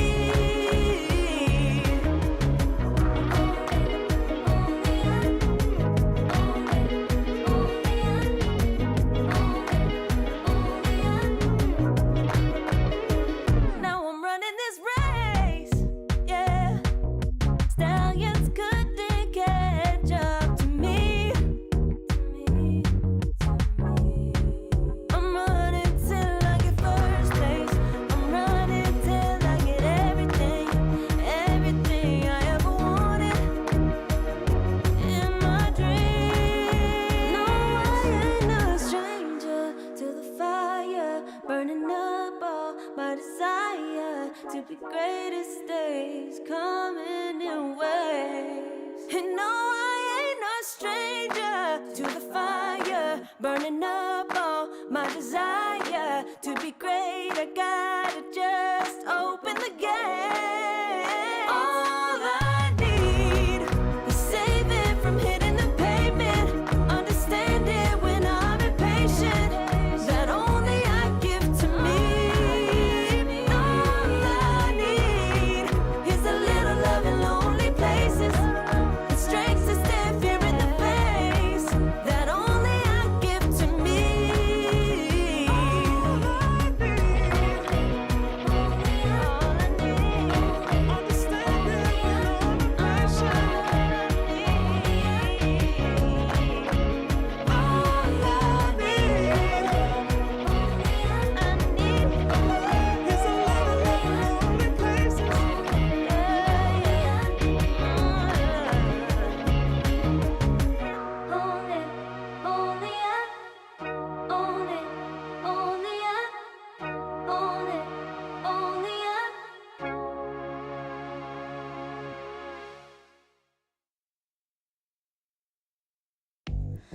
I'm the type of girl that turns logic into atoms.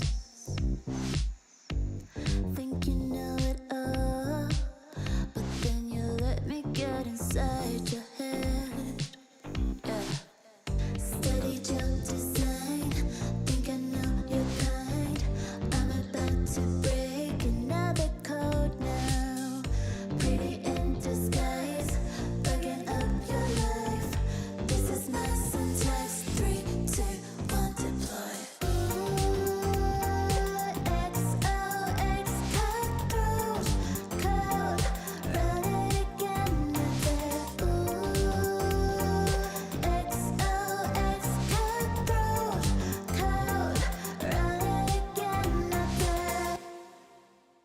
Steady jump design. Think I know your kind. Yeah. Steady jump design. Think I know your kind. Yeah. Steady jump design. Think I know your kind. I'm about to break another code now. Pretty in disguise, bugging up your life. This is my syntax. 3, 2, 1, deploy. XOX cutthroat code, run it again. XOX cutthroat code, run it again.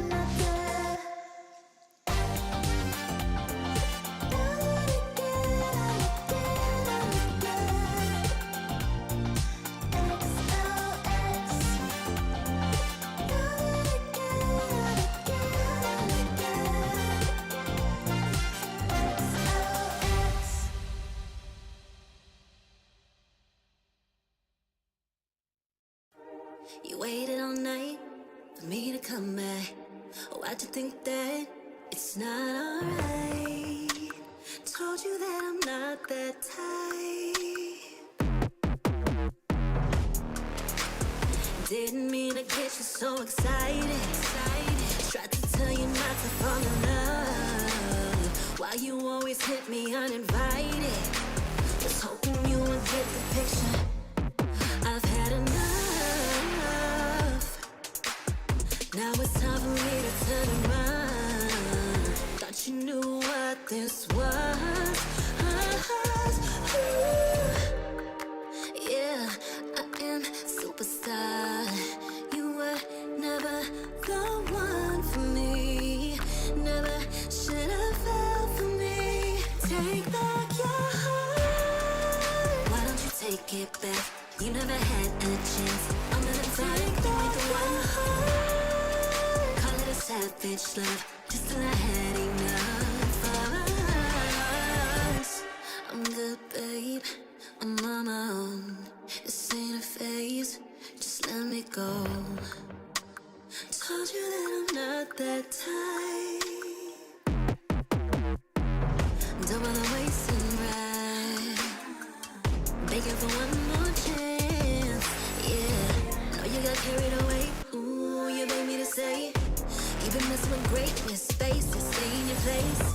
I was looking to play, then you got in the way. All the love that we made got me stuck in your brain. Got no time to stay here and say goodbye. Yeah, I am superstar. You were never the one for me. Never should have fell for me. Take back your heart. Why don't you take it back? You never had a chance. I'm gonna take back the one. Call it a savage love, just till I had enough of us.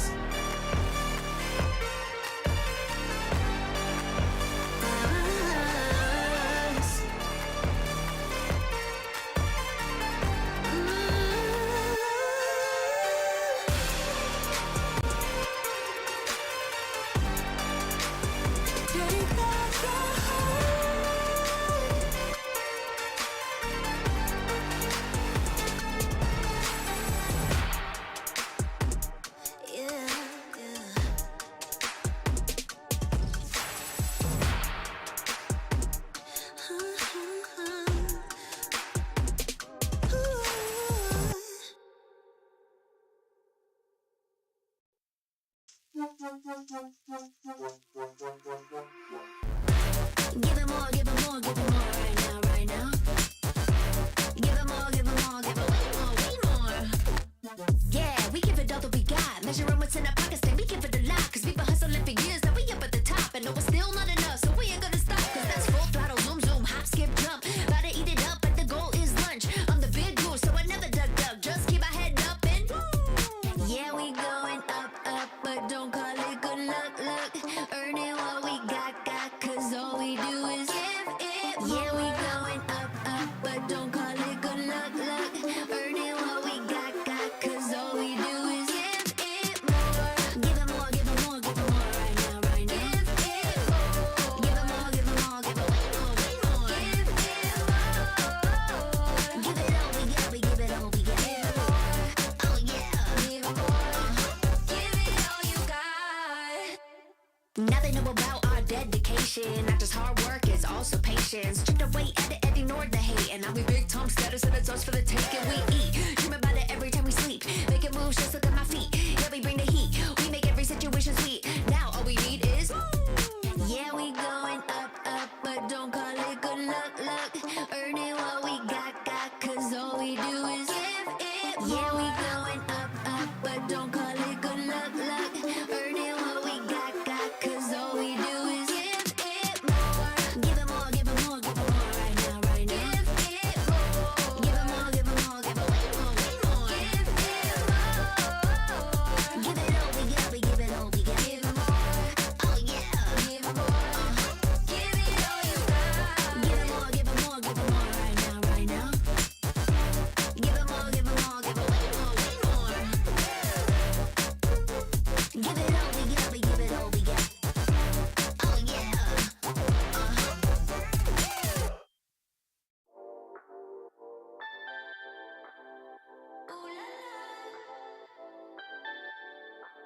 Let's go.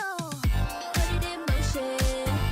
Baby, we're going faster, faster, faster, faster. Seizing the moment. Baby, keep going faster, faster, faster, faster.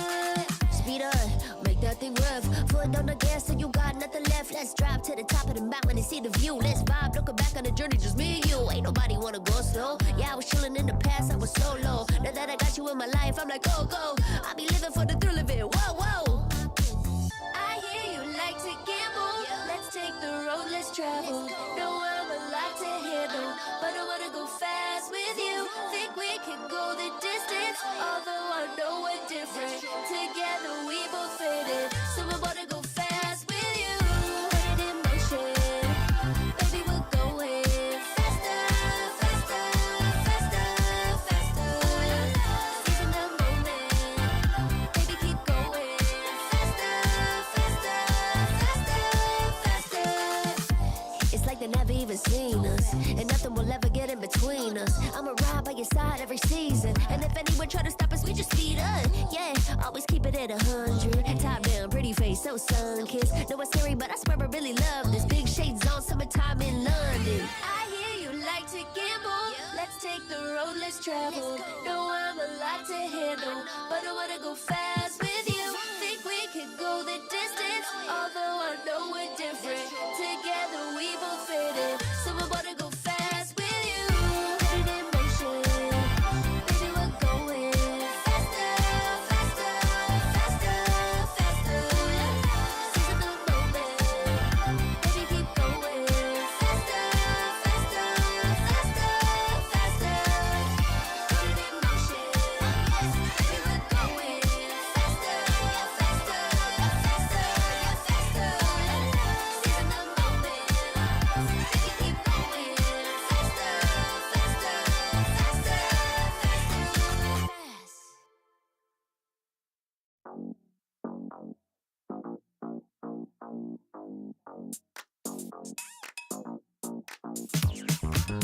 Cutie, dressed up and I'm glistening. I'm the gift, don't wrap me like it's Christmas. Want some yours, you'll know what you've been missing. Feeling like we should get into mischief. Listen, you've been looking like you're down on your luck. Need a girl like me to come through, lift you up. Hold me in your hand, I like when you touch me. Keep me around or you might get lucky. I'ma keep you with the good mood. Keep you up all night. Never number around you. Baby, this is so vibe. Got me dancing like a soul train. Laughing the whole time. Got me singing in the shower. Baby, are you all mine? Baby, I'm your four-leaf clover. Your rabbit's foot, your charm bracelet, horseshoe. Baby, I'm your good, good omen. You wanna keep me with you. Keep me with you. Yeah, it's not hard to see. There's a pattern forming when you got me.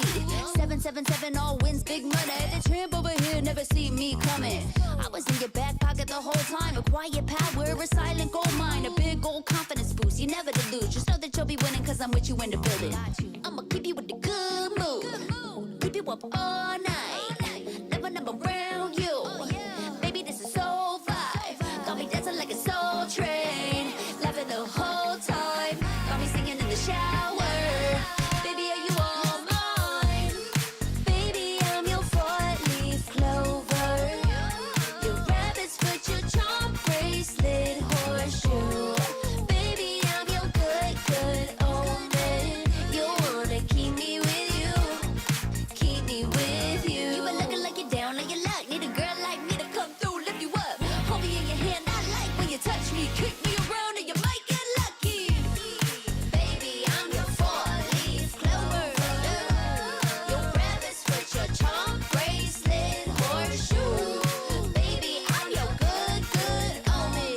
Yeah, you wanna keep me with you. Oh yeah, keep me with you.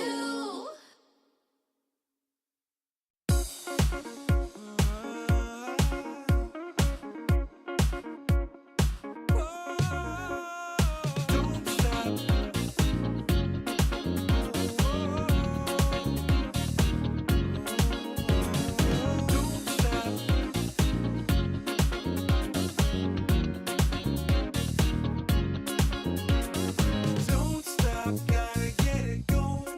Keep it moving, won't stop. Rhythm overflowing. Don't stop, gotta get it going. Keep it moving, won't stop. Rhythm overflowing. Don't stop, don't stop. Don't stop.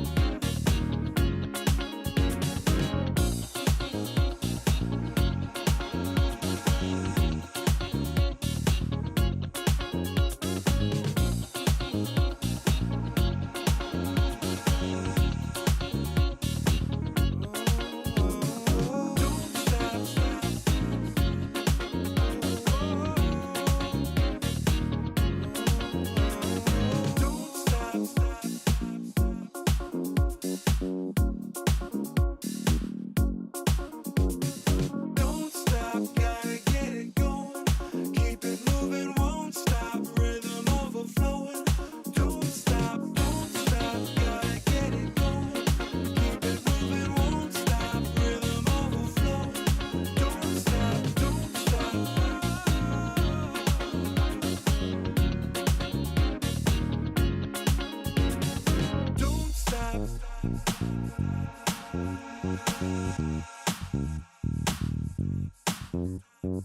Don't stop.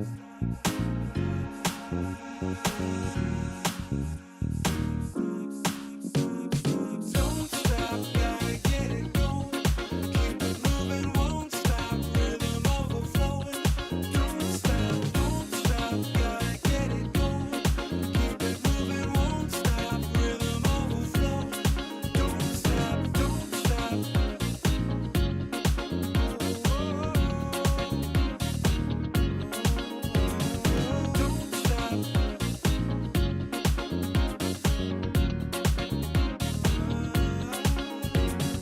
Don't stop.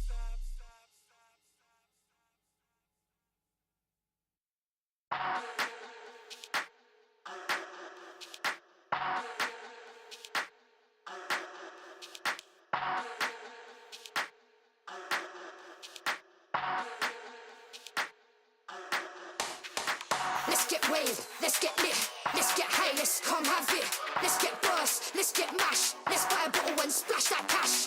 Guess what, it's time for action. You're feeling fine, main attraction. Pure vibes, not satisfaction. Feel the baseline, chemical reaction.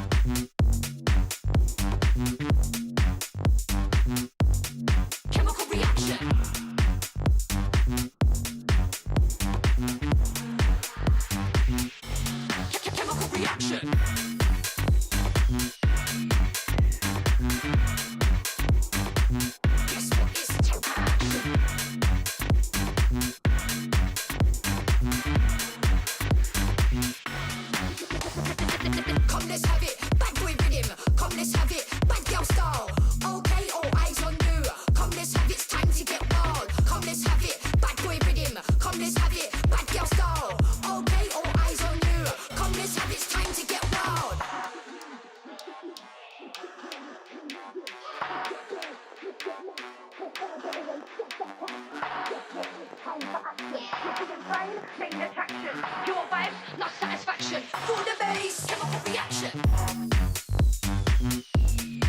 You're feeling pain, chemical reaction.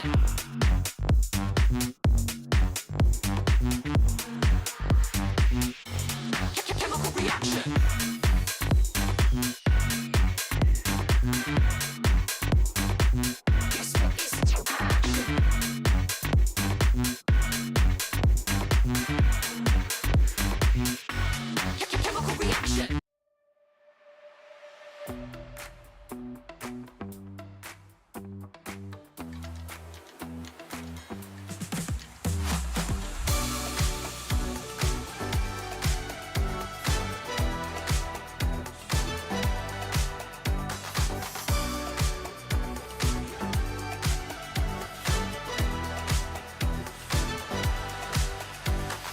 Walking through the bar, all eyes on me. People picking up my energy.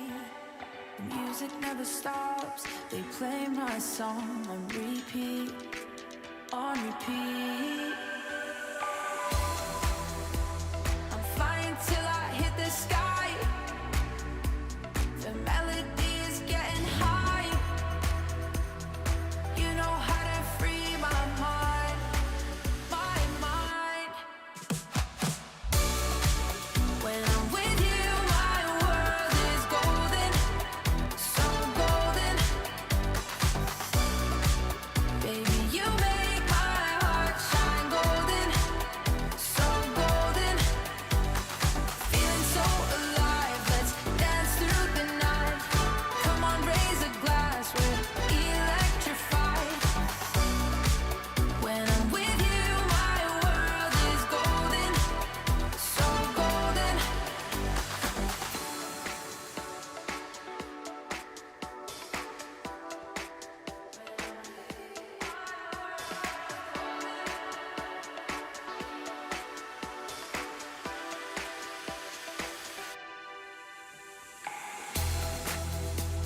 I'm flying till I hit the sky. The melody is getting high. You know how to free my mind, my mind. When I'm with you, my world is golden, so golden. Baby, you make my heart shine golden, so golden. Feeling so alive, let's dance through the night. Come on, raise a glass, we're electrified. When I'm with you, my world is golden, so golden.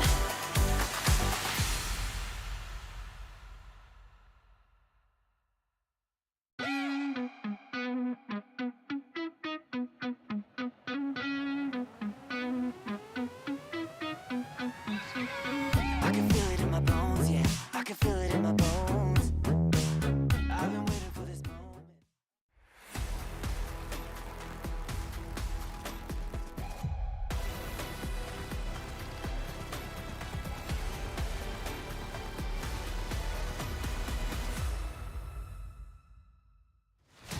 Welcome to the grand finals here at the Snapdragon Pro Series. For the first time in history, Onyx v Onyx. Organization versus organization of two different regions in the grand finals. Most would have hoped that it wouldn't come down to this, but the conspiracy continues. My name is Gideon Q. I'm going to be your host for the Snapdragon Pro Series grand finals. And here today with me for the cast is going to be Leo and as well as Mirko. Boys, how you thinking about the Onyx conspiracy? It's not a conspiracy, it's a convergence. These two teams have worked so hard, and it just so happened that at the rise of Onyx PH, Onyx ID had to rebuild. And now they've proven that the investment they put in Lutpi, the investment they put in Savero, which by the way, the JB fans seem to love Savero. It's a matter of time that they both shared this grand final stage. Well, I think this time round, at least they're not going to be able to share their homework against each other, at the very least against the... Oh, man, it hurts. Pull up the stats here before I start breaking sweat, because the team head-to-head, after everything that has been said and done with Onyx PH on a skyrocketing rise, and by the way, their stats have been taken all the way since they first entered the tournament down by the challenge season. And even for Onyx eSports themselves, they've been putting a lot of work, and despite being invited, it feels like they had a harder journey to get to where they are. They definitely did. Up against Onyx Philippines, we haven't seen this matchup, but Onyx Philippines versus Team Liquid ID, we saw both these teams get swept. One in the group stages, one in the early rounds of the playoffs. But the improvement from both these teams have just been phenomenal. Onyx Philippines obviously able to get a clean sweep, 3-0 in the upper bracket finals. Onyx eSports, yeah, way tougher. It definitely seems like Onyx eSports' playstyle is much much sluggier, much more scrappy. They like going in for these brawls too. There's still a bit of Indonesian in them, you know? And I looked at their drafts, both of them. Very few, if none, pocket picks for Onyx eSports. They play the meta, they know what works well, and they have amazing win rates, if I'm not mistaken. Keyboy on the Tigreal is sitting at 100%, at least from the playoffs onwards. Oh, actually, even Lupte with 100% on his Fovea so far. See, so Onyx eSports knows their meta, and they play it strong. Onyx PH, though, it seems like their pockets are infinite. They can keep on going forever here, but I'm very curious to see how this is going to play out between both of these teams, because another party in the grand finals, the first of its kind in history, and Onyx has had a early legacy. Wait, is that Fabian? That's the usurper. Flavor Fave ain't invited. This is a King Kong versus Kyrie date, and Fabian can only watch. It's so sad to see, you know, TLID get knocked out here. Top 3, they were able to make a top 3 at least, but yeah, this matchup, there's always something with Snapdragon Pro Series, man. The first time for MLBB, we saw an Indo Grand Finals. That was Onyx ID versus Bigatron Alpha. And then we saw a PH Grand Finals in the previous one with Falcons AP Bren versus TLPH. And now we get an ID versus PH, but it's an Onyx versus Onyx Grand Final. It's I don't know, it's so cool. It's foretelling of what this year might bring for us for the competitive road of MLBB. But with that being said, let us introduce you our world champions, winners of M6, coming into the SPS very, very strong. They had a couple of games which made you question, is it already over for them? But it's never over for them. It's going to be Onyx Philippines. Get excited for this team because they continue to show that their arsenal is so deep with a lineup that I think people are coming to really love as the Super Fam. La Supra Familia took us for a ride, got swept in the groups, struggled against RQ in their berth in the playoffs, and then just suddenly woke up and said, we are them. We are the world champions. We are the strongest team that has ever stepped foot in an M series before. Series, it looks like they're poised to take it home too. They want to continue the dynasty that looks to be a pretty long one. I honestly, with the stats that they have here, it's been incredible. In the draft, I've been super impressed by just how good Coach Wynot is at adapting to the patch. The patch drops, and it almost seems like he's had a whole month to decipher what's strong, what's not, what's good, what's the counter to even their pocket strat of going Selena Gatot. I don't know. Maybe it has to do something with the fact that he's basically had the entire history of MLBB on the back of his palm, or someone is feeding him. Maybe they're analysts. Hard to say, but because he was there. He was there. That's how OG Tony is. And if you're wondering, the analyst too was there ever since. Coach Hayes is a season oneer. Season 1 MPL champion, if I'm not mistaken. So, yeah, you're right. If you're talking about, like, biblically, in the genesis of MLBB eSports, those two are around. It's pretty crazy to imagine that Onyx as an organization, I mean, looking at the most picks and most bans, I'm not too surprised with what we're seeing here today. However, I do want to bring the conversation to the patch, because so far, based on what we've been seeing coming into Day 2 and as well as Day 3, a lot of teams are becoming very honest with it. No more flex picks. It's, here's our mid trio, here are both of our side lanes, no dilly-dally, straightforward fighting. And it's because, I would say, of just how strong these picks are in each of their roles respectively. The Joy, the Suyo does so well in the jungle, you won't be able to flex it like we have seen before. You know, it went to the XP a couple times, mid lane, even to the M6 World Championship, and it just goes on with every single pick. The Granger's very, very honest. We saw it in the jungle, but after the nerfs, yeah, no more. We will not see the Granger in jungle. Cho also, a lot of the flex picks that we've seen in the M6 World Championship, let's say even the Khalid actually, Cho Edith was there too, Gatot Kacha. They have completely lost their flex potential due to them just not having the core components of their roles. Like, there's always a weakness when there's a strength. And that's the beauty of Onyx PH, the way the Super Family plays and how you read their draft. You mentioned how these stats, right, the 3 columns of most banned, most picked, most banned against, these take the stats from all the way back in the challenge season. But you look at them in the playoffs, and they're clean. They have a Gatot 100% win rate. They are sitting at strong pocket picks. I think all wins because they only really lost 1 game in the playoffs. Edith, Glue, Arlot in the XP lane. In the mid, they have the Celine 1-1s and Matilda mid. So even if you cover your bases on the first 3 bans, as long as something comes through, you're never sure what Super Prince is going to be playing.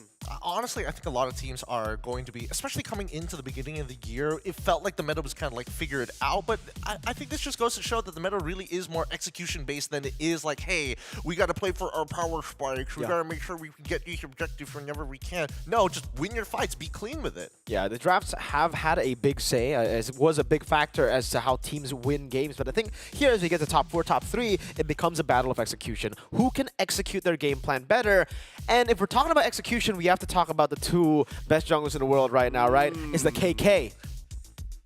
It's not going to be easy for this one. I don't even know where to start because Kyrie, for the longest of time, has been the jungle. He is the guy when you think about jungle. King Kong suddenly comes in with a couple of picks showing that actually, despite being on a team previously that was just at the bottom of the standings, he has world-class potential. Somebody just had to unlock it. And why not, literally to his namesake, why not? Career high record milestone, I think the most expensive buyout on a contract from a player that came up from a top 8 team. So if you know, you know. Kyrie and King Kong, both top of their game right now. Is it fair to say that one is better than the other, objectively speaking? Can you say the Sky King is better than the Beast is better than Sky King? Are there ways that one does better? Is on a defense, can Kyrie do what King Kong does? When they're way ahead, can King Kong steal like Kyrie does? I mean, hey, the one thing that I do know for a fact is that King Kong really analyzes Kyrie's games. I remember in an interview, he's just like, every single time I see him play, I gotta look at it, I gotta break it down, I gotta figure out what exactly he's doing so that I can catch up to that level. And I think he's even found his own style in the jungle. But that's not all. Onyx eSports, even though there is Kyrie, there's still Gilak Sans, Keyboy, Savero, who has his own Chad with an expedited career process of CW, and even Lutpi filling in those boots. It's so good to see Onyx eSports again trust, the new prodigy in the gold lane. Savero started off really, really shaky. Keyboy kept on supporting him. The entire team kept on supporting him. And I think this is just the environment that Onyx has, right? It's proof here. Both of them have made it to the grand finals. Both Onyx. The environment that they have to trust in rookie players, new players, and let them grow without giving them too much pressure. Or honestly, no pressure at all. Savero, even through the hate that he was getting, it almost seems like he didn't get to see it, right? It was a good job, I would say, by the management, whatever they did to kind of, cover up for Savero and the hate, because clearly now he has built on what the previous gold laner of Onyx CW did not have. It's the aggression. We saw the aggression many times. It led to blunders, but it also led to game-winning plays. And that's what Onyx want to keep playing on for Savero. They always just force him, yo, do it again, I'll go Gata this time. I will support you. I will double down on your aggression. It's truly a testament to the organization as a whole. I mean, they used to be called the Kages for a reason. They were dominating the MLBB scene in the early days of its esports. And now they've kind of broken apart and turned them into their little ninja clans all over the world. It's a new age, and what's beautiful about how they treat Savero is they did not baby him. I think that's what you were trying to say is, I don't want to say that they shielded him from the hate, because they put the young man on stage. They let him play the games, and they didn't have a backup plan. They said, we're going into SPS, we want to win this, and we want Savero to have the trust and confidence to do that. And throughout their run in the challenge finals, he's played 6 unique heroes, all of the meta gold laners, and they've done it to a point where they can make it here. Even when you don't play the Gatot, even when you don't play the Jawhead, even when Keyboy doesn't have the Tigreal, his signature Tigreal out of SPS, Savero finds success. Savero plays a lot of Iritel. That's something we can expect in the upcoming best of 7. Are they going to force the young 17-year-old to play beyond his years? Because again, what was the word? In all of CW's career, the better part of 4 years, Savero experienced in a week. Yeah. And we have to see this matchup now. We have to talk about Savero's matchup in the gold lane, right? Because, yeah, he's been doing amazing. He's been phenomenal all this time in the Snapdragon Pro Series. But now he's up against the god in the gold lane. And that is a tough battle up ahead for Savero. For a rookie to be going up against, again, the god in the gold lane, he's gonna have to like 2-time that effort, 2-time the hard work, 3 times maybe even. He has to anoint himself before touching the heavens. Even so, I still think that it's a pretty high standard to ask of Savero so far. And especially, honestly, the one thing I would like to see in this match is if it does go the distance, are we going to see Beatrix kind of creep its way in? And I don't know whether it's going to be for the Filipino Savage himself or even for Savero, but I would like to see it still. This is one lane-to-lane matchup wherein you can say, clearly Onyx ID are punching out of their weight class. You can say Kyrie, King Kong, that might have been a situation of when your idols become your rivals, because, you know, King Kong achieved the World Championship trophy before Kyrie, so, you know, you could say that they're maybe on the same level now, but Savero still is definitely looking up, 20 stories up to Kelra. That is a Triple Crown MVP that Savero has to fight against. That's a Savage you're laning against. And that's why I think we've seen the improvement in the hero pool too for Savero. I think before the lower bracket finals against Team on the Granger. Yes. And we saw him on the Granger. He was good. We saw the adaptations happen here on the fly after, yesterday's matches. So for Onyx ID, they're continuously improving. And I'm not sure if they can, change and improve that much in the 30 minutes that they got, because they only got 30 minutes here from their lower bracket finals match in a full best of 5 against Team Liquid ID. And they're going to need it. Again, this is not going to be a situation where Onyx ID only needs several tweaks. They're going to have to improve by a lot to go up against Onyx PH, because yes, they are strong, but Onyx PH seem like they're on a level of their own. Look, this is why we don't get to see this very often. Most people like to keep their scrims in-house. They don't show the world, but this is the very first time that we get to witness here on the SPS stage live scrimmages. Yeah. I mean, big stonks for Yeb, right? Big He's looking to ID as VP. He's looking over Philippines. It's just like, my work is done. Yeah. It's done. What could you ask for more, right, from Yeb? He's just like, all right, both of them made it to finals. Where's my buffet? Mail me the rings. He is in a buffet. It's an eat-all-you-can smorgasbord of amazing plays that he himself invested into. Folks, just what's not in the headline is former Onyx PH coach as well. Yeah. Coach Yeb has brought Onyx PH, not this version, but a much older one, to the M3 Grand Finals. They were first in the upper bracket, and he loves that team just as much as he loves his former team that he took to a 4-peat. So, again, this is just Yeb relishing in the fruits of his hard work. He's going to need more fingers, that's for sure. He's going to need a lot more fingers. Give the man a necklace, and then he can carry him like an old warlord, like a conqueror. Oh, that's actually cold. Not on the feet. That'd be very, very cold. Not the toes, not the toes. Hey, you got to pay for that exclusive Onyx content here. But here's our current prediction.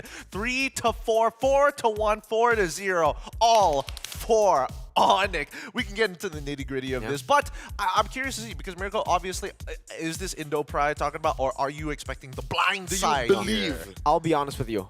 They asked me for a prediction. I just said Onyx 4-3. And they're like, which Onyx? Just Onyx. Onyx. I said the same thing. I was like 7-0 Onyx, and I got a 4-0 apparently. It's Onyx. So what did you mean? I think Onyx is better than Onyx. And I think Onyx, if they put the right strategies in play, will be able to out-strategize Onyx in this Onyx versus Onyx Grand Final, which Onyx is going to win. All right, He's sounding like an Onyx doubter here. Seriously though. Onyx BTR. Onyx BTR? Best team in the world. Ooh, that's there you go, 7-0. Thank you, yes. 7-0. No, you really think Onyx is going to do that to Onyx? That's disrespectful to Onyx. Hey, no, Onyx, best team in the world, clearly. I mean, the fact that they're live streaming their scrimmages for us, we are the ones who are getting blessed here today. Look, it's really tough to say, but Onyx PH is going to be what I'm going to be leaning into, generally because of their overall outstanding performance. I mean, as you mentioned, it's smorgasbord of players here, but their track record means a lot. Yep, leading up to this Grand Finals, Onyx ID had to climb Mount Olympus to touch the gods. They went through what, a 5-game series against the Young Stallions.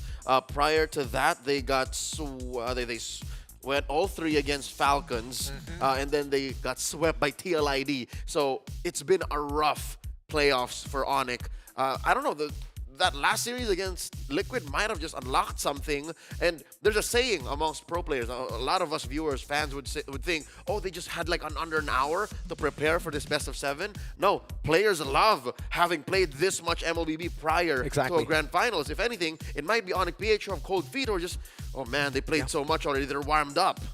I like that because, again, if we take a look at Onyx history, MPL ID Season 8 was the day, or that final day was the day they played a total of 12 games up until 3 a.m., folks. And that's not also to just add on to the fact that they played like 4 or 5 scrims in between the lower bracket finals and the grand final. So in total, they played like around 18 games, and they won that. It's genuine love for the game, but also understanding that it's quality on top of the quantity that you're getting that makes these players what they do best. I mean, looking at the stats coming in for the gold lane, obviously the guy of the gold lane looking a lot better generally across the board, but do you think Severo, if he's going to make a god bleed, how? What is the steps required to do so? We can't always just say it's the rest of the team here because, again, we've seen him solo kill a couple of strong competitors for Kelra. He touched the untouchable one. That's one thing Severo did just about 30 minutes ago. If there's one way, that Severo can give Kelra, a difficult time, is this might sound impossible given that you have to commit so much, but in the draft, if some way somehow you can give Severo a winning matchup in the lane against Kelra, then maybe that's one way. Do you think that it's going to boil down to, are we going to get one of the best marksmen in the gold lane, Harith, and then we'll see whether your carry is good enough? Oh, I'm not sure, man. I think for Onyx PH, though, they'll be the ones to let go of Harith all the time. Onyx ID will be the ones forced to ban Granger and maybe even Harith, so 2 ban slots. Doesn't sound worth it. Exactly. Yeah, it doesn't. All right, with that being said, we're going to go on a short break. The grand finals is about to start. We're going to break things right open with the opening ceremony here at the Snapdragon Pro Series. Thank you for watching.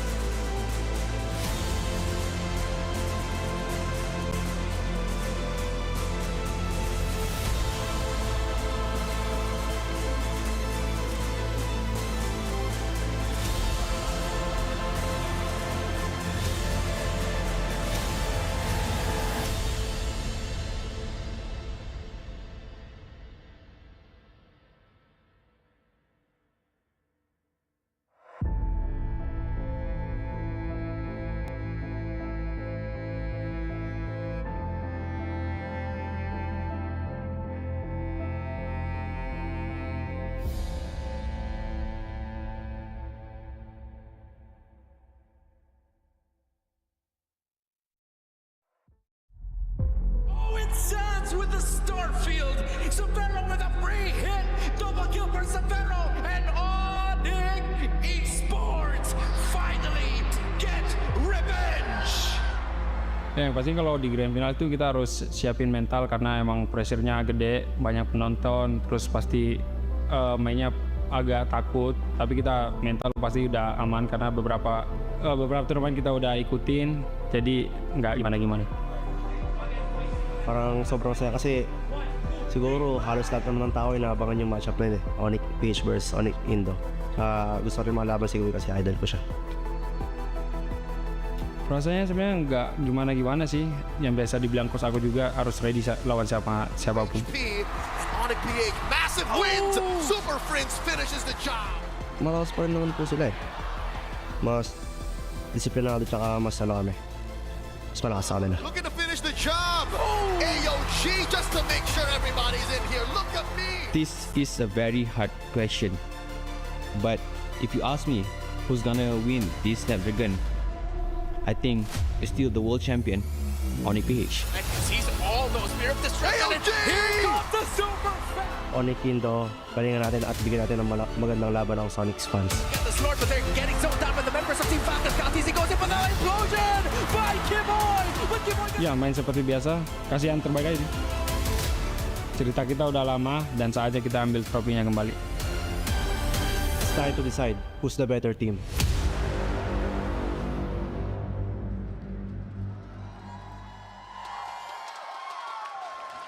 The Snapdragon Pro Series Season 6 Challenge Finals has been a battleground of skill, strategy, and sheer determination. And now there's only 2 teams left, and they're both standing at the peak of MLBB, fighting for this trophy.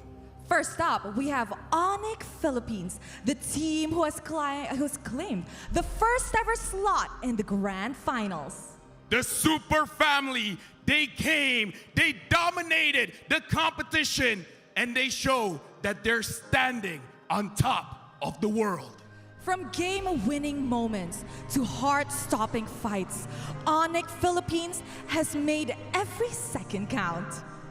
But they don't stand unopposed. Their own brothers are here to stop them from claiming the championship. Onyx eSports is here as their opponents. Onyx eSports has climbed from the lower bracket, incredibly hungry for victory. Onyx, they're looking like they're about to achieve their prime once again, and they need it to beat Onyx Philippines. Both teams have showcased their unique playstyle, but tonight, only one will emerge as the champions. And I can bet every single player will use every fiber of their body to beat their opponents. Which brings us to the lanes where warriors clash head-to-head, introducing the EXP lane. This is the role that spearheads the team fights. Let's introduce Kirk and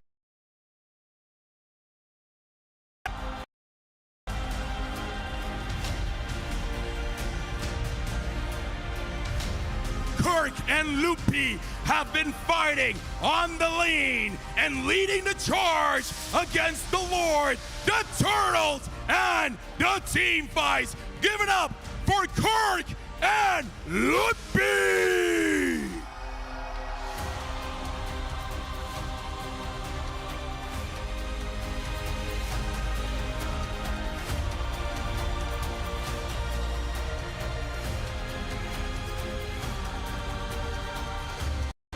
And now for the junglers, let's introduce the Sigma junglers, King Kong and Kai Ree. Both junglers showcase their strength with the assassins, with the damage dealers, and now they're going head to head in the grand finals. Give it up for King Kong and Kyrie!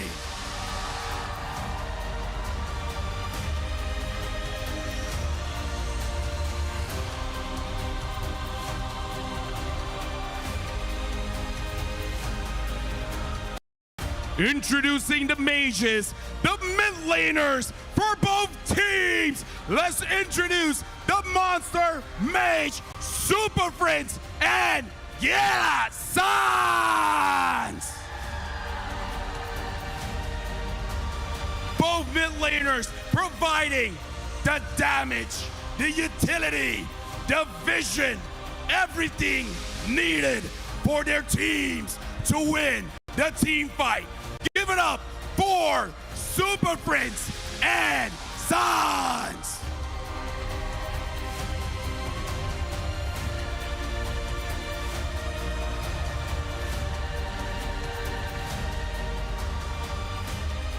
Now for their partners, the dynamic duo, it's time to introduce the Roamers.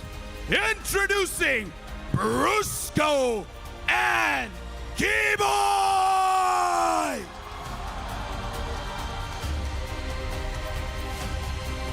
Providing what the team needs when they need to sacrifice something.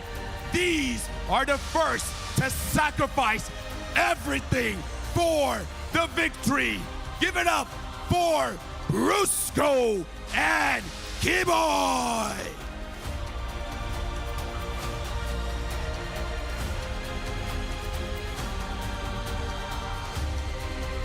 And last but not least, this is the damage dealers, the goal laners. Introducing Kelra and Savero. Kara coming in as the world champion MVP with multiple savages. Savero as the rookie. Can he step up? Can he take Kelra down?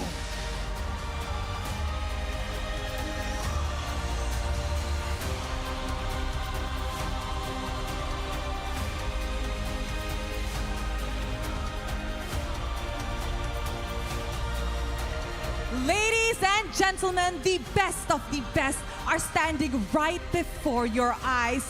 Two teams, one championship, and a night filled with unforgettable Mobile Legends action. This is where legends are immortalized. This is where dreams are crushed. This is the Grand Finals! This match will be a best of 7. Winner takes home the trophy. Persada Johor, are you ready?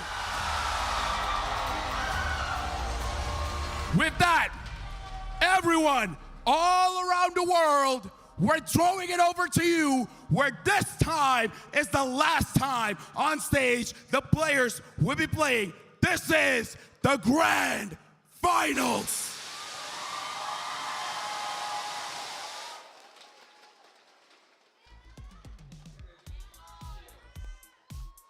The Snapdragon Pro Series is here with its grand finals. Johor Bahru, Persada, and the audience is ready. Everybody is eager to see the live scrimmage between these two great teams. It is Sonic country out there in the border of Malaysia and Singapore. And boy, oh boy, if you're not there and you're not here with us, I don't know what you're doing on this lovely Sunday evening. It's Championship Sunday in the Snapdragon Pro Series Season 6 Challenge Finals. It's so cool to just see, these players again just walk out in the grand finals. Some of them, Savero, his first time ever. You could definitely see, like, oh, this is my first time, what do I do? But then you see the experienced veterans walk on stage. Keyboy knows exactly what he was doing, man. Puts the jacket there. He's got the aura, and he's definitely displaying it for the crowd as well. He knew the camera was on him. Sling it over, walk. Just show him how it's done, man. Unfortunately for Savero, he didn't pick up on it. And once they were on stage, you could tell the awkward amount of distances they stand amongst each other. I'm sorry, I should have taken notes. You have to acknowledge the fact that between all of them, it's Savero who had to walk next to the Triple Crown MVP. That even LaFell had to acknowledge and said, can this rookie step up to the god in the gold lane, to the gold standard, to the Filipino savage. And, you know, if you put me in that situation, I would also... You know what? I'll do a worse job this event. I'll go like, oh no. Oh man, you just curl up. Yeah. You just leave a So trail. that's a good job for the young man. Actually step up, step on stage, and face this crowd. I mean, look, the crowd here, it's all Sonics all across the board. Obviously, they're going to be favorites towards some of the more handsome members on the team. Look at the jungle, because, again, you can see the amount of fans the just jungle, man. gushing. They're just gushing along that carpet line, man. I've never seen so many hands reach out for those two boys. But even so, I do... So that's the guy in chat. We found him. Don't be Kumar, Kyrie. He should have added an at. He should have just added. He should add it for sure. But coming into this game, and especially when it comes down to drafts, which would you prefer, blue side or red side? We got to take every little advantage here. I'm red. I think it's blue. I personally think it's blue, especially for Onyx ID. They've been able to find more wins on blue ever since the playoff stage, so I like blue. What about you, Leo? You said red, straight up. I'm red, sir. I'm red. Like King Kong's hair, I'm red. Oh, Because no. again, we've seen Then how I'm you can... blonde. No. No. Blue, not blonde. You're able to control even from red. We've seen it. We've seen it how you can trade even for the first two, and then you're able to control those last picks.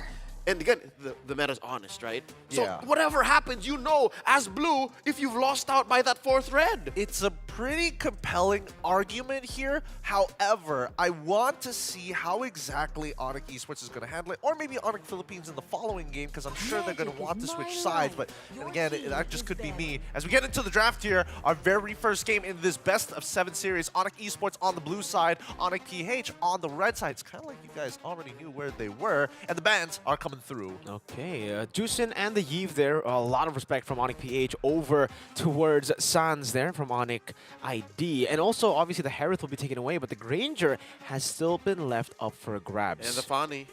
And the Fani. Oh! No, it's got to get banned out here for red side, right? Definitely a mind game if they want to let go of the Fanny. Like, are you going to pick it up? Are you going to first pick it for Kyrie or not? Jarhead gets banned out, so... Fanny's open? Yep, so is Moscow. Granger. Again, Suyo, Joy banned out. This is going to be a Fanny for King Kong. This is going to be quite the wild game with the priority of Moscow as the first pick coming in for Onyx Esports. The Fanic and Fanny needs to lock it. 0% win rate because it never gets let through. Yeah. Also, I think the time that it was let through, it was not able to get a win, unfortunately. There was one time. What? Bigatron. We don't talk about that. We don't talk about that. one.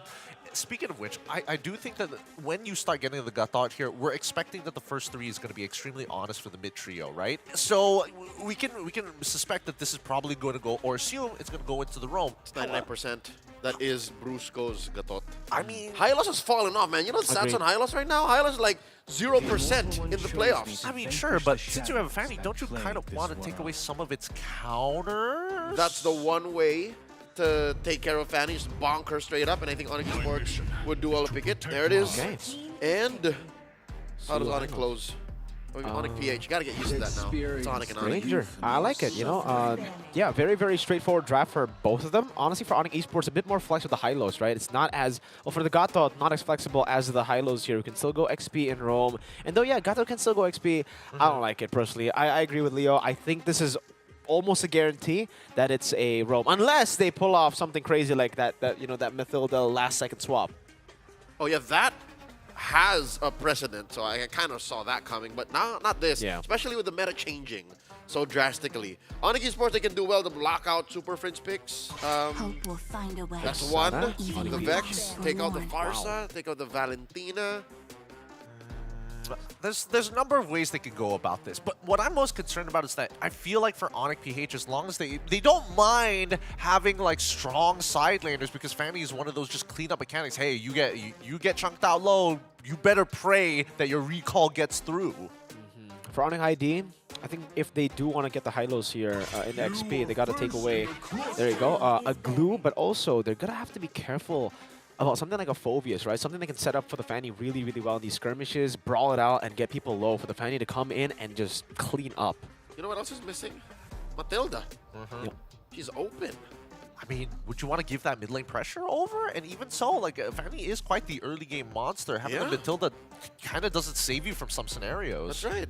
No, I was thinking maybe Onyx can play it. Oh, sorry, Onyx PH can play it. Yeah, Right? I gotta be specific. Yeah.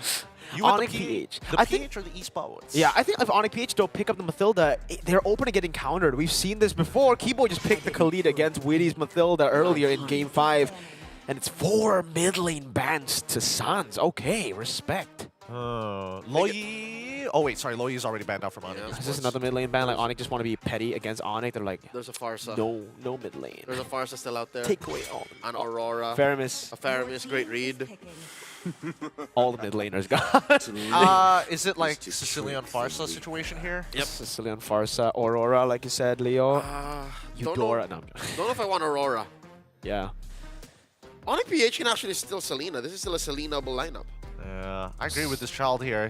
I don't know where this is going, right? Where exactly is the mid lane? Is it? I mean, clearly it's a priority based on the number of bans that have already been committed to it. But since this is the second phase, Red Side Onyx PH will decide on their pick before seeing the entirety of the composition. What about the Novaria? For Onyx Philippines, do they want to go Novaria Granger, outrange Onyx Esports completely, and then again use Fanny as a cleanup tool? I'm less inclined this time around because again, you want the extra bit of utility. You want the extra utility to enable what exactly? And I think without the setup, and more importantly, especially when you don't have the threat, then it becomes a bit of an issue here. So at least with Farsa, you get a little bit of both. Most importantly, the artillery, just to chunk them out, which we were hoping for anyways. This allows for whatever Kirk picks up to be all utility. It's literally just a good amount of CC, good amount of zoning. Great start for Onyx PH here. Hoping it's not a Uranus, please. No, I don't think it's going to be a Uranus. Because CC is open, I'm just saying. Yeah, I think it should be a CC pick for Onyx Esports. Again, thinking that Onyx PH don't really have another frontline. It's just Gato Kaja so far, so Onyx PH technically are forced to go for another frontliner. Onyx Esports go for the Aurora, there you go, and the CC. So the combo together with the high-low stun, I believe, or together with the surge from Suyo. Yeah, it's going to be a death convoy with Onyx Esports. They want to group up together, move around the map, and move as one. Onyx PH are going to be able to play the map here more often than not. Yeah, play the map, play the range game, poke out Onyx Esports before even Onyx Esports is ready. So we're thinking, what does Kirk pick up here? The signature? Yep, there it is. The Edith that they juggled between both teams in the Filipino Grand Finals about a few months ago. I'm really curious to see how that EXP matchup goes because Kirk continues to show, no matter what matchup, he is just an absolute monster on this Edith. And you just feel that impact. Boys, what do you think about the composition so far from either side? I think, Onyx Esports is a little bit more honest with their approach, but Onyx PH, they've got a couple of interesting outs. I like the CC. The CC definitely was a stopper, which made Onyx PH think twice. Like, all right, Kirk, what do you want? What can we afford, Coach Tony, Coach Hayes? And they went for utility. Again, there's a lot of CC, rather crowd control in this Edith that might give the CC on Lutfi something to think about. I think when it comes to ease of execution, Onyx ID have the easier composition to execute. Meanwhile, though, for Onyx Philippines, man, do they have a lot of range. They will be able to poke a lot of Onyx ID's members before team fights even happen, which is the win condition. Well, let's see how much this execution is going to matter. Is it going to be Onyx Esports or Onyx PH? Good luck to you boys. This best of 7 is going to be long. It's going to be Mirko and Leo at the caster seats. Good luck to both teams. Once more, the finest amongst an org that has defined what MLBB eSports is in the past couple of years are duking it out in the Land of Non for the Season 6 Snapdragon Pro Series Grand Finals. All the marbles on the line between Onyx Esports and Onyx Philippines. Mirko talked about range. I like the utility in Onyx PH because they can poke, say, let's not go in yet, and then farm up, while Onyx Esports, they have to wait and say, yeah, we're all in, let's do this. A lot of their engages are skill-based, they're ult-based. Yeah, exactly. It's also very, very neutral objective-based, or I would say like small area-based. They can't really play that far away. Again, Onyx PH, they have more range, so they will be the ones to poke constantly Onyx Esports, especially with the added bonus that they have a Fanny on top of the poke that they already built for themselves and the range that they built for themselves. Means that if you get someone low, Onyx Esports will have to back away or suffer the wrath of King Kong. right? King Kong can come from any angle. Brusco jumping in early, down to a tenth of his health. Speaking of the devil, Surge coming down as well. Brusco very low, still able to sustain back up. Kyrie looking for the shot, gets it, but it will be a trade. First blood for King Kong. Both the junglers securing a kill. And both roamers one on the Super Prince, but he backs off. Conservative play from the Sky King himself as he sends Super Prince home. That's a technical knock for the Indonesian champions here. Season 3 was taken by Onyx eSports in Jakarta, Indonesia, going up against BTR Alpha in a sweep. So this is a very familiar ground for Onyx eSports. They've been here before, though it was a different lineup still with Boots and CW, the old guard of Onyx eSports. Now with Lip and Savero. Kyrie level with jungle. King Kong doing a little bit of invade. Onyx PH with the setup for the neutral objective. Actually better than Onyx ID, but the airstrike gets popped in. The double taunt from Brusco locks them down. That is the Frigid Glacier, but Sans loses the passive and his life. I'm not trapped in here with you, you're trapped in here with me. There That you would have go. been a perfect Frigid Glacier if only the follow-through was better. Onyx PH started strong, presenting their dominance, their firepower, and that seemed to be the difference. They're sitting at about 1,000 gold ahead, 3 minutes into game number 1, and we're seeing how King Kong on this Fanny, his capability to say, nah, I gotta do something else on the map, all this while Kyrie is committing to his decisions, is making the difference. That was definitely not how I expected Turtle 1 to go and get executed. King Kong! Oh! Solo! Assassinating Lutpi! No vengeance used! Making like a Beyblade in that little part of the map. What was that? Between two walls up here in the top lane. The entirety. And he's just chunking away. That's all the gold plates. Big yikes. 2 kills early for King Kong. A 1,300 gold lead. A taunt over Sans. No passive. Gets slayed by Brusco. Just 2 roamers in the face of the mid trio of Onyx eSports.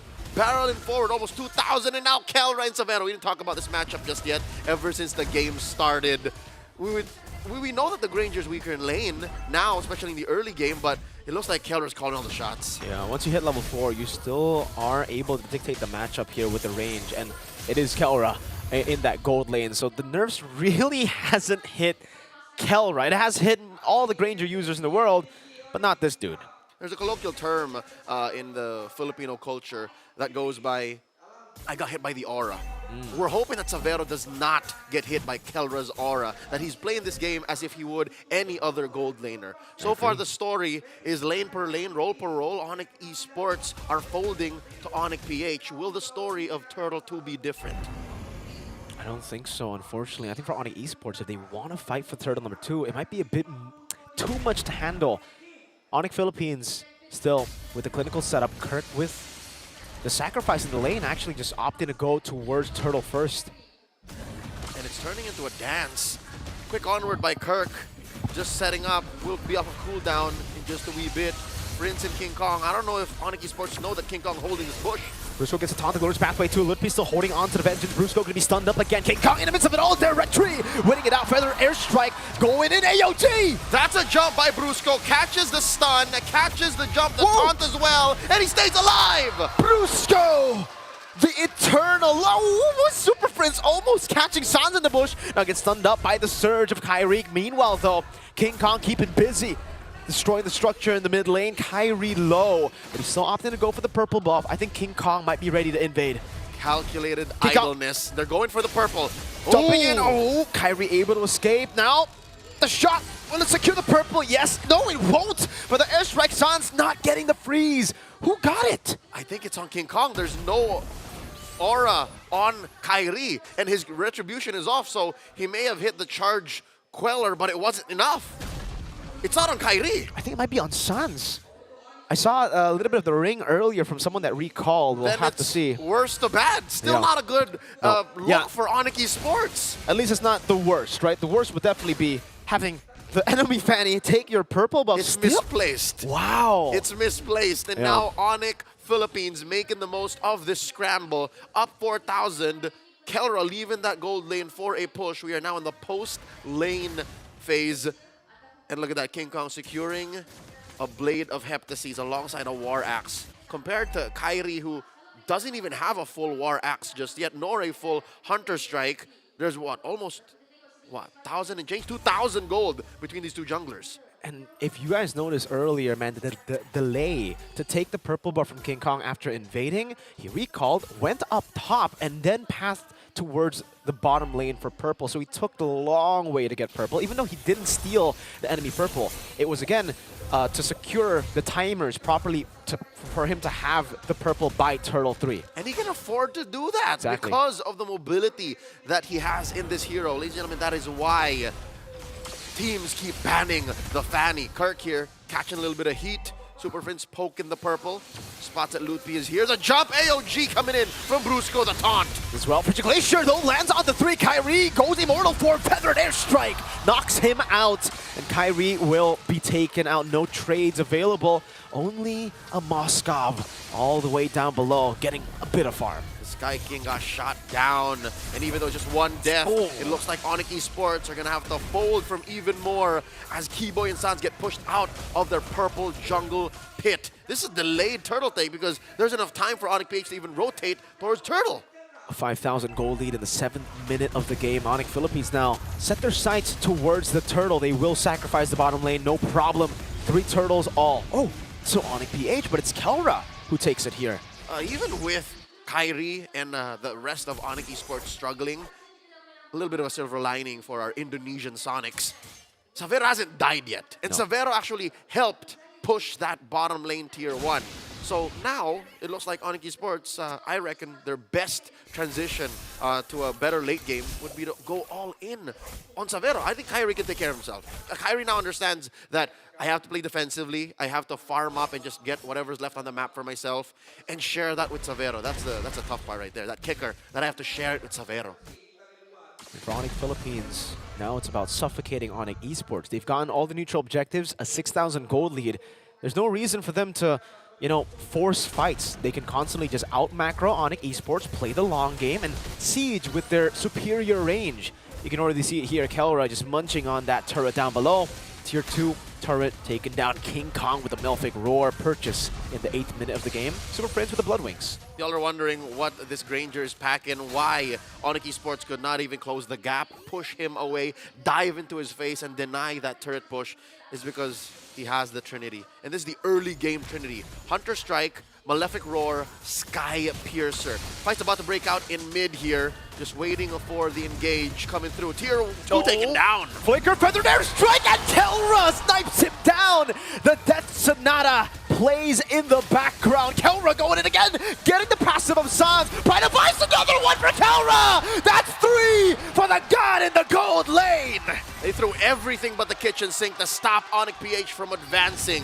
And they're looking to lose their mid lane inhibitor. Savero trying his darndest, trying to clear, but he's not going to be able to do so as Onyx PH looks to get another one.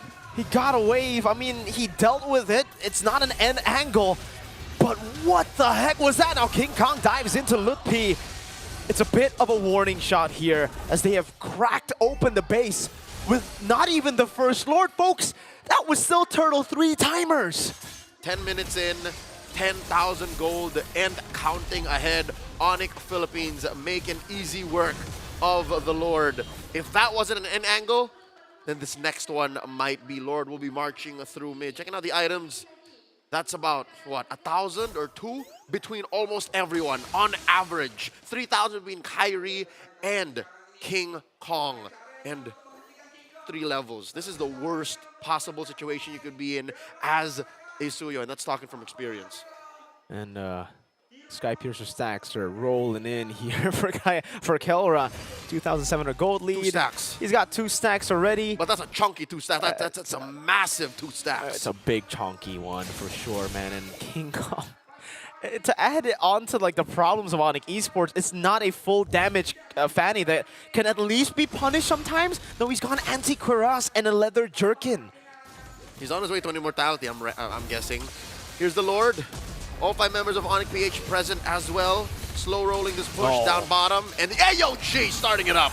Diving onto 2, Keyboy still with the Revitalize, but they're all just getting gunned down by Kelra again! It's a double for Kelra! The SOD in the back, another triple for Kelra as he dives in deep. Severo can only just run away, and it is a clean game 1 in the grand finals. Call it a lightning round as the Super Family make quick work of Onyx eSports. Oh my goodness, boys.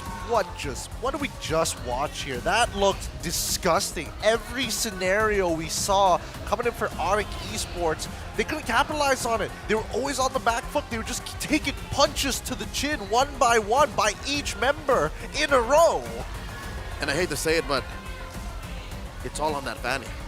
The Fanny almost single-handedly opened up the map, made decisions so difficult for Onyx eSports, and it made the lane, roll to roll, a losing fight. I don't know. This is what I would say a signature Adi kind of feint in in game 1 of a best of 7. He likes to do this, you know, to leave it open, see what they can get away with. It seems they can't. So next game onwards, I'm expecting the Fanny to get banned. Some adjustments, massive ones, to be made by Onyx ID. It's a feint caught by a haymaker. It really did. It just goes to show this team demands respect. Anything less will be punished. And it was very clear. Even when they were putting so many bans towards Super Prince's side, it's like, okay, I'll just play the Pokken game. I'm just going to get a casual kill onto Sans, even if you blow my flicker early. It's just why? Why even put yourself in that position? King Kong's clutch antique Kiras is such a thing of beauty. He built it, and yes, it does cost quite a bit of coin, but folks, real quick, the Aurora in Sans isn't even really a damage mage. It's not even a burst mage. It's a utility mage. That means anything and everything Onyx throws at this Fanny, Onyx eSports that is, will be null and void. So he can go in, go out, relatively unpunished, and that's what made it much, much worse for Onyx eSports. It was bad, don't get me wrong, but that's what made this a, 11-minute game. And I feel like it was pretty unplayable. I mean, considering that even bot side, I mean, Severo was trying to hold on as long as possible. Yes, he didn't necessarily get solo killed by Kelra, but you could see the bleeding effect. Every single time he's forced to recall, he loses gold. And for Onyx ID, their composition relies heavily on them winning Turtle 1. That's why I didn't really expect them to give Turtle 1 the way that they did.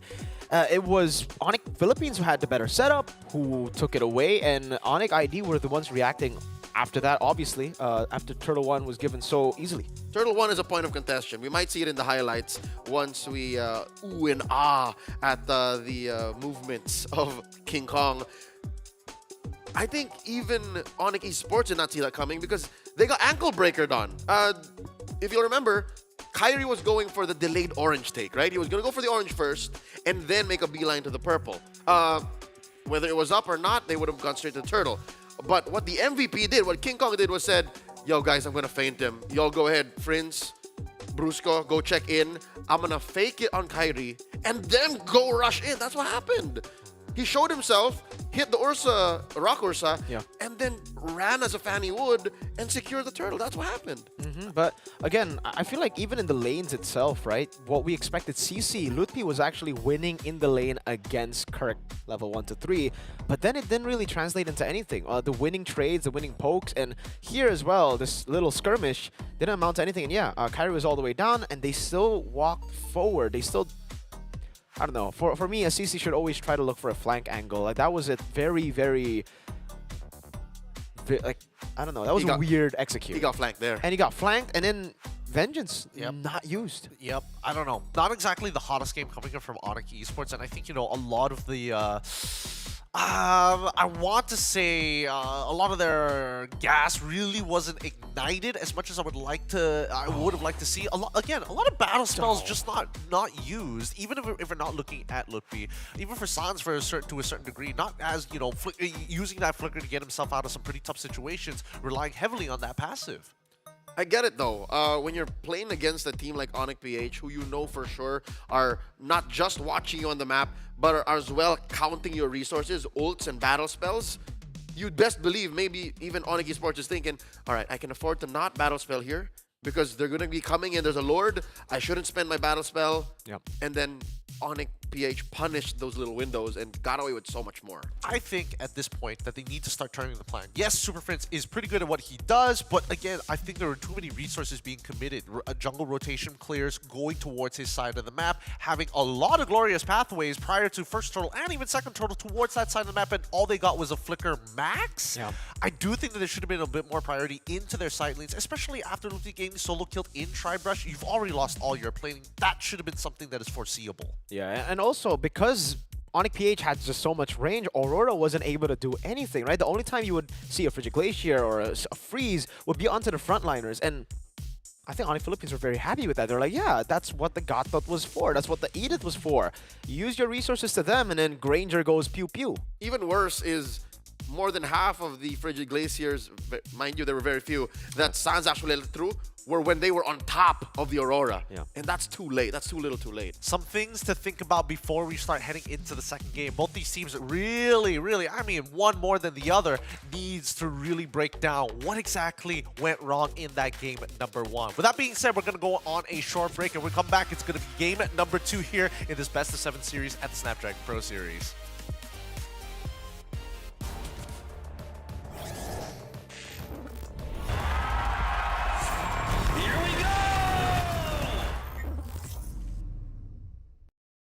The Snapdragon Pro Series is brought to you by Snapdragon Elite Gaming and DHL.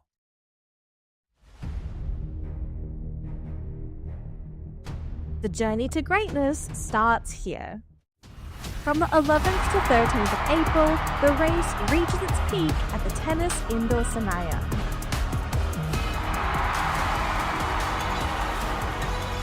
Tickets are live.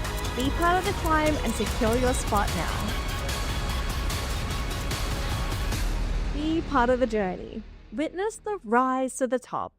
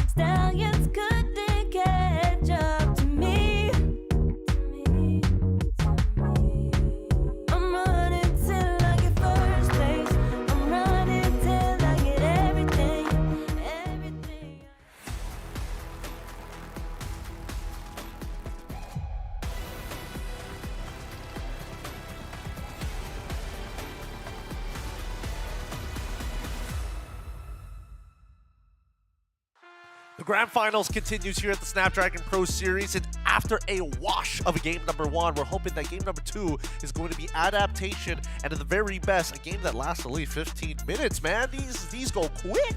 Under 12 was game 1, in case y'all missed it. Yikes. It was the Sigma show starring the Beast King Kong on that fanny. Mirko says it's an addy thing to let some things through and then see how much he can get away with.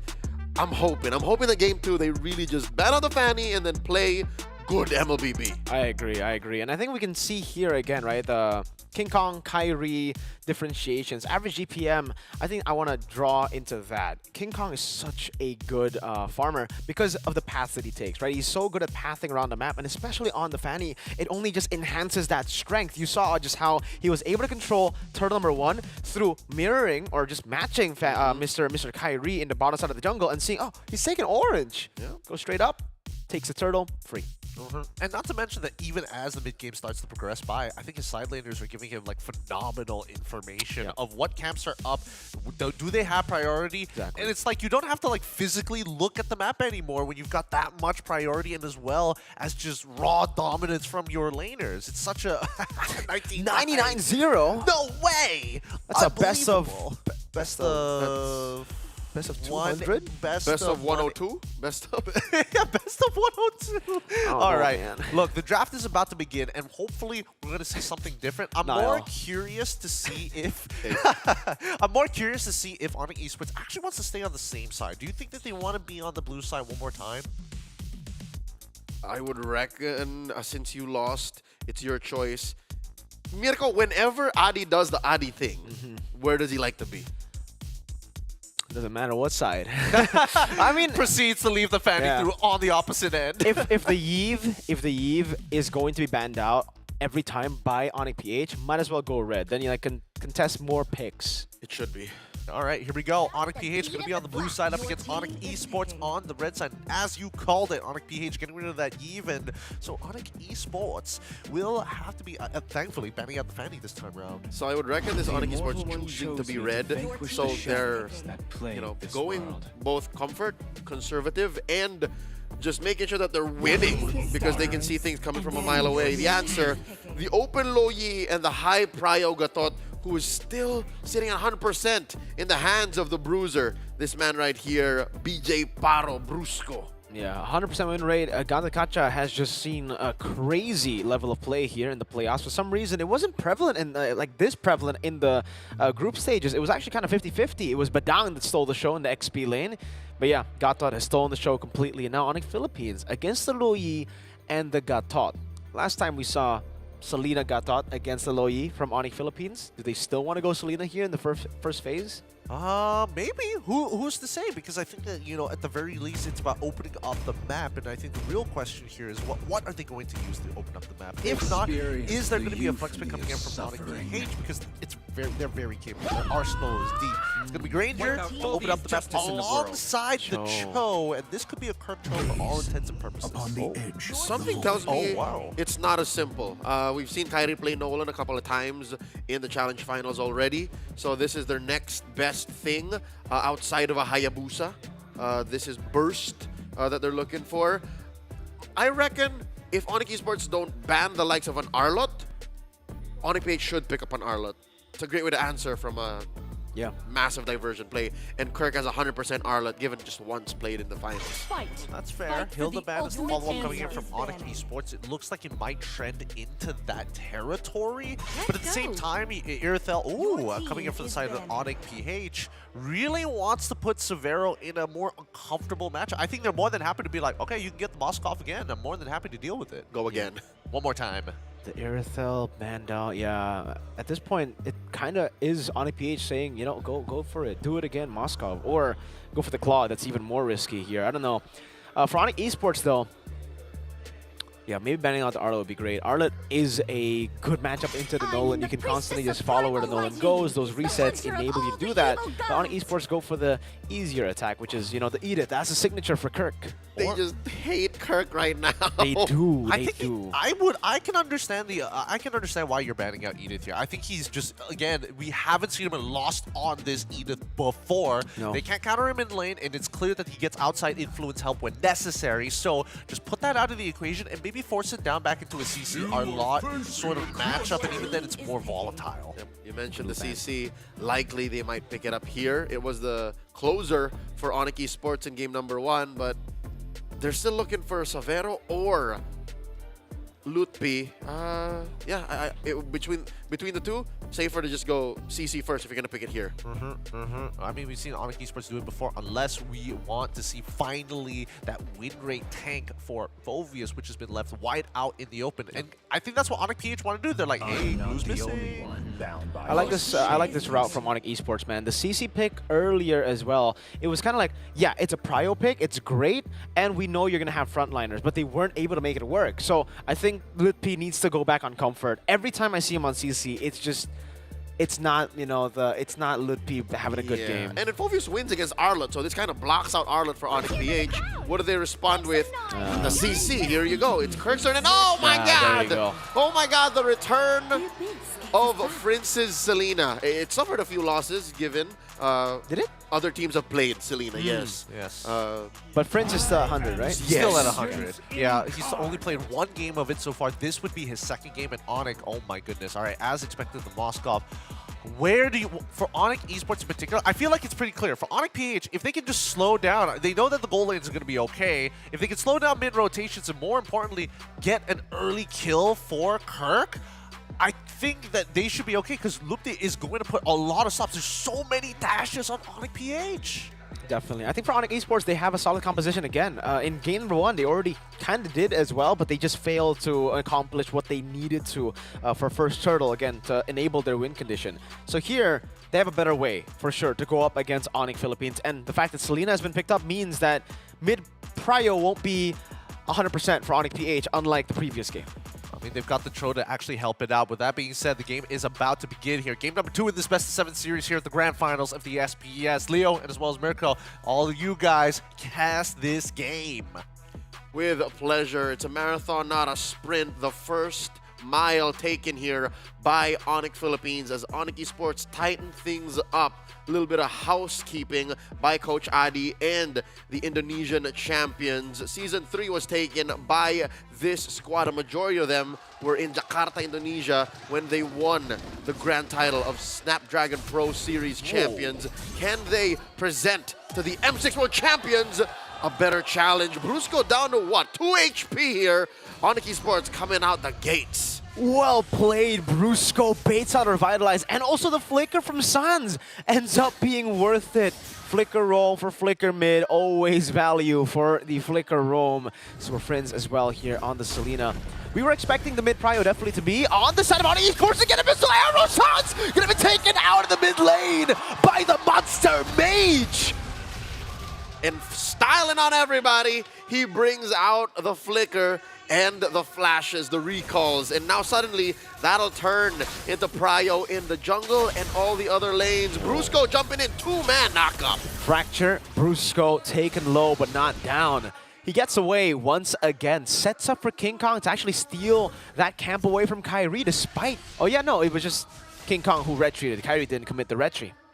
And now you're seeing and you're wondering, is Onyx eSports once bitten, twice shy? Are they going to be forced to play conservatively, defensively, because of how aggressive Onyx PH was in game 1, because of how early they're applying pressure here in game number 2? Super Prince going to get caught by a taunt and gets taken down by Keyboy.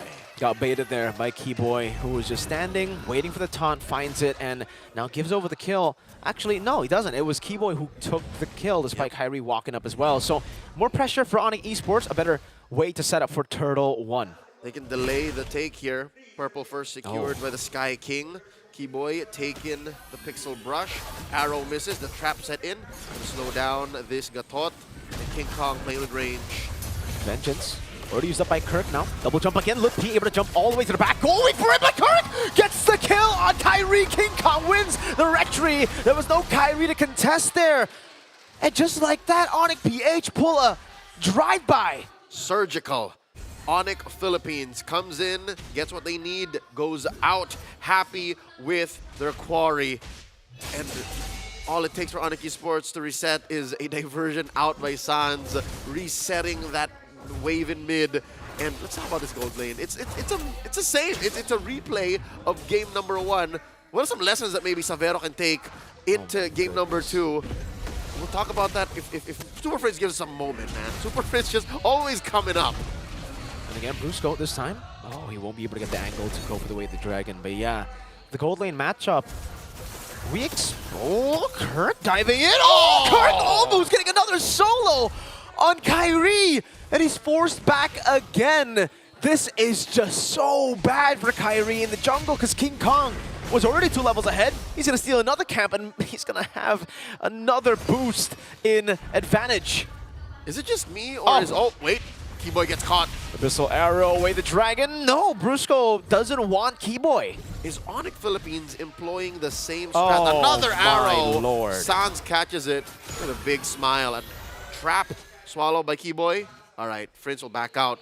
Is Onyx PH attacking Onyx eSports the same way they did Liquid? Oh, they collapse onto Kalra. Kalra gets slain up top. Kyrie with the help of the diversion.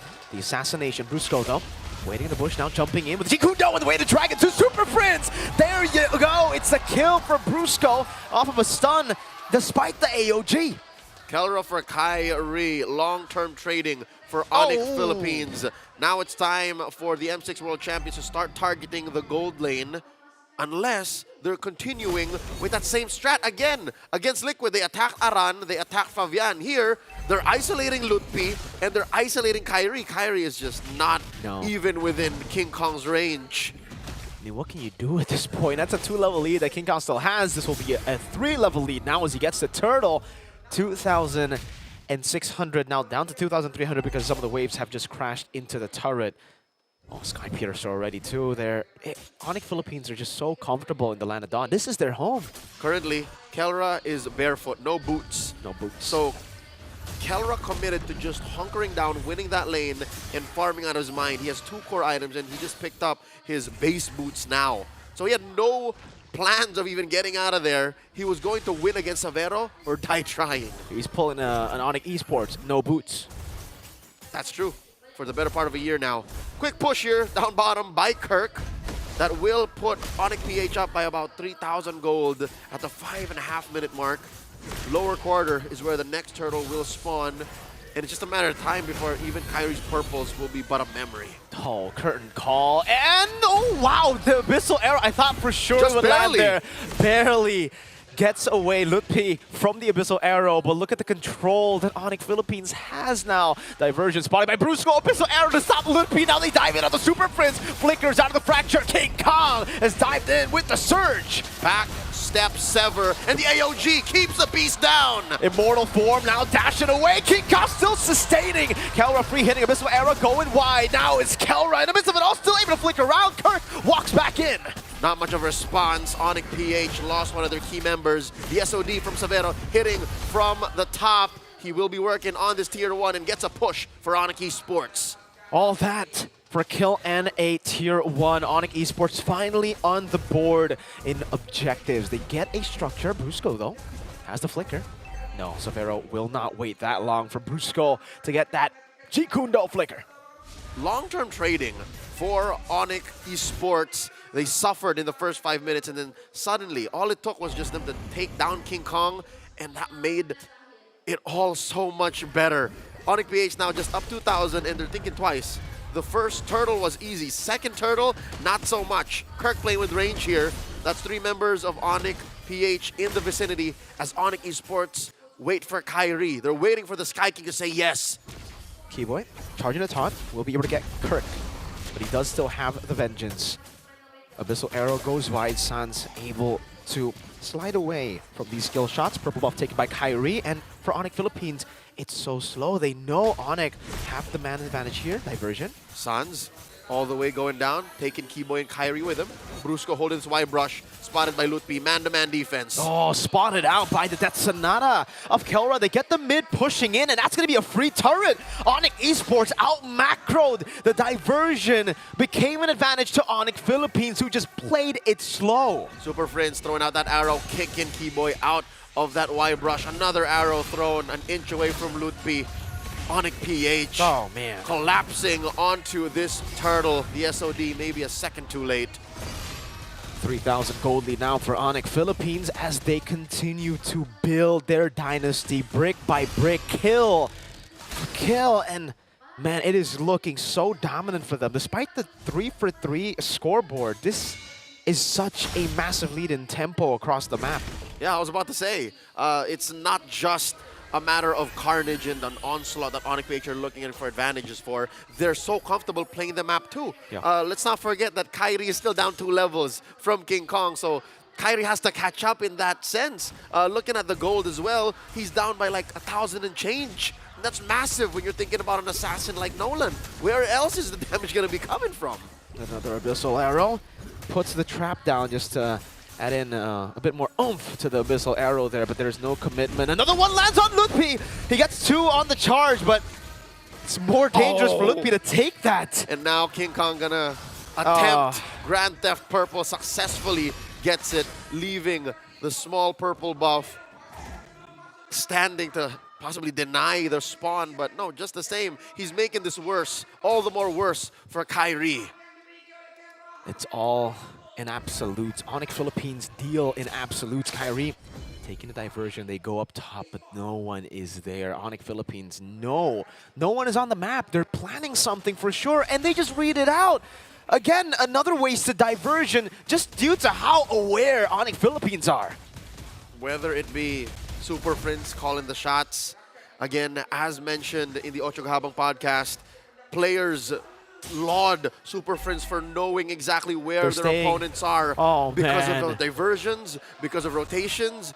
This monster mage is just so good at understanding their opponent's movements. I'm pretty sure the rest of Onyx PH have caught on to that and learned over the past 6 months of, yeah, no, the opponents are most likely here. Fringe says they're here. And they committed to make things even worse for Onyx Esports. They teleported up there. Onyx PH read it, and Onyx Esports thought, no, just give them time. Stay patient. They wasted time. They wasted every single second. There was another gold lead, it seemed, for Onyx Philippines that they just could push in, and now, King Kong is about to hit. All right, one more diversion. Where are they going? Inside the purple side jungle of Onyx PH. Watch Friends. And they're going for the Lord. It's a dance. Onyx PH, they don't know if they have an unwelcome visitor. Check it out. Queller thrown out by King Kong. Prince holding the fence brush, and now Brusco sees him.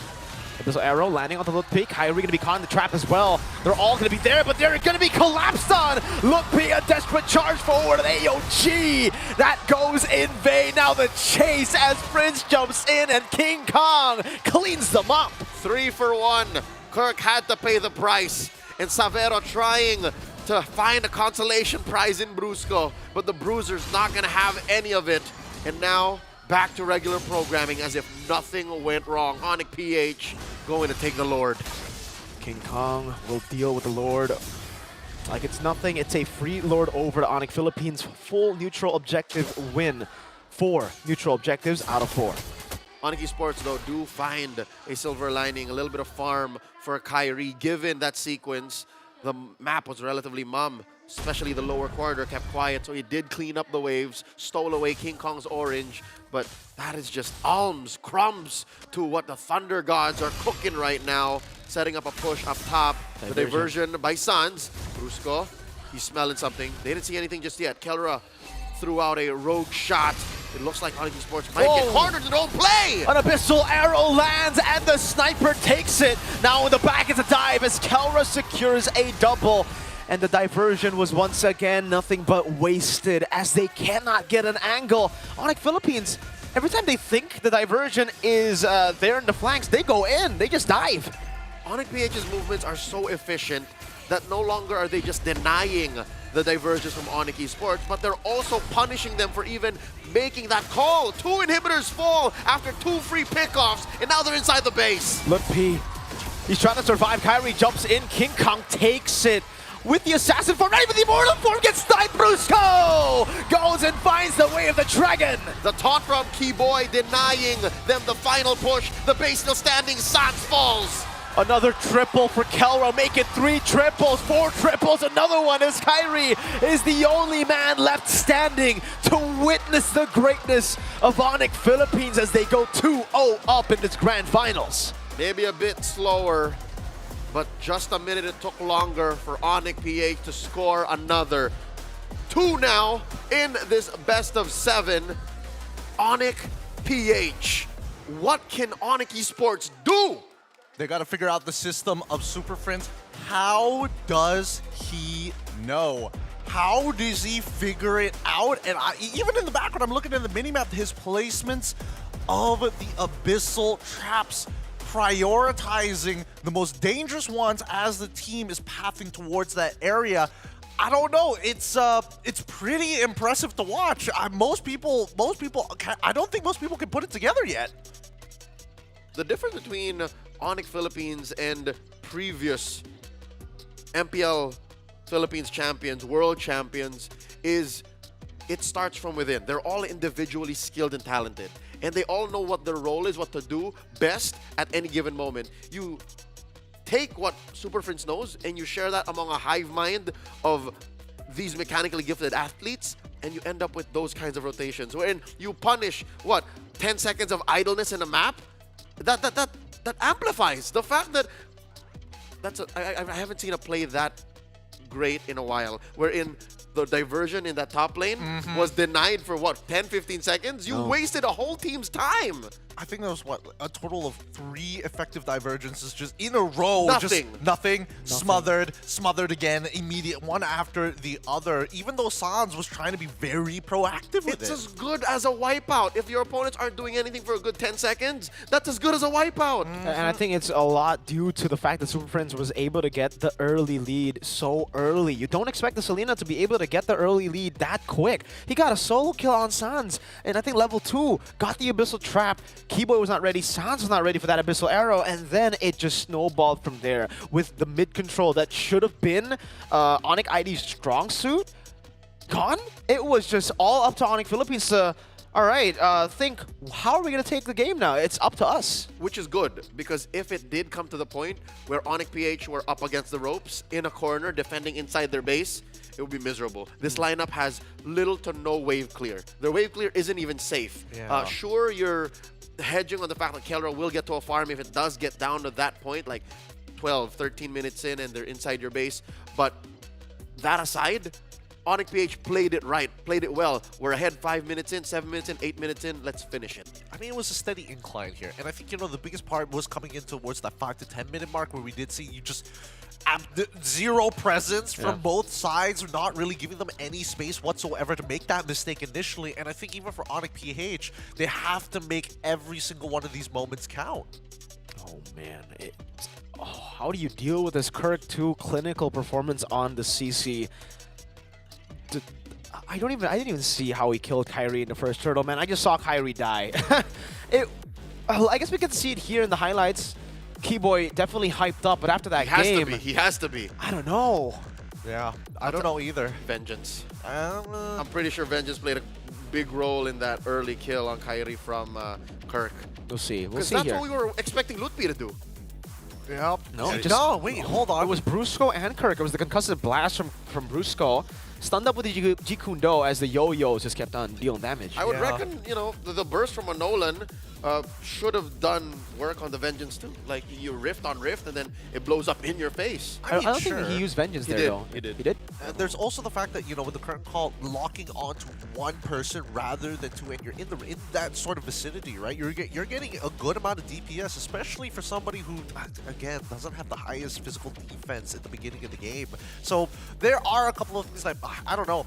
What could they have done better? Even I feel like there's really not much here, because Onyx PH definitely some really high IQ stuff going on their side, smothering a lot of the plays, and even again, these engages, how do you even predict this angle? You see Brusco kick, you gotta react to it. Where are they coming from? Far away. And that's ridiculous from a team that doesn't have the diversion.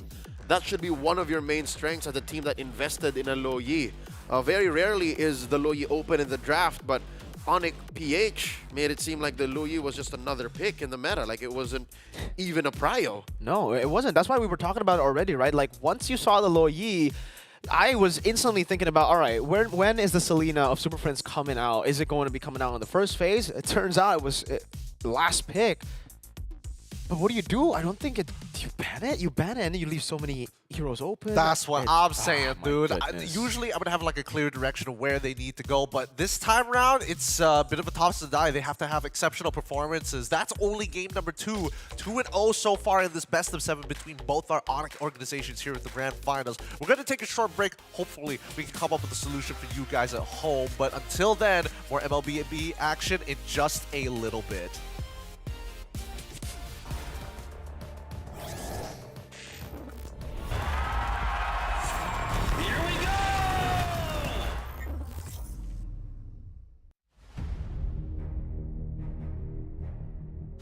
The journey to greatness starts here. From the 11th to 13th of April, the race reaches its peak at the Tennis Indoor Senayan.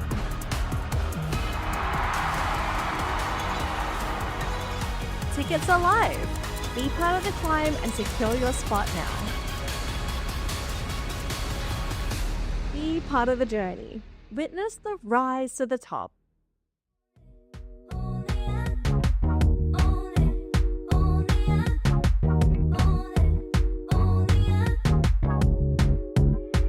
Like a moth to the flame,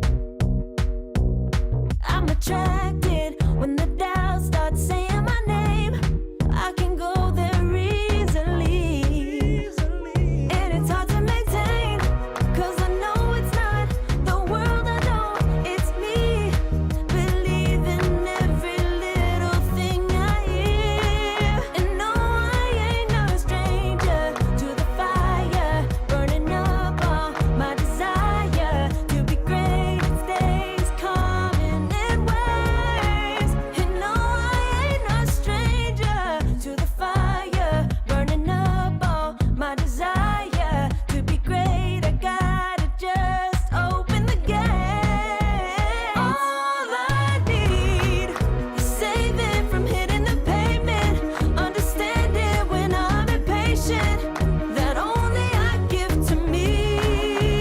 All I need is a little love in lonely places, the strength to stare fear in the face, that only I give to me.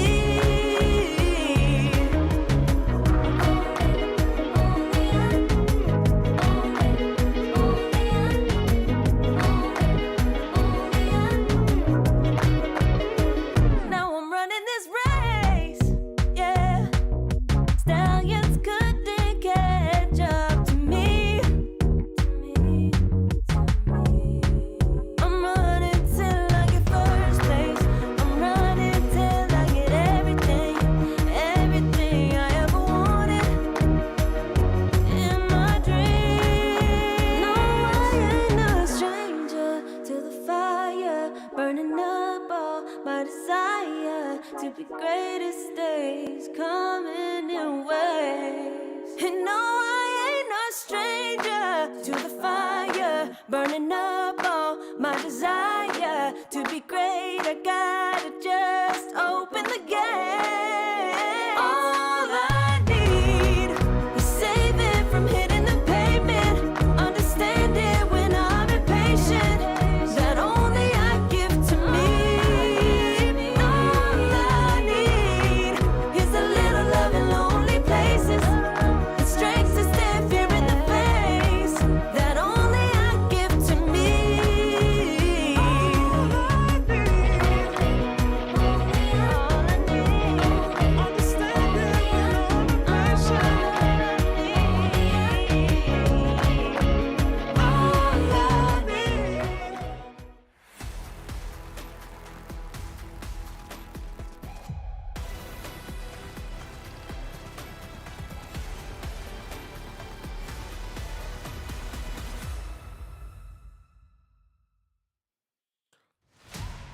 The grand finals continue for game number 3. It's looking like a sweep, boys. I'm not gonna lie to you. It's looking really difficult to play the game, and any little mistakes that happen early has snowballed out of control. Yes. What do you do as Yeb here? Just get off your brother. Stop it. Time out. I don't know. I think he's just like, I mean, like, we all get to go home Yeah. early. Oh, I suppose. I a suppose. win's a win. Because it's at the point of frustration. Like, if you go 3-0, that's gotta hit you in the morale. If the 2-0 doesn't, by 3-0, you gotta start sweating. Yeah, I think you're already sweating from first game, how dominant it was, right? Game 2 was another dominant game, even more so than game 1, despite the fanny ban. And now there are too many questions. There are too many questions to answer. Yeah, I think there are too many questions to answer, but I totally agree with you that game number 1, if you were to say like, oh yeah, we fanny ban, we made a lot of mistakes, that's kind of just like GG, go next. I get it. Game number 2, oh my goodness, what am I supposed to do? And coming into game number 3, if this doesn't go well, like Leo mentioned, it could just go downhill from here. I was about to present before Onyx PH banned the fanny is we've tried every single permutation, right? Onyx PH gets the fanny, lose. Onyx eSports bans the fanny, lose. Yeah. What if Onyx eSports plays to get the fanny, right? But no. Coach Why Not's not gonna allow it. Coach Addy has to think of something else. Oh man, the Eve is technically open right now for Onyx eSports. If Onyx Philippines don't ban it out, yeah.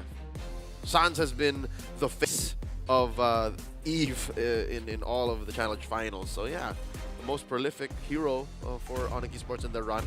Maybe. There is but one more ban. Yeah. Taken out by Onyx eSports. Onyx PH, take out the Eve. Just do good housekeeping. I mean, it's a Yi v low Yi sort of trade here that they might consider for the side of Onyx PH. And honestly, putting Super Friends on like another Selena against the Eve. We saw Few do it. I mean, we've seen him do it before, but he's got There you go. And he literally does not care. Just get rid of the early game, get rid of the Khalid, which is kind of interesting here. It does kind of say that Onyx PH might want to go for a slower means of play. Or faster. They might be setting up for Mathilda.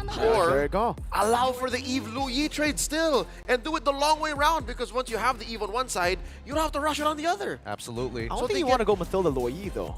Well, we'll see. We'll see how this is gonna go, right? Because it's still considered a flex pick. You know what you can do? What? Faramis Lu Yi. Oh, Faramis Mathilda. Faramis Mathilda. This can't be right, is it? I wouldn't think it's right. Not yet. Not just whoa. yet. This I meant. This I meant. Martis, they're getting really desperate. You could definitely see for Onyx ID, right? They tried so many different things. They tried banning the fanny. They tried letting it go. At this point, it's just, we gotta throw them something that they haven't experienced before. We gotta throw in the Martis and hopefully win, like pray and win early. It's won once in Martis? all of challenge finals. Yeah, there was one game. Yeah, it was Kyrie. Kyrie played Martis, but you still have the Alpha and the Nolan out there. And it looks like Onyx PH is gonna go the old-fashioned way. Yep.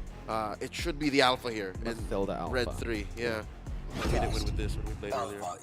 But hey, Mathilda Alpha plus the Harith, it is great against the Martis. Yeah, Martis wants to go and, eliminate you, assassinate you with the Decimate. Denies it. It's a deny completely with the guiding win. And even the Yeeve, technically, right? Like, if you poke in and there's a guiding win there to always get the Alpha out, get him to dive and then go out too, it's really good for Onyx Philippines right now. And I think it's so scary now because we've been seeing Kelra on a Granger 2 games in a row. Now that he gets the real best gold laner in the game, Harith, after the Granger nerfs, what is he going to do? Last time I saw Kelra on the Harith, he did nasty things, man. He should be in jail for what he did on the Harith. And this is just about time where Savero is getting warmed up to the Granger Moskov matchup. It's like, third time's a charm. Give it to me again, coach. Give it to me again. Oh, it's a different gold laner. Yeah. It's different flavor, man. It's a different game to be played. We see the tick ban coming in for the side of Onyx PH as we move on in towards that second phase here. How do they play this out? I am curious to see where this Matilda is gonna end up going if Onyx eSports has another surprise pick in their back pocket. I'd say make sure you know what Prince is doing. Be on Prince. Game 1 and 2, Prince was always just off the leash. So the hunter of all the evil there's one more spot for Onyx eSports to ban on the Fatamis. I'd say do it now. Right I here. mean, this is also a possible Mathilda mid because we've seen it. Yeah, it's just so hard. They go for the Kirk ban, the Edith, and then the Moskov comes in here to go up against the Harith. Moskov is pretty good against the Harith in lane because you can blink out of the Synchrovision, but yeah, now what? Like for Onyx eSports, what's left? They want to be the ones on Granger against a Mathilda? Do they want to be Irithel? Irithel, safer option, but against a Mathilda, the sustain's gonna get you, dude. You're not able to shred, these guys quick enough. I still think it is pretty important for Onyx eSports to probably just lock into, go figure out exactly what they want in terms. Lock in early the support now, because essentially, as we look at Onyx PH, they don't lock in their mid laner on purpose to kind of play that as that flex. They're most likely going to, when they do finish off their composition and still being on red side that first pick, we might see that it could just be a double flex for all intents and purposes. This is one of the few times that you're flexing in this current metagame. And mainly because this is just Prince, right? He's done it once in the finals, in the playoffs before. He can do it again. But I'm not feeling it. I don't think you want to put a Matilda in mid just yet. We're about to find out here. A couple more seconds. If anything, this is still a CC, and we need to start thinking about matchups coming into that. And so far, would you guys agree that it's currently one of the better laners here? Yes. You were talking about, getting a winning matchup against CC. That's not a winning matchup against CC. That is actually a good lane for CC. But I guess for Onyx Philippines, they are just so confident that they got Kirk. They got the man who could make the Lucas work against CC. No. Did we not say the Edith into CC was a losing matchup for the Edith too? Because you get bullied out. Kirk made it work. He did. Yeah. Now Onyx need to finish off their composition with the Loyin as well as the Edith out. At least they don't have to worry about the TP and Mage. There you go. They lock in the Airthel. Jawhead as well. Really doubling down on this early game. This is a gamble for Onyx eSports, right? They got to win the early game. If they don't win the early game, then they are, well, with the Martis, kind of cooked. Yep. Not just the Martis, the Jawhead too. Jawhead sucks on the back foot. If you lose the early game against Lucas, Matilda Alpha 2, Harris, that is a snowballing comp that is just so dirty. And the jig isn't up just yet. You still don't know where this Matilda's going. Yeah. Friends, what are you going to play, Friends? Brusco, are you on the Matilda, or is Friends on the Matilda? Is it going to be Selena? Is it going to be...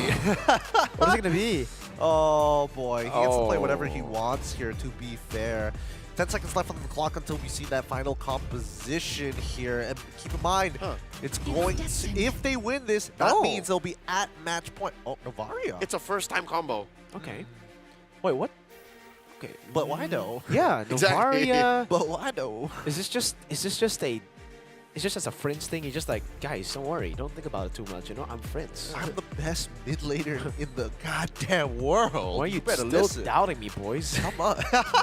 Yeah, no, this is an unprecedented combination of heroes. Yeah. It is. Number one, you don't get the Harith as often. Number two, you wouldn't draft Lucas into a CC. Matilda's usually banned, but putting the Novaria into the mix. Look, there's only one way to find out, and that's to brawl it out in the land of Dawn. Game number 3 is going to be under its way. Leo, Merkel, please take it away. Onyx Philippines puts us and even you guys into the very seats in the shoes of Onyx Esports as they baffle all of us, taking a quick turn in the draft, because we're all wondering, like, what are they doing and how do they do it as we go into game number 3, 1 point away from match point in this championship bout.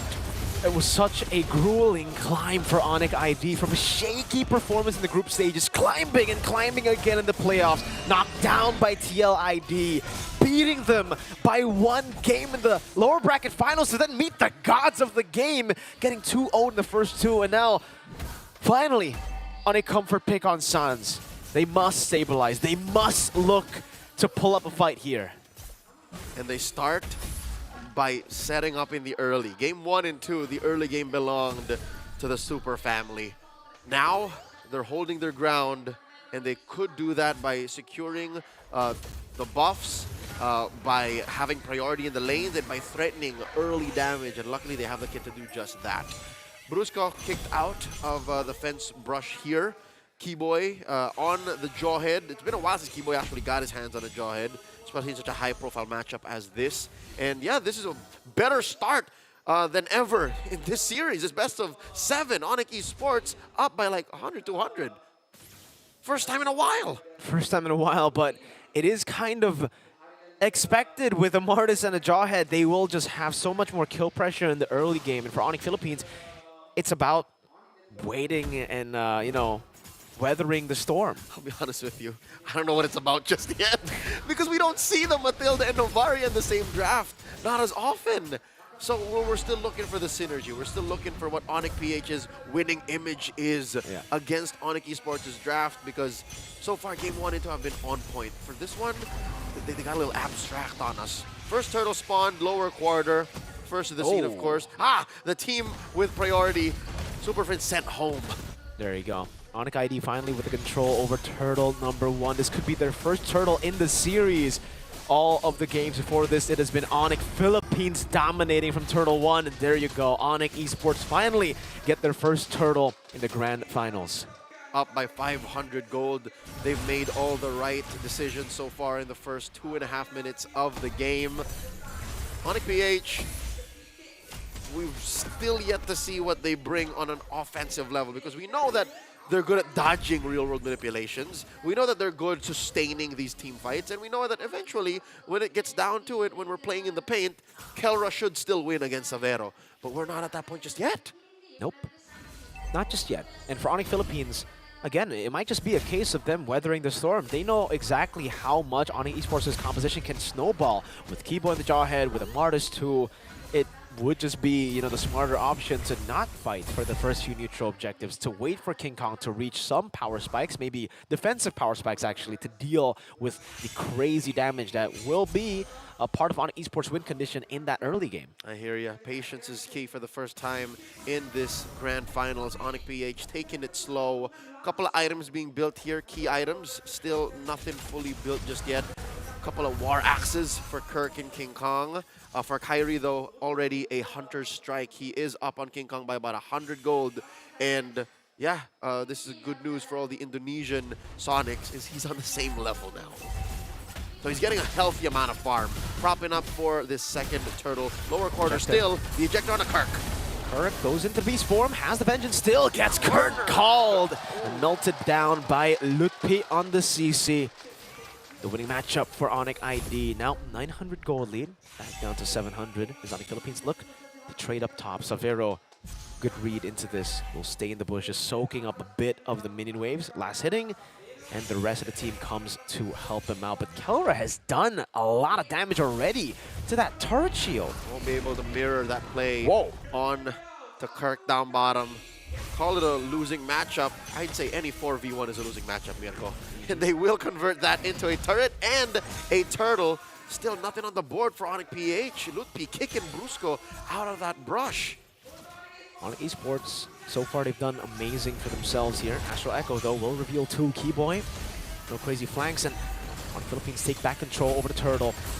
Star Shadow coming down, retreat battle. Kyrie wins it now with a Mortal Coil, jumping on the Kirk, has the Vengeance, King Kong curtain called, but it's the guiding win to get them out. Still, though, Kirk retaliating a bit with some damage back again. No casualties in that skirmish. In the first 5 minutes, Onyx PH are still somewhat comfortable fighting within the real-world manipulation. Once Sans gets a few more items, then maybe that'll change. Currently 2,000 gold ahead. Onyx Esports are enjoying this time in the early game. Post-laning, Onyx PH can only get 1 turret, and that is tier 1 down bottom. So Kirk recovering very well.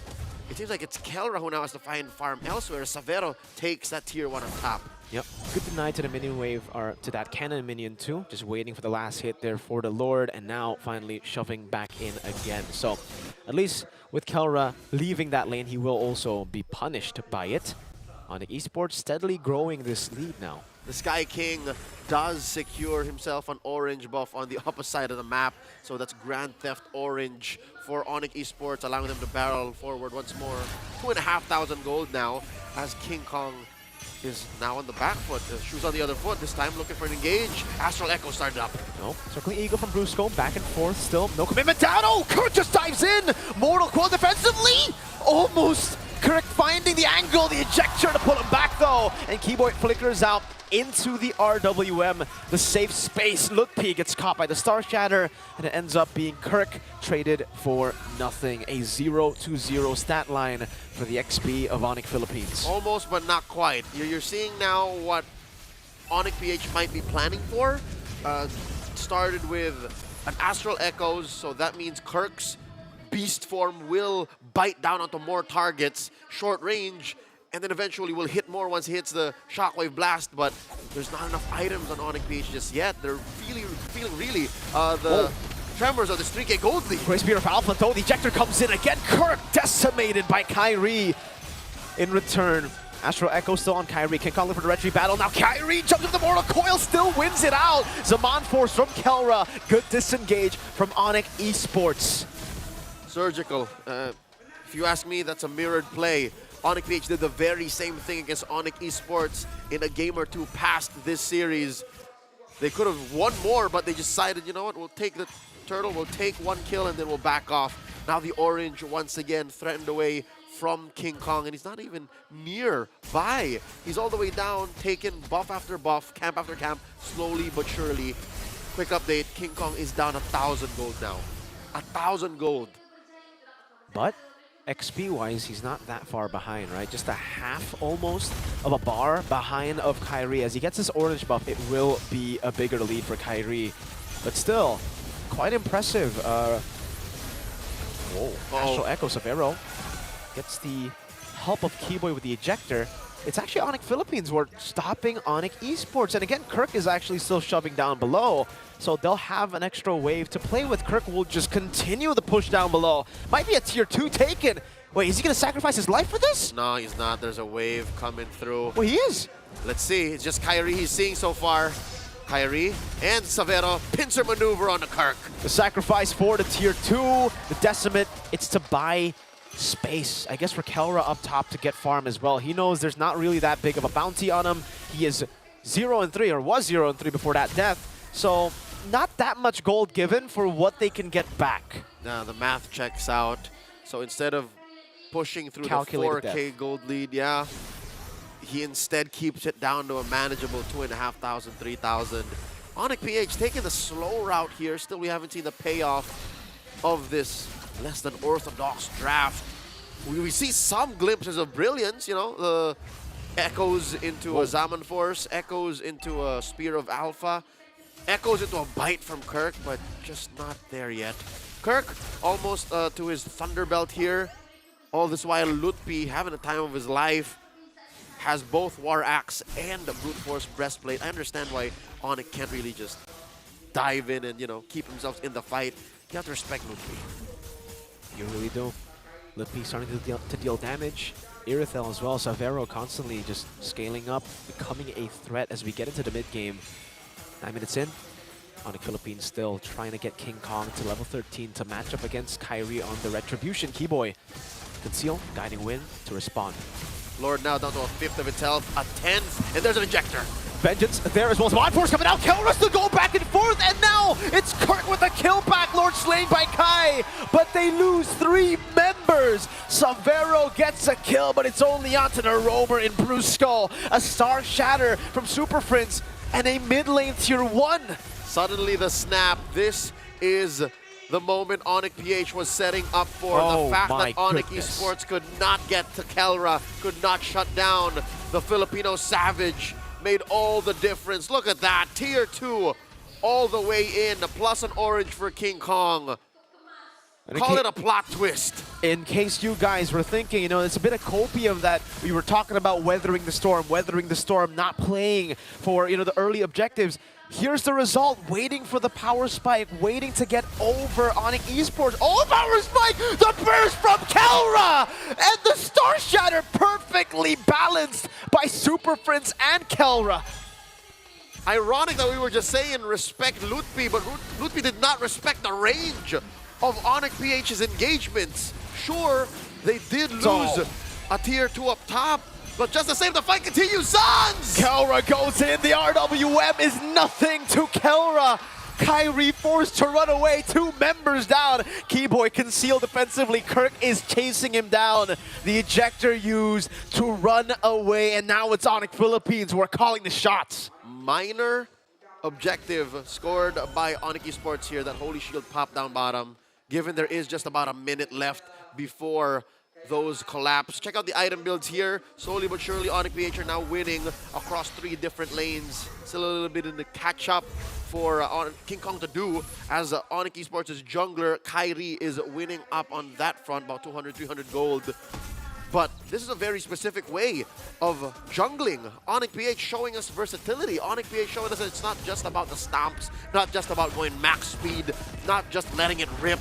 They can also play a very calculated play style. This is what Onyx PH is doing with this draft.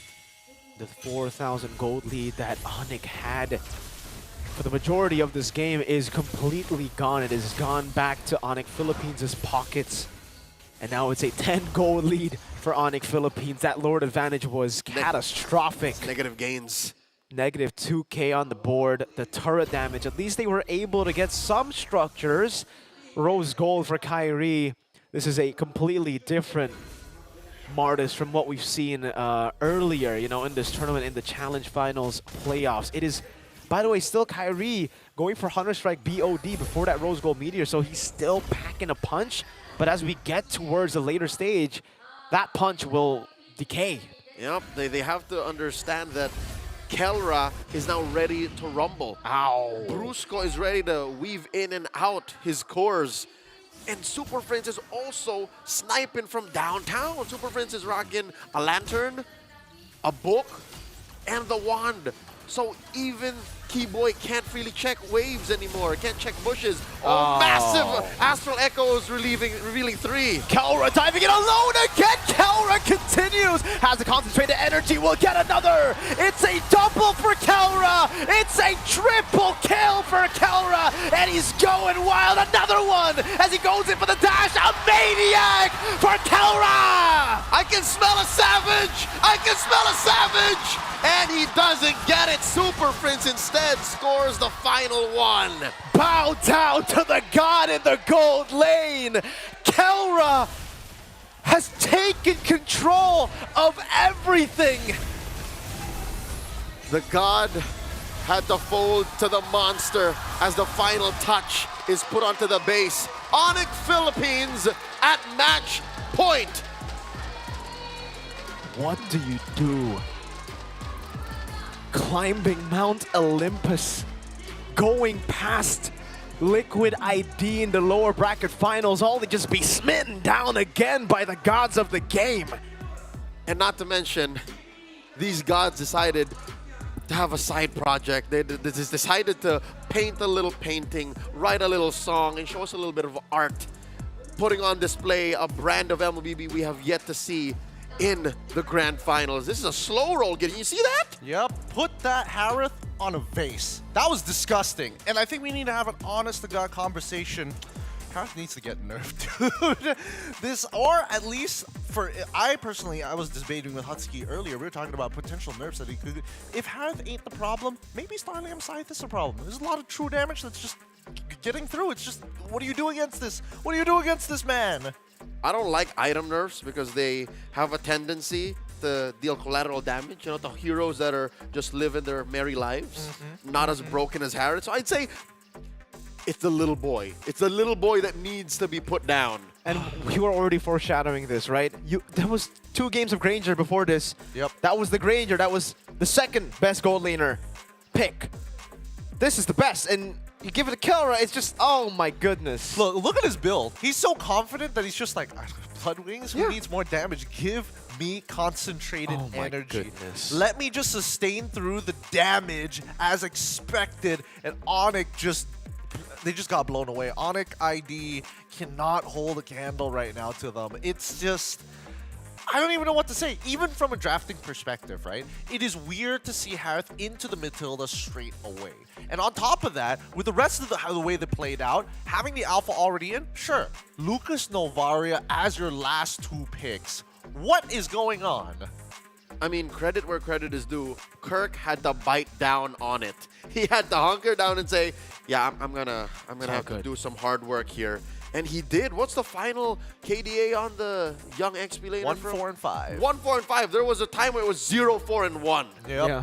Oh, well, I think, he's just... Oh my goodness. He's literally a vengeance bot. He's just come in, Yeah. press vengeance, push people. All right, Kelra, do the thing. He's definitely the unsung hero of this game, right? Because Kelra would not have gotten the space that he got in this game if it wasn't for Kirk's sacrifice. That tier 2 sacrifice down below brought just enough members away from top side of the map for Kelra, again, to come in, clear the waves, for him to go back to mid lane and have a good time scaling back up despite the 4,000 gold lead for Onyx ID. And that's what makes this draft by Onyx Philippines all the more a masterpiece. It's very rare that, number one, you see a flex in the draft. They pulled that off here. They kept all of us at the edge of our seats. Number two is, it's very rare that you see a 4-in-1, an all-in funnel draft in the current metagame, and they pulled that off too. Look at this golden EXP draft. We're looking like, hey, look, we're in the Andes Mountains. This is, oh, what a cool little range. And then it dips down into the Pacific.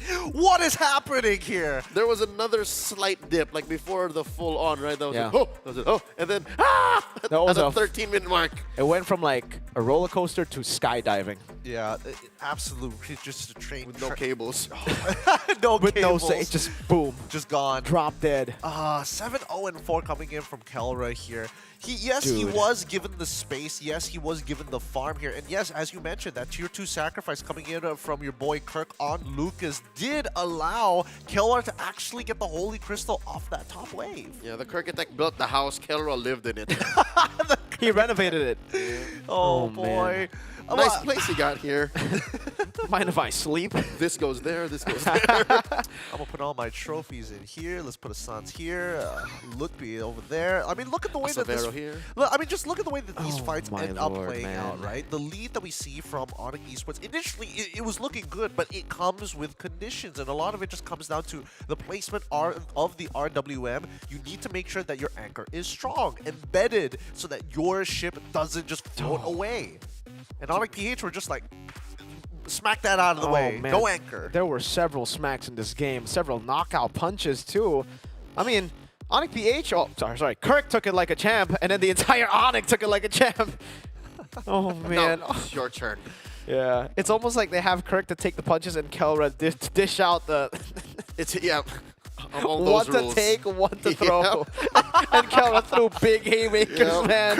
He knocked out everyone.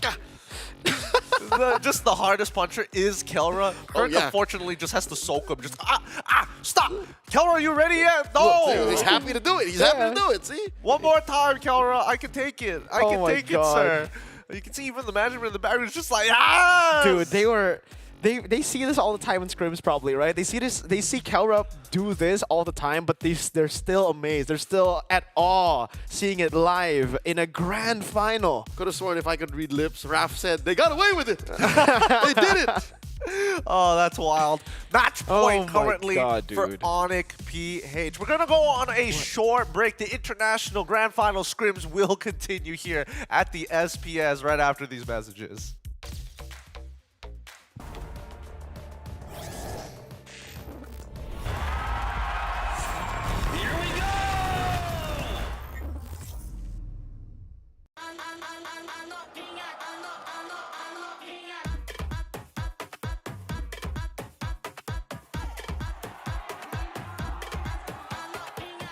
Event memang banyak function lah. Dia bukan setakat nak tengok game je, tapi banyak benda kita boleh buat. It's actually nice to watch with family and friends because it's fun while cheering and watching live. In my first day at here, I go to punch game. I think yang Gusti tu, tombok tu. And then there are several games that I like. I think that the event is very hyped up and I'm very happy to meet my favorite teams and then join the audience while cheering out loud. Lain lah tengok dekat handphone dengan dekat real life, depan-depan. So to anyone watching, you should definitely come and join Snapdragon event if there's another one in the future. Shout out to the Snapdragon Pro Series. Pada fan-fan semua, jangan lupa datang ke Snapdragon untuk event-event yang akan datang sebab event ni confirm best sebenarnya. Thank you SPS for this event. This is best event I had. Snapdragon Pro Series kali ni memang terbaik. Harap boleh buat lagi lah kat Johor sebab kita orang Johor memang akan terus support lah. Terima kasih.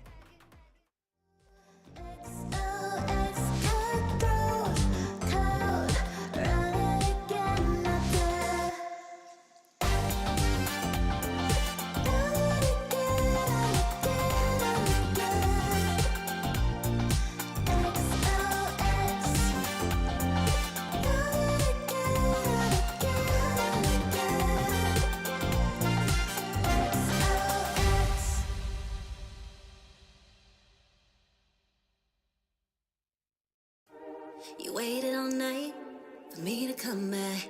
Why'd you think that it's not alright? Told you that I'm not that type. Didn't mean to get you so excited. Tried to tell you not to fall in love. Why you always hit me uninvited? Was hoping you would get the picture. I've had enough. Now it's time for me to turn around. Thought you knew what this was. Yeah, I am superstar. You were never the one for me. Never should have fell for me. Take back your heart. Why don't you take it back?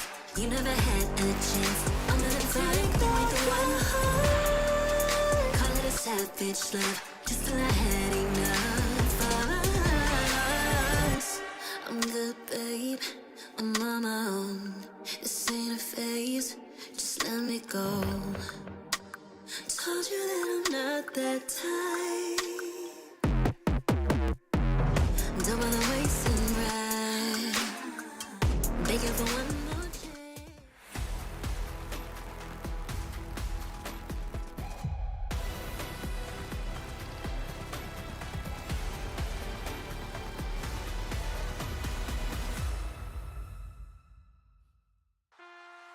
And the grand finals continues. Match point for Onyx PH up against Onyx eSports. 3-0 is the score, and a potential clean sweep could be underway to complete the saga of the Sonics Philippines. Anyways, boys, I don't know what to... I was thinking of maybe what could we potentially talk about here on this tablet here, but OP could live up to that moniker of being overpowered here at SPS. Kelra and as well as Severo is not even much of an argument here. Severo has barely gotten to play the game while Kelra is getting savages. Well, should have been a savage, stolen by friends. Game. Game is game, friends. Game is game. Nice one. Nice kill. One thing is to say you deserve to belong in Onyx eSports, right? Yep. But it's another to say that you can beat the Filipino Savage, the gold standard, the god in the gold lane. And that's what Severo's facing now. So Standor. maybe that's not where it starts. Maybe alleviate a little bit of pressure from the young man. But where does that leave you, right? Onyx PH has proven that they can beat Onyx eSports by not just attacking the jungle in the EXP. Because they didn't have to think about gold. They have, in Game 3, denied Sans his power pick. Say, you can have Eve beat this. They're just better. They really are. They really, really are. So coming into this very, potentially this final draft of the International Grand Final scrims here at the SBS, it's, because can you imagine that these guys are consistent scrim partners? They deal with this every other day. Big bro, stop it! Stop it! You're stepping on my toes, are you man. saying Big Bro is Onyx PH now? I mean, it's whoever's the world champion at that time. Okay, all right, cool. Yeah. So prior, it was the MSC champion from 2023. They were Big Bro. All right. They were Big Bro for a while, and then Big Lil Bro just grew up, turned up, man. They were like, he hit puberty, and he's just like, M6. well, what's happening? When did you become 7 feet tall? We're Asian. I'm Big Bro now. I'm Big Bro now. Sans and even Super Friends, like, you're looking at the stats, and it's like, dude, it's not like Sans has bad stats in the first place, but Super Friends is, what do you even call this man? This super. He is the He puts a super in Super Fam. The Prince is just for formality. The Super is all him. Yep. Dude, I don't even know what to say at this point. Like, I'm just so starstruck, squidabbled. With a Q. With a Q. Squidabbled, yeah. Look, Capital S. I don't know what to tell you guys at home. Usually we have something to say about everything, but Onyx PH really just dominating this match so hard. So let's see Onyx PH on the blue side. Give it up for Onyx eSports on the red side.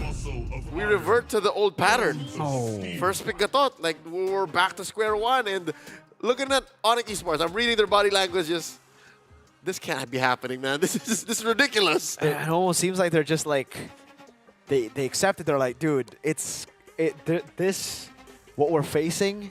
They went through the 7 stages of grief in 3 games. Or they've already been going through their grief and it's like, guys, I can't believe they're live broadcasting our scrims. Are they allowing this? Is this even fair? All right, got the first pick as expected here, Onyx eSports. Let's see what the next 2 picks are going to be. Oh man, the lights out of Sans here. Is he getting EP? Did you see him just blink? Oh man. All right, Moscow Suyo gets picked up by Onyx ID. Onyx Philippines with a Gatot Kacha. Joy. Not even wasting 2 seconds. You see how quick that was? This is the exact same pattern as well. All right, all right. For the first time in this series, Onyx eSports get the TIG. This is, if Sans has the Eve, Keyboy has the TIG. Still at 100% as far as games are concerned, yes, because he never got to pick TIG in this series, right? Yep. So this could be the game changer.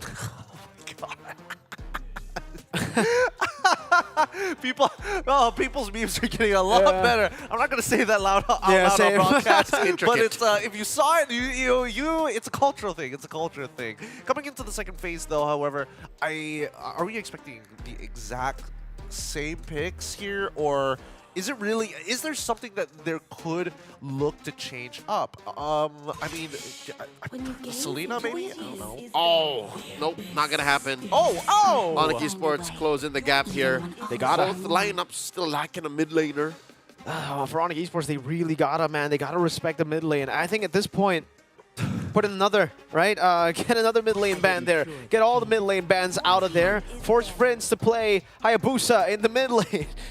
Make him play Matilda again, which is still open, by the way. Oh man, that would be pretty nasty, man. Unfair misban. All right, so 1, 2, 3, 4, 5, 6, 7 mid lane bans here. Of the 10 possible, and Onyx eSports goes for a steal. Okay. How familiar Lutpi is Lutpi with Edith? Not really, man. Like, not really that familiar. I don't see him a lot. It really feels like this is a deny pick more than it is like a. Yep. You called it, Leo. Oh I mean, to be fair, he did pretty well against Teal ID with it. Like 2 games that did. Look at this. Look at this. Look at this. Oh my God. Ridiculous. Super Prince. Load. Showing us it's not just about the flex, man. Farsa? Yeah. This is me. At this point, I can't even like. Usually, even in a 3-0, I can be like, all right, I see the draft for Onyx eSports. I like it. It's good, but it's been good for the last 2 games too. It's been a way for Onyx ID to respond. Maybe game 1 wasn't. I agree with you. The Fanny let go was kind of like a GG. But dude, after seeing 2 more games of just okay drafts and then the execution just being miles of mountain away. After what they did with that Novaria Matilda lineup. Yeah. Anything is possible now. Just want to curl up now. Kirk has his signature Lucas. He can do anything. He can hunker down for 10 minutes, take a beating, and allow Keller to punch back. Believe it. Let's see how it's going to go. Some might say Date Bayo. Others are going to be like, please turn this around. Onyx PH match point against Onyx eSports. Leo, Mirko, please go ahead with live public execution. So far, if you're a Filipino Sonic, everything is sugoi. If you're an Indonesian Sonic, you would be going nani kure. Gani, looking at you. But just the same, it's time to get this over and done with.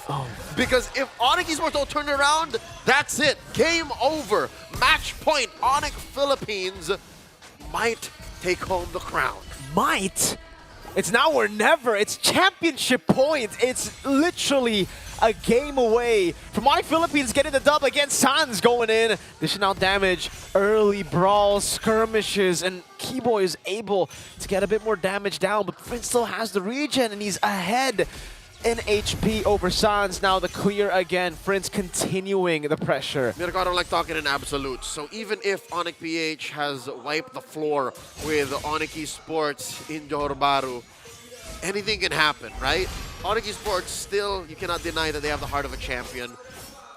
That's Prince and Brusco living in Kyrie's face. Now King Kong goes for the steal. Keyboy very low. Electrifying beats from King Kong, but it's just to escape. He doesn't want to go and do anything too aggressive. And see, this is why, for me, I saw Onyx Philippines when they got too aggressive in the MPLPH Season 14 playoffs in the Grand Finals, when they didn't close it out when they should have. in match 4, 3-1.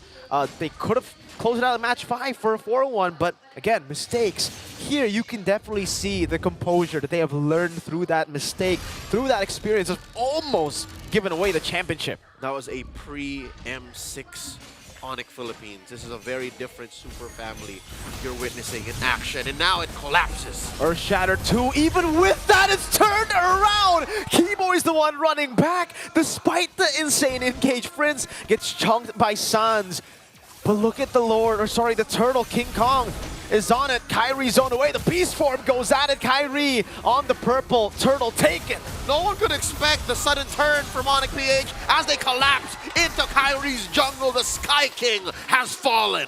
And King Kong goes for the full stacks instantly towards enemy jungle. Doesn't even want to go for Sans. Steals it away. AOG! Brusco finding Sans, forcing the flicker out. The feathered airstrike too, just to say, get out of my turret, sir. Bombs coming in from left, right, and center. Uppercuts from underneath. No one knows where these punches are coming from Onyx Philippines. And just when you thought it was over, King Kong would be going in for a bump. Lutpi very low, forced to use the Primal Wrath just to survive. But now he's forced back. No Primal Wrath means there is no way he can survive another dive. Kirk shoving the wave, wanting to punish every single time. Folks, Turtle 1 kill doesn't usually equal to 1,500 gold lead, but it is for Onyx Philippines. Now building to almost a 2K gold lead as Kelra shoves up top, and it is just a win across the board for Onyx Philippines. Not just gold is what we're looking at, even EXP. Once again, the same situation between King Kong and Kyrie. This has become the status quo. 2 levels, 3 levels down is the Sky King from the Beast. You could hear all the Filipino Sonics saying sheesh as we wait for the next turtle to spawn. Lower quarter, Lutpi just got his Primal Wrath back, so that technical knockout wouldn't count for much. And it looks like Onyx PH are planning for a collapse on the Savero. In comes Prince. The blink is not what can save him. Not even the blink. King Kong obliterates him. Kelra gets the last shot in. And it's now 2-0. AOG, Sans no flicker to taunt. Prince walking him down under the turret. Kyrie looking for the stun. Super Prince able to escape with the Purify. Gets shot, gets quelled. But still, it's not enough. This gives Kelra so much space, allowing him to take his sweet time, taking down his tier 1 up top. Savero can only watch as his tier 1 falls. And this uptime from Onyx PH is almost unprecedented. I have never seen this many things happening across the map in the pre-5-minute mark. Push up top, turtle taken down bottom, a possible invade happening in mid, and there's nothing Onyx eSports can do to respond. Up top, implosion purified by Kelra. That was what they could do. Maybe look for Kelra up top, but even then, there's a safety net that is the purify for Kelra. King Kong gets himself the Starlium Scythe already ready to go. He's up by about 1,000 and change from Kyrie, who's struggling to get anything on the map because you see this little camp right here. Even Kirk is punching it down. Even Kirk is bothering Kyrie. So best believe the Suyo ain't gonna have no farm come the next turtle. 2-0 Brusco with the thunder. You can hear the crowd loving it here, and definitely for the Sonics back at home. Depending on, you know, which Onyx you support, you might be happy, you might just be super stressed. Or maybe you've accepted it. I think they've accepted it come game 2. If you are rooting for Onyx eSports, they have to pull something from out of nowhere because they're staring down the barrel of a 5,000 gold lead at 5.5 minutes. Lutpi holding the ground here. Brusco and Prince just dealing enough damage. Look, he's going to be forced to use the Primal Wrath again. Oh man, the Earth Shatter just sidestepped away by Super Prince. Keyboy getting an angle, but not really a flank that they can utilize. You can see the screening of Onyx Philippines too. Brusco constantly walking in every single bush just in case Keyboy does a Keyboy. Top lane left relatively quiet for the past minute. This does give Savero a little bit of breathing room.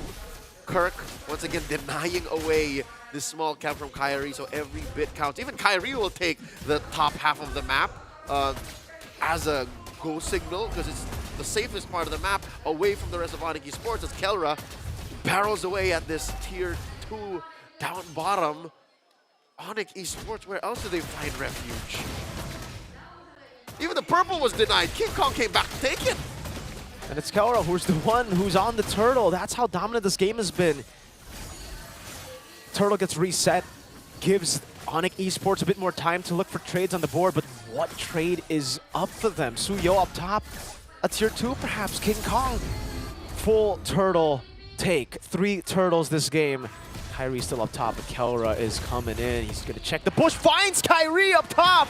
A 1v1 ensues, but Prince will not make it a 1v1. It is a 2v1, and it is Kyrie that will fall to Kelra. Meanwhile, on the other side, Purple taking again, Keyboy! Onyx eSports looking for a clapback. No one home. Brusco taking it, but they trade for 3. Onyx eSports folding in the early game pressure put out by the M6 World Champions. That one attempt by Kyrie will haunt them for the rest of the series, for the rest of the next few months, as Onyx PH barrel through, trading an inch for a mile. There are levels to this game, and Onyx Philippines are currently showing that. Just how exactly... Oh, King Kong! In the bottom lane, dodges away from the shove, and another! He escapes against the likes of the Sky Kings! Max stacks on the Joy, allows for King Kong to go in with impunity. Untouched, unpunished.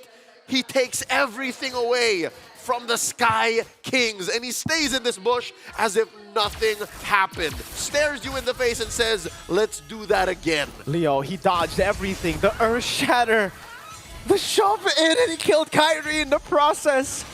Nothing. Oh, Kelra! Looking for the last snipe onto Sans. Another one up top, Severo. The marksman is the one forced to body block these shots. Holy Shield popped up top. The only one standing down bottom and mid.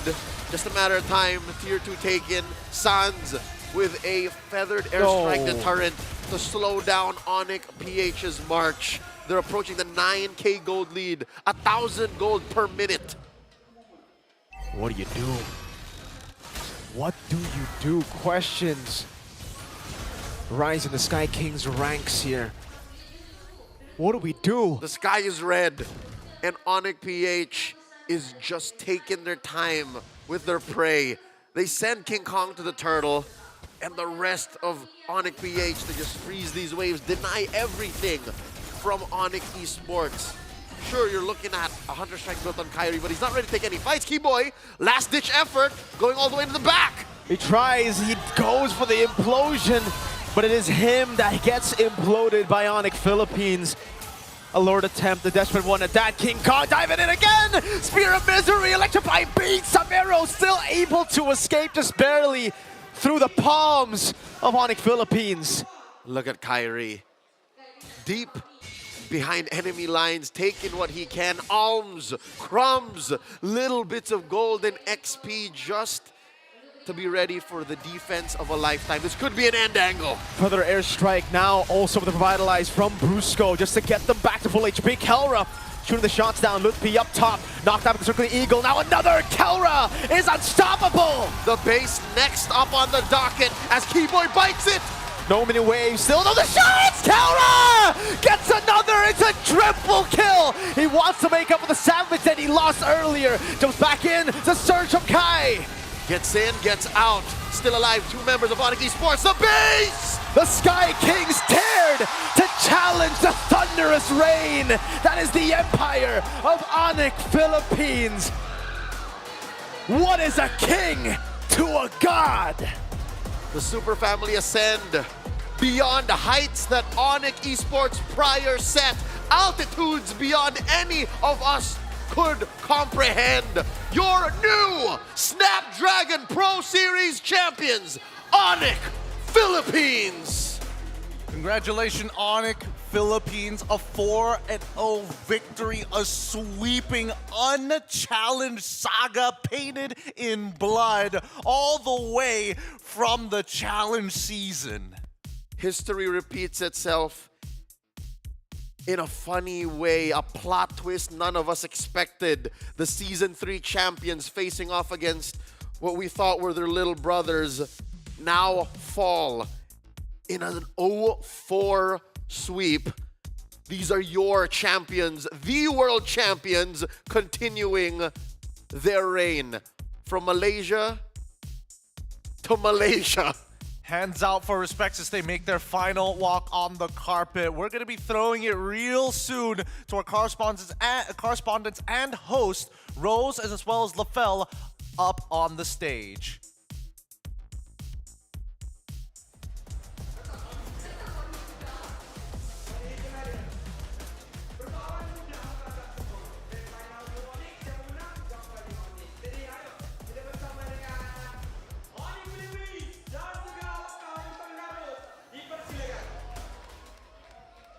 With a clean sweep of 4-0 after days of playing, these are your champion, Onyx Philippines!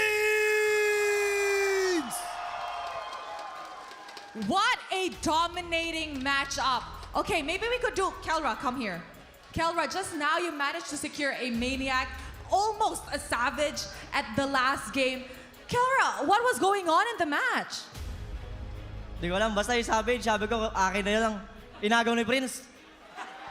He said he didn't know what was going on, and he told Prince, like, dude, give me the savage. And Prince was like, nah, not gonna happen. I'm gonna take it from you. You know what? That's a championship mentality. That's how you become a winner. And now, you know what? Throughout SPS, we talk to the players, but now I actually want to talk to Coach Why Not. So, Coach, can you make yourself here? Now, I gotta ask, Coach, right now, you guys basically have everything. World champions, and now SPS champions. Your life is everyone's dream. So my question to you is, what else is there for Onyx Philippines? For now, definitely we're going to celebrate the night, you know, with Onyx Indonesia, with Onyx eSports. But yeah, starting tomorrow, it's reset again because we got MPL Season 15 to own, and of course, definitely MSC is next. All right, King Kong, come here. You are the crowd favorite. Every single time you're playing, everybody is shouting your name. King Kong, what do you want to say to the Malaysians who came down to the venue to support you every day? For the fans who's always supporting me and my team, I'm very grateful for all of you guys, and I hope you guys don't stop supporting us. We'll always do our best for you guys. And now, since everyone already has their phones, I would like to ask Onyx Philippines to go around the trophy. All right, make sure everyone is in position. In 3, 2, 1, your champions, Onyx Philippines!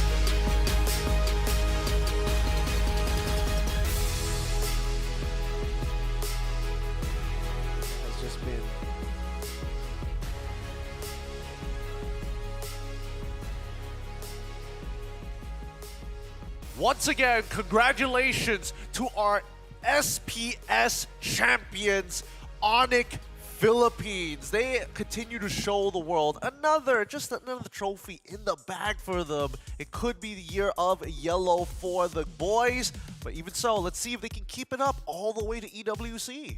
Okay, a little bit of consolation for the Indonesian Sonics. The fact that these two teams from the same powerhouse organization made it to the peak of this mountain is something to be proud of already. It's just that we have to accept the fact that these 5, 6, 8 young men, I put Coach Tony among some young men, are built different. Just the way that they understand this game is on a whole nother level that none of us can understand just yet. They truly are different, man. They are built different. They are curling the trophy too, quite literally just gymming. I mean, I know that they love to work out. But I mean, there you go. You did it. This is what makes Onyx Philippines special. On top of the fact that obviously their performance has always just been phenomenal, is the fact that they don't take anything too seriously. They're a fun bunch. They love being together here as a team. They love playing together. They love each other's company, and it's the environment that they have in the gaming house, wherever they are, to always just have that friendly side, unserious side, but when it gets to business, go back to being serious. Go back to try-harding. And they enjoy the grind. They do. They love growing with each other together. And I'm pretty sure something in that defeat in the hands of Team Liquid ID and the groups awoke something else in them, which allowed for them to go for the sweep. I mean, it awakened that dog. Oh, boy. Oh, Speaking of that dog. VP! That's the real winner right there. Dude, he has been enjoying being VP without the stress of the eSports. Now he gets to just see all the groundwork being laid out. His actual title is King Raja Haring Yeba. King Raja Haring Yeba. Is Haring king in Tagalog? Yes. He has 3 king titles. I mean, the guy deserves it, man. The fact that he's been able to be part of both Onyx Philippines and Onyx ID's success in the past before M3, making it to the grand finals, Onyx ID with the 4P championships, MSC again, almost completing the golden road, and then I'd say having a part in helping too with Onyx Philippines run in M6. Yeah, half a decade of his life, dedicated to the black and yellow. That is what powers Onyx Philippines. Beyond all jokes, ladies and gentlemen, beyond all the Raja Haring Yeba stuff, like he is that instrumental. He really is. He's laid the foundation and honestly created an environment that is going to be very difficult to replicate. And as he continues to climb the ladder, in this case, there's only one other spot other in the corporate ladder to go. CEO. Chairman. Yeah. Give me more fingers. Whoa, man. Honestly, he's going to need more fingers if we're going to have that many rings, brother. But oh man, my God. I think nobody's surprised that Onyx Philippines has taken this game to the next level, which begs the question, does this team need a nerf, or is Munton like, man, is our game too easy now? They did. They tried to nerf him. They nerfed Granger. They're like, all right, Kelra, no more Savages. And he's like, dude, Harith is pretty good too. I'm going to try again. Here, game 4, he almost did. He almost did. If it was the old Granger, maybe it would have been like 5 Savages for Mr. Kelra, for Filipino Savage Men, God in the Gold Lane Men, Gold Standard Savage. Savage Men. Dude, what? This Standor, man. Here's Gold the thing. Standor. This is history repeating itself. It's just patterns in time. Did y'all know that the mask was initially first nerfed because of Onyx PH? That original 5-man that made it in Season 4 was nerfed because I they remember tried this. 5 masks and they figured out a way to break the that system. item. Yep. Correct. Now, 6 years later, what if, because of how strong this squad is right here, they changed the game again? They just go like, let's change Harith. We revert the EXP in the goal lane now. They're going back to regular lanes now. Go back to hyper carries in the jungle. Maybe that'll stop him. Wise and Venus comes back. Let's go. We're introducing a new roam item. it now needs a slot once more. Maybe they just need to add a little bit of like -40. You know how in Brawl there's -4% damage? Yeah. So Onyx Philippines, just to Onyx Philippines to make their, it to their fair. ID, to their unique ID. Yeah, and then maybe they'll only win 4 out of 5 World Championships in the future. They're playing ranked games. Like, why is this so hard? Oh, I man. usually do more damage than this. Guys, share your feedback with us because here at ESL, here at the SPS, we have a good time. Well, yes, we are a fun bunch, but we also appreciate your support and more importantly, your feedback. So scan that QR code and tell us about our live events, about the broadcast itself. What displeases you and what makes you really happy Why you about like it? We want to know more. What do We you want not to like? hear it. You don't like? Tell Oh, us. I know what you don't like. Oh, what don't you? We all know what you don't like. How do they know? Oh no. How do you know? Please. All you need to do is look at the comment section once, man. The comment section does to say a lot. It Yeah. does say a lot. But I'm genuinely worried about the rest of this year. Oh, my Lord. If the surprises don't stop here, then we've got a little something for you guys. An interview with the Alpha Sigma himself, King Kong. We skibbity have jungler. him on the other line. Guys, of course, let's bring him on.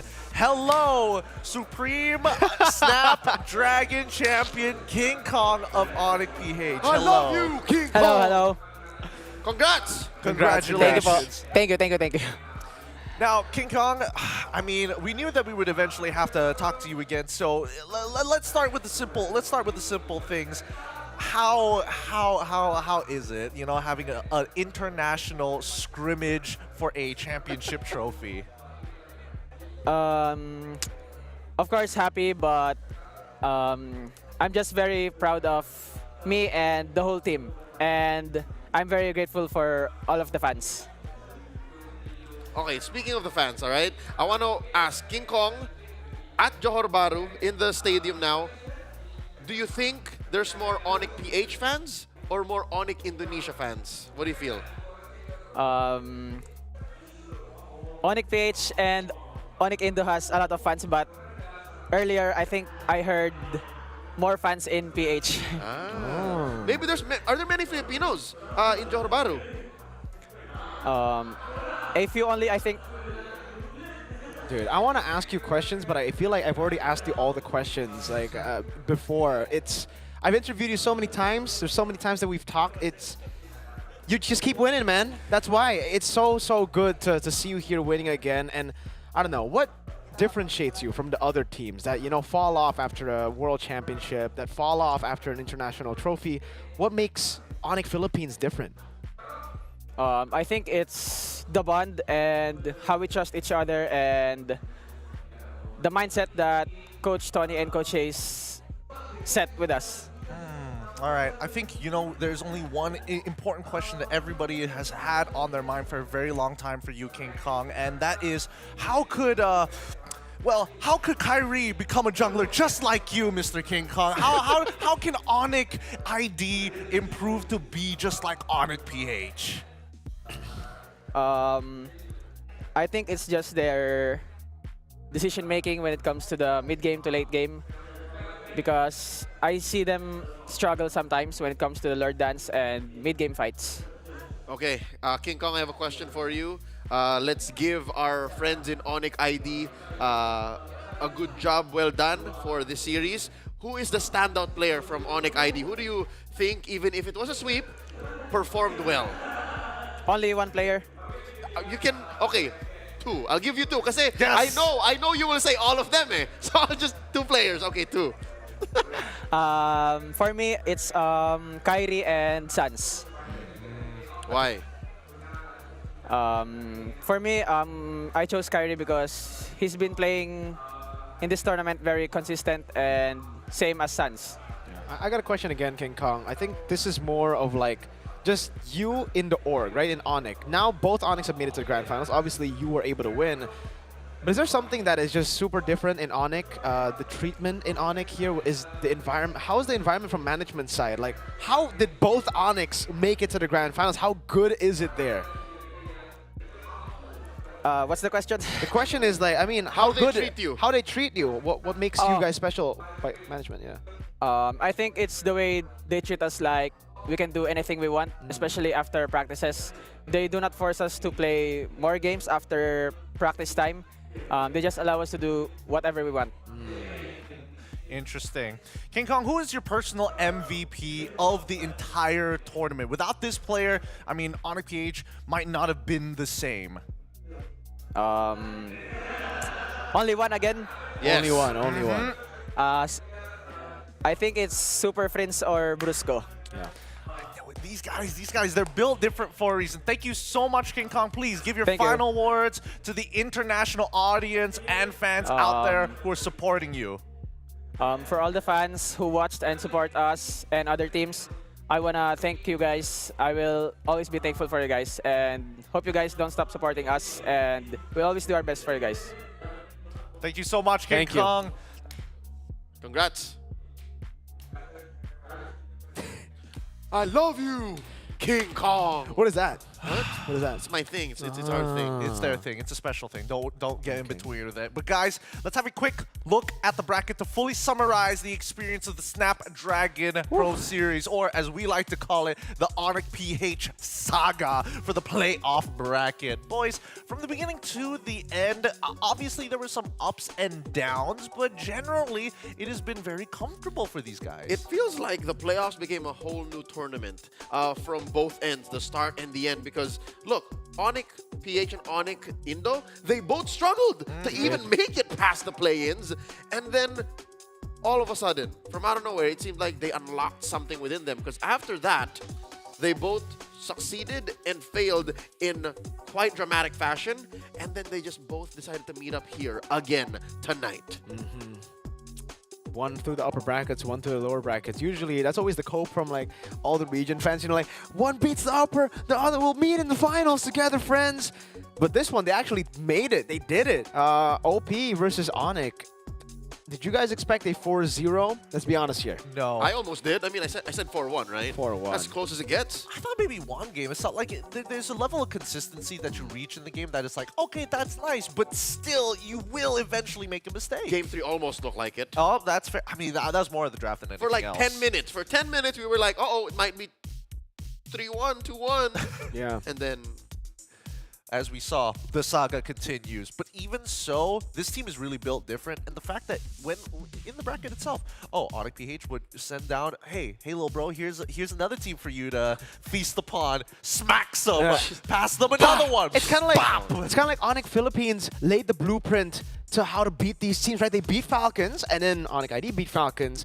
TLID gets beaten, and then another TLID gets beaten by Onyx ID too. So it's like blueprint, boom, blueprint, boom. Well, I'll get back to just the moment, because 450 players, lucky players only, are going to get some codes. It's going to pop up on your screen. Leo's going to shout it out for those of you who can't read. You ready, sir? CQ52, I5, ooh, I. I really thought it was going to be the ooh-ee version of it, but he seems to always have another in the bag. But speaking of which, I feel like the blueprint was only given for the TLID one. That's the hard one to go for, you know? Now, guys, Mobile Masters is about to come around the corner. And let me tell you...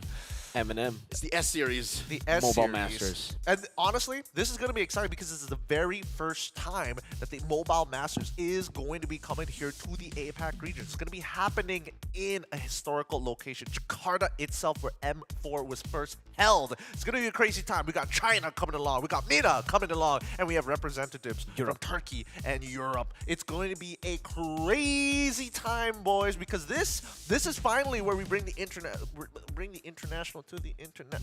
We're bringing the rest of the world to APAC. It's going to be a good time. Boys, any final words before we wrap this up?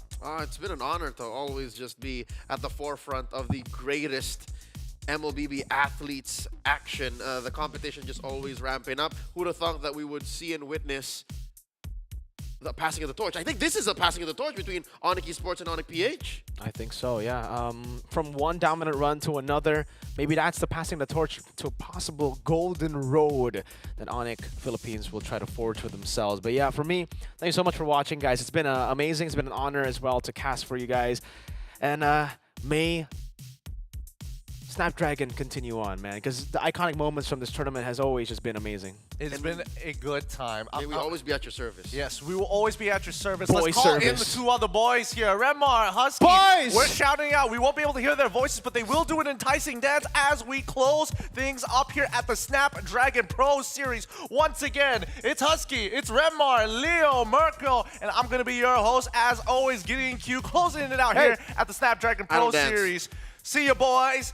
Another time. Woo! That's a wrap.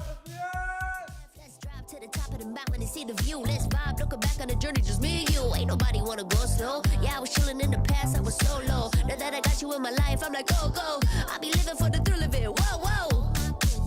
I hear you like to gamble. Let's take the road, let's travel. No, I'm a lot to handle, but I wanna go fast with you. Think we can go the distance, although I know we're different. Together we both fit it, so I wanna go fast with you. Put it in motion, baby, we're going faster, faster, faster, faster. Seizing the moment, baby, keep going faster, faster, faster, faster. It's like they never even seen us, and nothing will ever get in between us. I'ma ride by your side every season, and if anyone try to stop us, we just speed up. Yeah, always keep it at 100. Top down, pretty face, so sun-kissed. Know it's scary, but I swear I really love this. Big shades on, summertime in London. I hear you like to gamble. Let's take the road, let's travel. No, I'm a lot to handle, but I wanna go fast with you. Think we could go the distance, although I know we're different. Together we both fit it, so I wanna go fast with you. Put it in motion, baby, we're going faster, faster, faster, faster. Seizing the moment, baby, keep going faster, faster, faster, faster.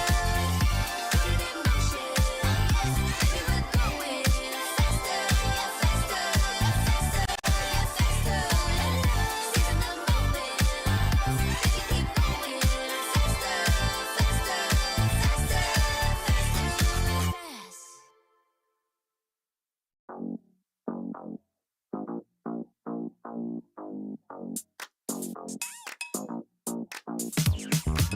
Cutie, dressed up and I'm glistening. I'm the gift, don't wrap me like it's Christmas. Want some yours, you'll know what you've been missing. Feeling like we should get into mischief. Listen, you've been looking like you're down on your luck. Need a girl like me to come through, lift you up. Hold me in your hand, I like when you touch me. Keep me around or you might get lucky. I'ma keep you with the good mood. Keep you up all night. Never, never around you. Baby, this is so vibe. Got me dancing like a soul train. Laughing the whole time. Got me singing in the shower. Baby, are you all mine? Baby, I'm your four-leaf clover. Your rabbit's foot, your charm bracelet, horseshoe. Baby, I'm your good, good omen. You wanna keep me with you. Keep me with you. Yeah, it's not hard to see. There's a pattern forming when you got me. 777 all wins, big money. The tramp over here never see me coming. I was in your back pocket the whole time. A quiet power, a silent gold mine, a big old confidence boost. You never to lose. Just know that you'll be winning, cause I'm with you in the building.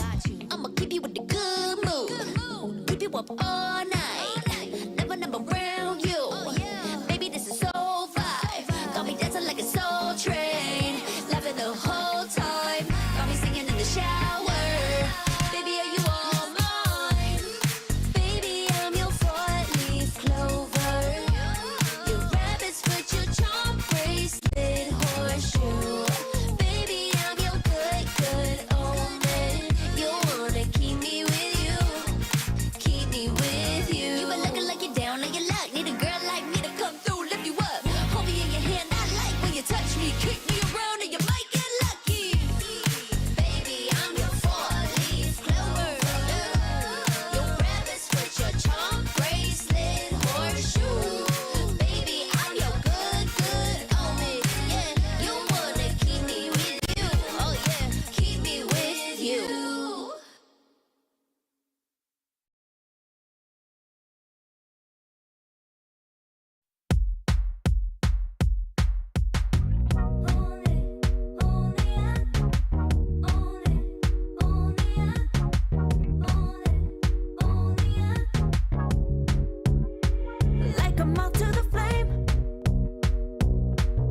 attracted when the doubt starts saying my name. I can go there easily, and it's hard to maintain, 'cause I know it's not the world I know, it's me. Believe in every little thing I hear, and no, I ain't no stranger to the fire, burning up all my desire to be great. It stays coming in waves, and no, I ain't no stranger to the fire, burning up all my desire to be great. I gotta just open the gate. All I need is saving from hitting the pavement, understanding when I'm impatient, that only I give to me. All I need is a little love in lonely places, and strength to stare fear in the face, that only I give to me.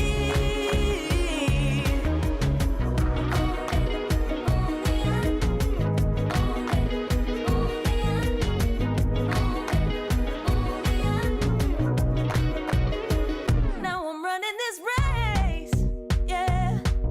Stallions couldn't catch up to me. I'm running till I get far. The Snapdragon Pro Series is brought to you by Snapdragon Elite Gaming and DHL.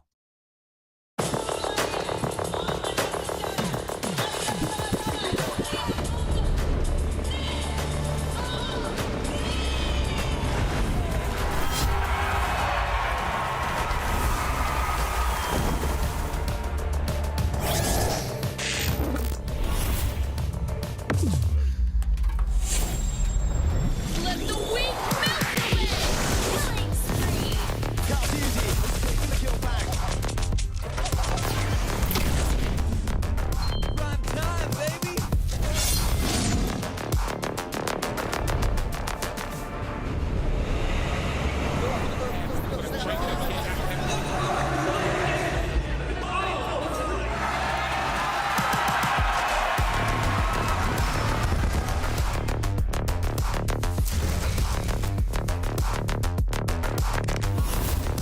Looks like the players are ready. Here we go!